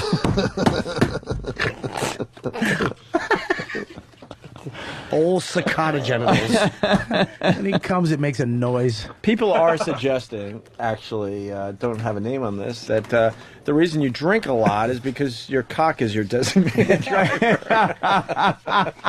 He gets a hard on and the wheel locks so he can't start the car. Yeah, his dick is the club. Fuck happened? This could be the worst thing I've ever drunk. Psyllium husk. Why would you think it tastes good? But it could be the worst thing I've ever Makes drunk. you like shit. Dude, Metamucil, it's easy. But no, I was farting so bad. I kept saying Metamucil in the house. When I was in the car with Kenny, I gassed him all the way to fucking Atlantic Kenny City. was saying how awful that was. I don't know if we talked about it on the air, but he said your farts going down to Atlantic City were that's fucking the worst ever. Kenny wants to bully people. That's what he gets. By the way, I'm fine tuning my formula for the fart off. I discovered it was broccoli that did it to me yesterday. Oh, so we're gonna have a gas contest. You want in, Bob? I'd love to. I'm dead serious. I'm dead fucking serious. We're putting too. a day aside. Okay. And we're just gonna try to see who the last man standing is. Now now there's two ways you can go: the fart noise and sound, or the smell. No, smell. Fart, the smell. I'm thinking we might have to have like somebody that has. Now, if you shit your pants, you're disqualified. Yeah, sure. Not at all. Yeah, absolutely. But see, you can't have shit outside of your ass. Sure you can. I think we'll be laughing. I think we'll be laughing so hard that I don't think the only person that will leave, no doubt in my mind, will be Anthony. Why? So we got to get somebody, a couple people in here, that will determine how awful these farts are. Yeah, you got to get some. Are you in? Really? Danny's in. I'll definitely do it. Jimmy's in, obviously. When is it? What's your formula? I'm gonna have to have fajitas from this certain place that I get them from. Sure. And I'll have to have some garlic. Oh, jeez. Sound like a percolator. Oh, dude, it sounded like you're a chemist. Epschtine or from. Yeah. All right, we're gonna set aside a day for the fart off. The sound Anthony's cock makes. When it comes. All right. Enough about the cock. Cock gurgles. Your cock hole has lips like a mouth. You have a little bum chin on your dick. When Anthony comes, it sounds like pea soup being dumped on tinfoil. Got to put tarp up all over the place because he doesn't want to mess up his brand new drapes. Just shooting everywhere. Looks like a Night Stalker murder scene, but with delicious cum. He's got a focus, or it just goes off like a garden hose after you turn it on. Looks like somebody had a pie fight. Yeah. Next Thursday, BulldogLife.net presents Cherry Darts, and we're still looking for couples. Fucking awful. A lot of fucking people are like, hey, bring back the old bits. So we bring back the old bits, and no one comes to the table to do it. So we're looking for couples for Cherry Darts. $2,500 up for grabs. Email Travis at foundrymusic.com. Okay, please. We're trying to bring back some of these old bits you know and love, and so far, no interest. Also, that great phone call that Jimmy did yesterday with a psychologist talking about Heath Ledger. We're Very replaying funny. that in a few minutes here. Also, people are asking for, I got to ask E-Rock, the NRA restaurant bit. Oh, yeah. Have we played that in a while? What a fave that We was. played it over the holidays. Not in a while? Damn. No? Okay. Can we squeeze it in today, or that might be tough? All right, if we don't squeeze it in today, we'll squeeze it in tomorrow. Okay? With that, let's do line of the day. SkiColoradoNow.com for info on great deals on 26 world-class resorts and up to the minute snow conditions. Log on to SkiColoradoNow.com. It's the worst thing I've ever drank is psyllium husk. You really don't like that. Can I taste it? When I'm done, yeah. I'll give you some. I'll give you Out of his ass. That's what comes out of Anthony's cock, psyllium husk. All right. No. Pure psyllium husk. Fucking Bobby. Someone wants to know. Chris asked from PA. I didn't pay attention to the instant feedbackers today. I apologize, but I just caught this one. Chris asked from PA writes, when Ant jerks off in the toilet, how many times does he have to flush?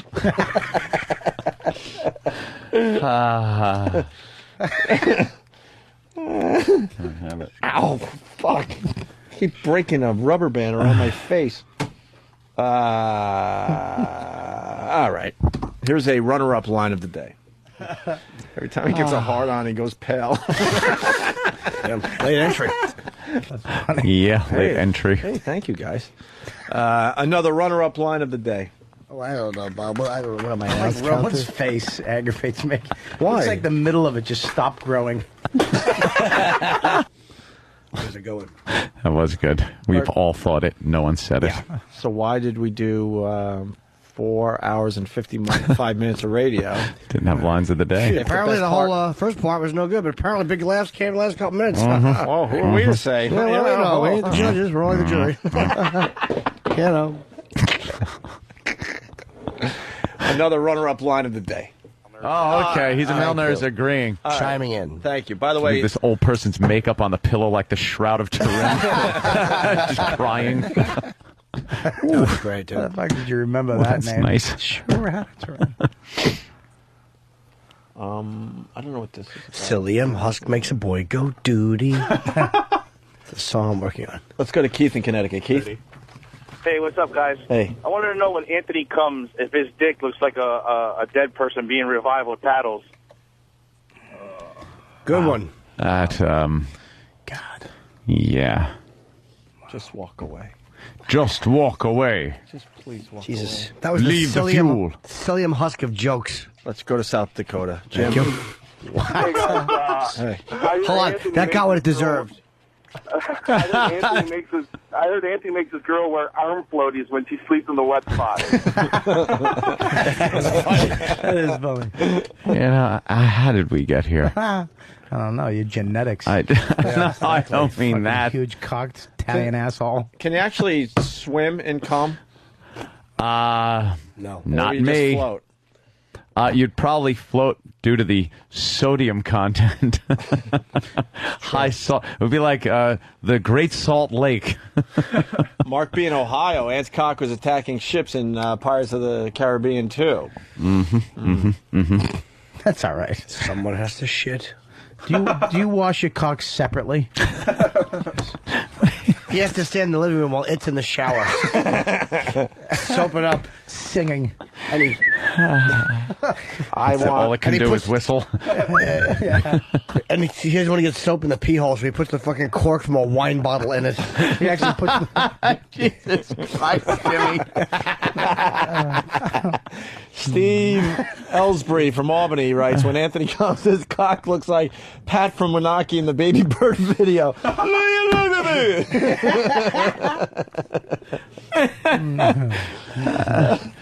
People are fucking ruthless. I want to thank Uncle Nuts T-Con from Indiana, Matt LaFave from Queensbury, Squarehead from Jersey, Booby Man from Brooklyn, Mark B. from Ohio, Donnie B. from Allentown, and Barry Rye. And Ted from Schenectady. From Pittsburgh. Why?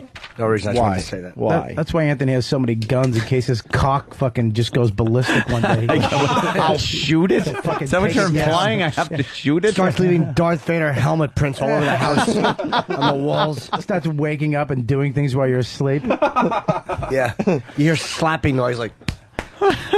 Attacked a neighbor one night while you were sleeping. Well, now it's getting ridiculously big, isn't it? Well. It's sneaking outside. It's doing things. Who doesn't love I have to exaggerated humor, shoot though? it. Exaggerated humor rules. I'll say it does. It's coming like a fat man vomiting up eggnog. Yeah. Just wonderful. He can't even wash it properly. I bet you Ant's cock by the head smells like the underside of a foot. Oh, God. Use lead bag from Whack Bag and shits out peanuts as his cock constantly tries to feed it. Shoving hay up his own ass. That's fucking... That gift. With that fucking fleshy gift. Cock looks like an old sea turtle shell. Fucking barnacles on the helmet. God-given piece of enjoyment. All right. You want exaggerated humor? Here you go.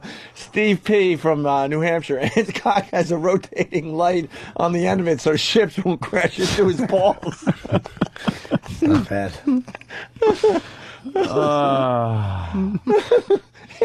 His cock has become self-aware. Self-aware. Hello, Joshua.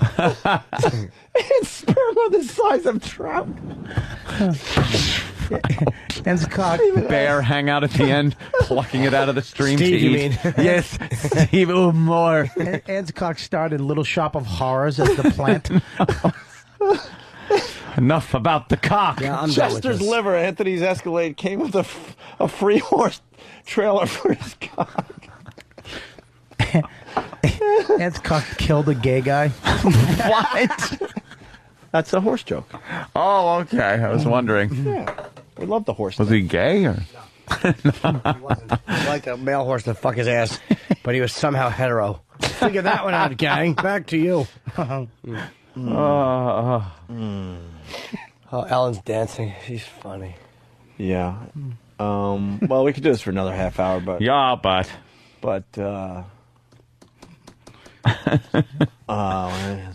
when Ant gets blowjobs. enough about like- the cock. Oh my God, I gotta go to this one. Shane in Tennessee, go ahead. I'm going to try it. Okay. When Anthony gets a blowjob, does it look like somebody blowing into a didgeridoo? Legally longy. Legally loggy. It had potential. Old didgeridoo cock. Yeah. Didgeridoo. This is actual audio of Anthony getting blown. Here it is right here.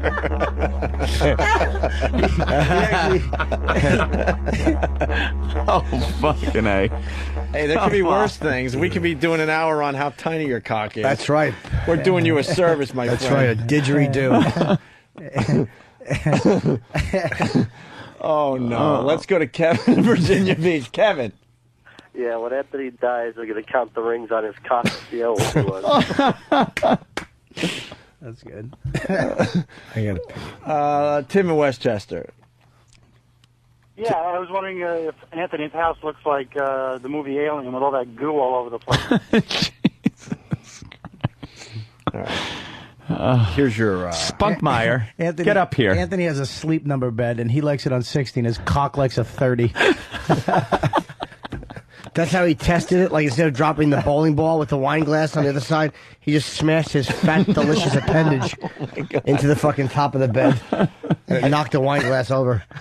I thought game was over, but I got to call game on. Oh, come Fred on. in Brooklyn. Fred, What do you think? we'll do this until they fall flat. Go ahead, Fred. Ant lays his cock in the gutter to go bumper bowling.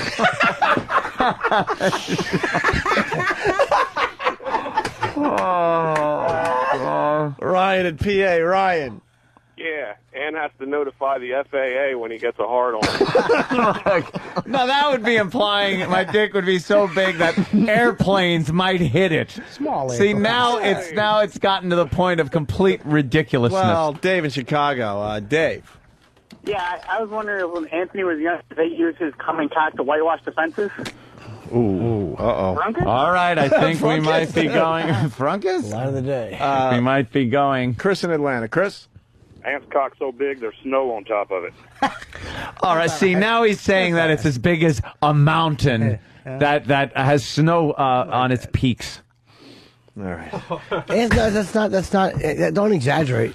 Ant's cock is so big that when you hold his balls, the tip of it rests halfway up your forearm, and you just go, "My God."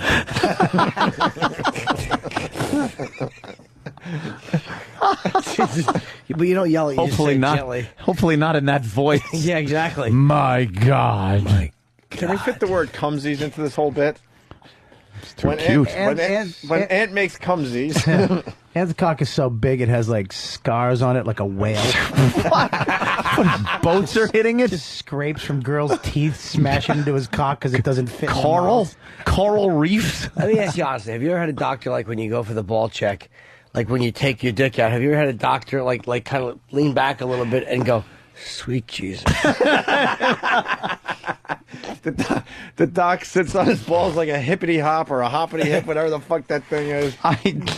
No, that has never happened, Jimmy. Have you ever had a doctor start to say something and then catch himself like as soon as your cock This comes is out? Anthony's cock. I've been practicing medicine. It's on Ellen right now. There's an anaconda on Ellen, and it's not an anaconda. Well, we were confused for a second. Matt in D.C., what's up? Hey, I was wondering if that was Ant's cock in the Kevin Bacon movie Tremors. No, what happens is Anthony caught a doctor one time. Like he took his cock out for the ball check, and the doctor said, I've been practicing medicine for 25 years and just stopped. He just stopped himself. Realized what he was saying? He realized he was supposed to be thinking that. Oh. Did you ever use your cock for T-ball? No, I can say never. That's a good one by Matt LaFar from Queensbury. Ant was circumcised with Alzar Cowie's knife. Chris B. from Jersey. Ed has to lock his cock in the basement during full moons. All right. I gotta pee. Yeah. Me and you just pee inside my Ant's cock. cock? Me and my cock have to go to court. Well, Puddle of AIDS writes that that your cock has mile markers. Is that true? No, it doesn't have mile No, markers. all right. It would have to be over 2 miles long, I guess, to need a mile marker. Mm-hmm. Ant's cock is not like it's not an inhuman thing, but Ant's cock. Here's the reaction: like a lot of times, a girl will get her hand on it, and she'll strain and strain, and she'll go, "Oh, if I go up by the tip, I can touch my fingers." That's all. And no, I don't have to go to court, so the judge can use it as a gavel. Good luck at court there. Oh, thanks. That's why the pretty shirt today, right? No, I have I brought clothes with me. You brought court clothes? I brought court clothes. Not, up for murder charges, court clothes. Yeah. Just neat, but you don't want to look like you're a felon or something. Ant's pee hole is so big, it looks like a cornucopia. There are various vegetables tumbling out of it. Yeah. Just rest your huge mule on a table at different Thanksgiving. colored corn cobs. Matt from Pest Box Live says Ant's cock has a grounds crew to keep it from knocking down streetlights. This is silly. I'll try one. Ant's cock is so big that the crabs are as large as lobsters. No, I don't have crabs. But if you did, they would be the size of lobsters. No. You need light sticks to pee. No, I The don't. girls just, you hear a beep, beep, beep. They don't have to guide it in like an aircraft. Oh, God. You do get a big mule. Is it a big? Just admit to it, and we might stop. I just, I'm not going to make judgments on my own anatomy as compared to anyone else. Top Gunt from Canada wants to know if you use a tractor tire for a cock ring. Tractor tire, not even just a tire. Tractor tire. When Ant was circumcised, they used his foreskin to cover the Superdome. Oh, my God. Dude, I can't give you credit because it updated. Fuck, that was good, too. That was a great one. Shit. Sorry, bro. They're coming in so fast, I'd lost you already. That wasn't mine. Yes, I know. And all they are here on Pal Talk is cock references. Yeah. Oh, God. Jurassic Cum from Earth. He writes, rednecks go noodling inside Ant's pee hole. That's a good one. Noodle. Jimmy went to the bathroom. He's back, and it's still going on, Jimmy. Oh, good. Yeah. There's the top of Anthony's cock right there. In between all this, I like to plug 2U, my brother's U2 tribute band. Wow. At the Bolton Center Theater. Wow. In Bayshore. Is your cock going to be there? Sure, they're playing under it. Standing under the shadow. Okay. And then it's not until March 22nd, but tickets are available now. Yeah. So go to boltoncenter.org. Where's that? Bolton Center? Yes. Where? BOULTON center.org. Dude, I've never seen In Bayshore. feedback come in faster, and I can't give this guy credit either, but some guy just wrote, all right, we get it. He's got a big cock. That's a great way to end it. Now, the way to end it is, all right, we get it. He's got a gift. Because that's what that is. Ant's cock is so big, it won't take Spielberg's calls. Rob in Jersey. Hey, wait a minute. These are turning into They're very familiar. Chuck Norris jokes. Well, it's okay.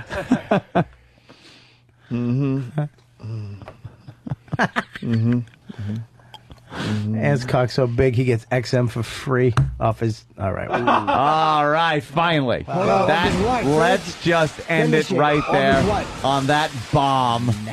You didn't finish it. All of his what? I'm not going to... Well, how about we try to get back on track with Casper from Connecticut. Good Casper? evening. Anthony, you cock is bigger than U.S. Steel. Very good Godfather 2 reference. Certainly was. Very nice. All right.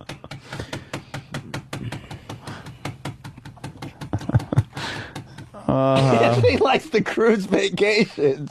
What? You like the cruise ship vacations since he uses the portholes as glory holes. John H. from Montreal. I just want to get Pat from Putnam. Pat? Yeah. What's up?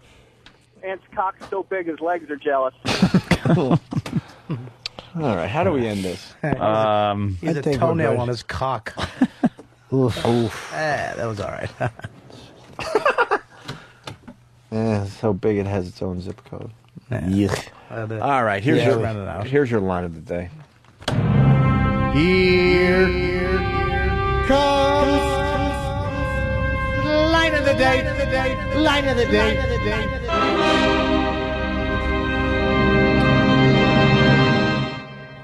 Man stole 1,600 pairs of blank.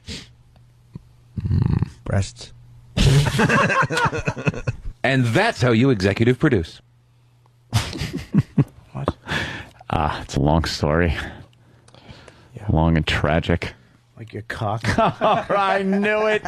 I knew it.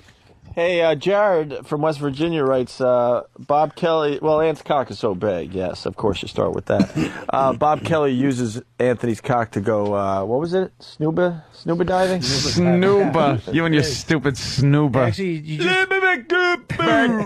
just hook your mouth right onto the head of his cock, and you can go around. You can go down around 20 feet for a half hour.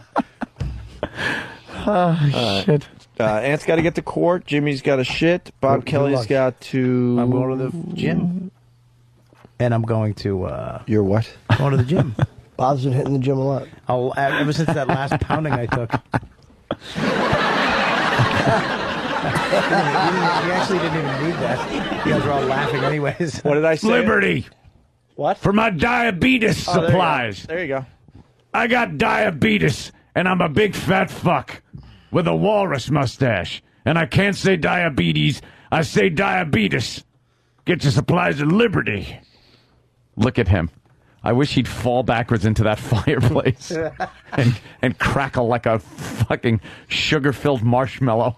It looks like your cock before it gets hard. My cock does not look like Wilford Brimley. Big and fat with a sweater. It doesn't have diabetes. You have to. It has to have its own sweater to keep it warm. Jesus Christ! Enough about the cock. I'm gonna tear down a wall, though, Bobby. What did I say to you when we were not goofing? You lost some weight. Thank you. Yeah. Yeah, you did a little bit. The last time. I want people to think that I'm human every once in a while. I think you got a pounding. This shows was actually complimentary. Thank you. I got pounded for, I think, an hour and a half. We got to hurry? All right. That joke, so. Yeah, right. let's... we got to hurry because we're going to replay that call, that brilliant call that Jimmy made yesterday. Well, you know, whatever. See you guys tomorrow morning. We promoted it, right? Yeah, I'm going to be at Stress Factory. Yes. This week. Yes. Are you coming back tomorrow, too, I think? I don't know if you want me I'll back. just come back. Oh, just stop. I'll come by. What, do you want to I'll come by. be officially invited? No. I got Poughkeepsie coming up in a couple weeks in San Francisco. Poughkeepsie. So we'll see you guys tomorrow. Psyllium husk. Diabetes, diabetes, diabetes, diabetes, diabetes, diabetes, diabetes, diabetes, diabetes, diabetes testing supplies. Oh, God. Oh, boy. Oh, my gosh. Oh, boy. Hey, oh, my God. Oh, my God. Jesus. Uh-oh. Oh, God.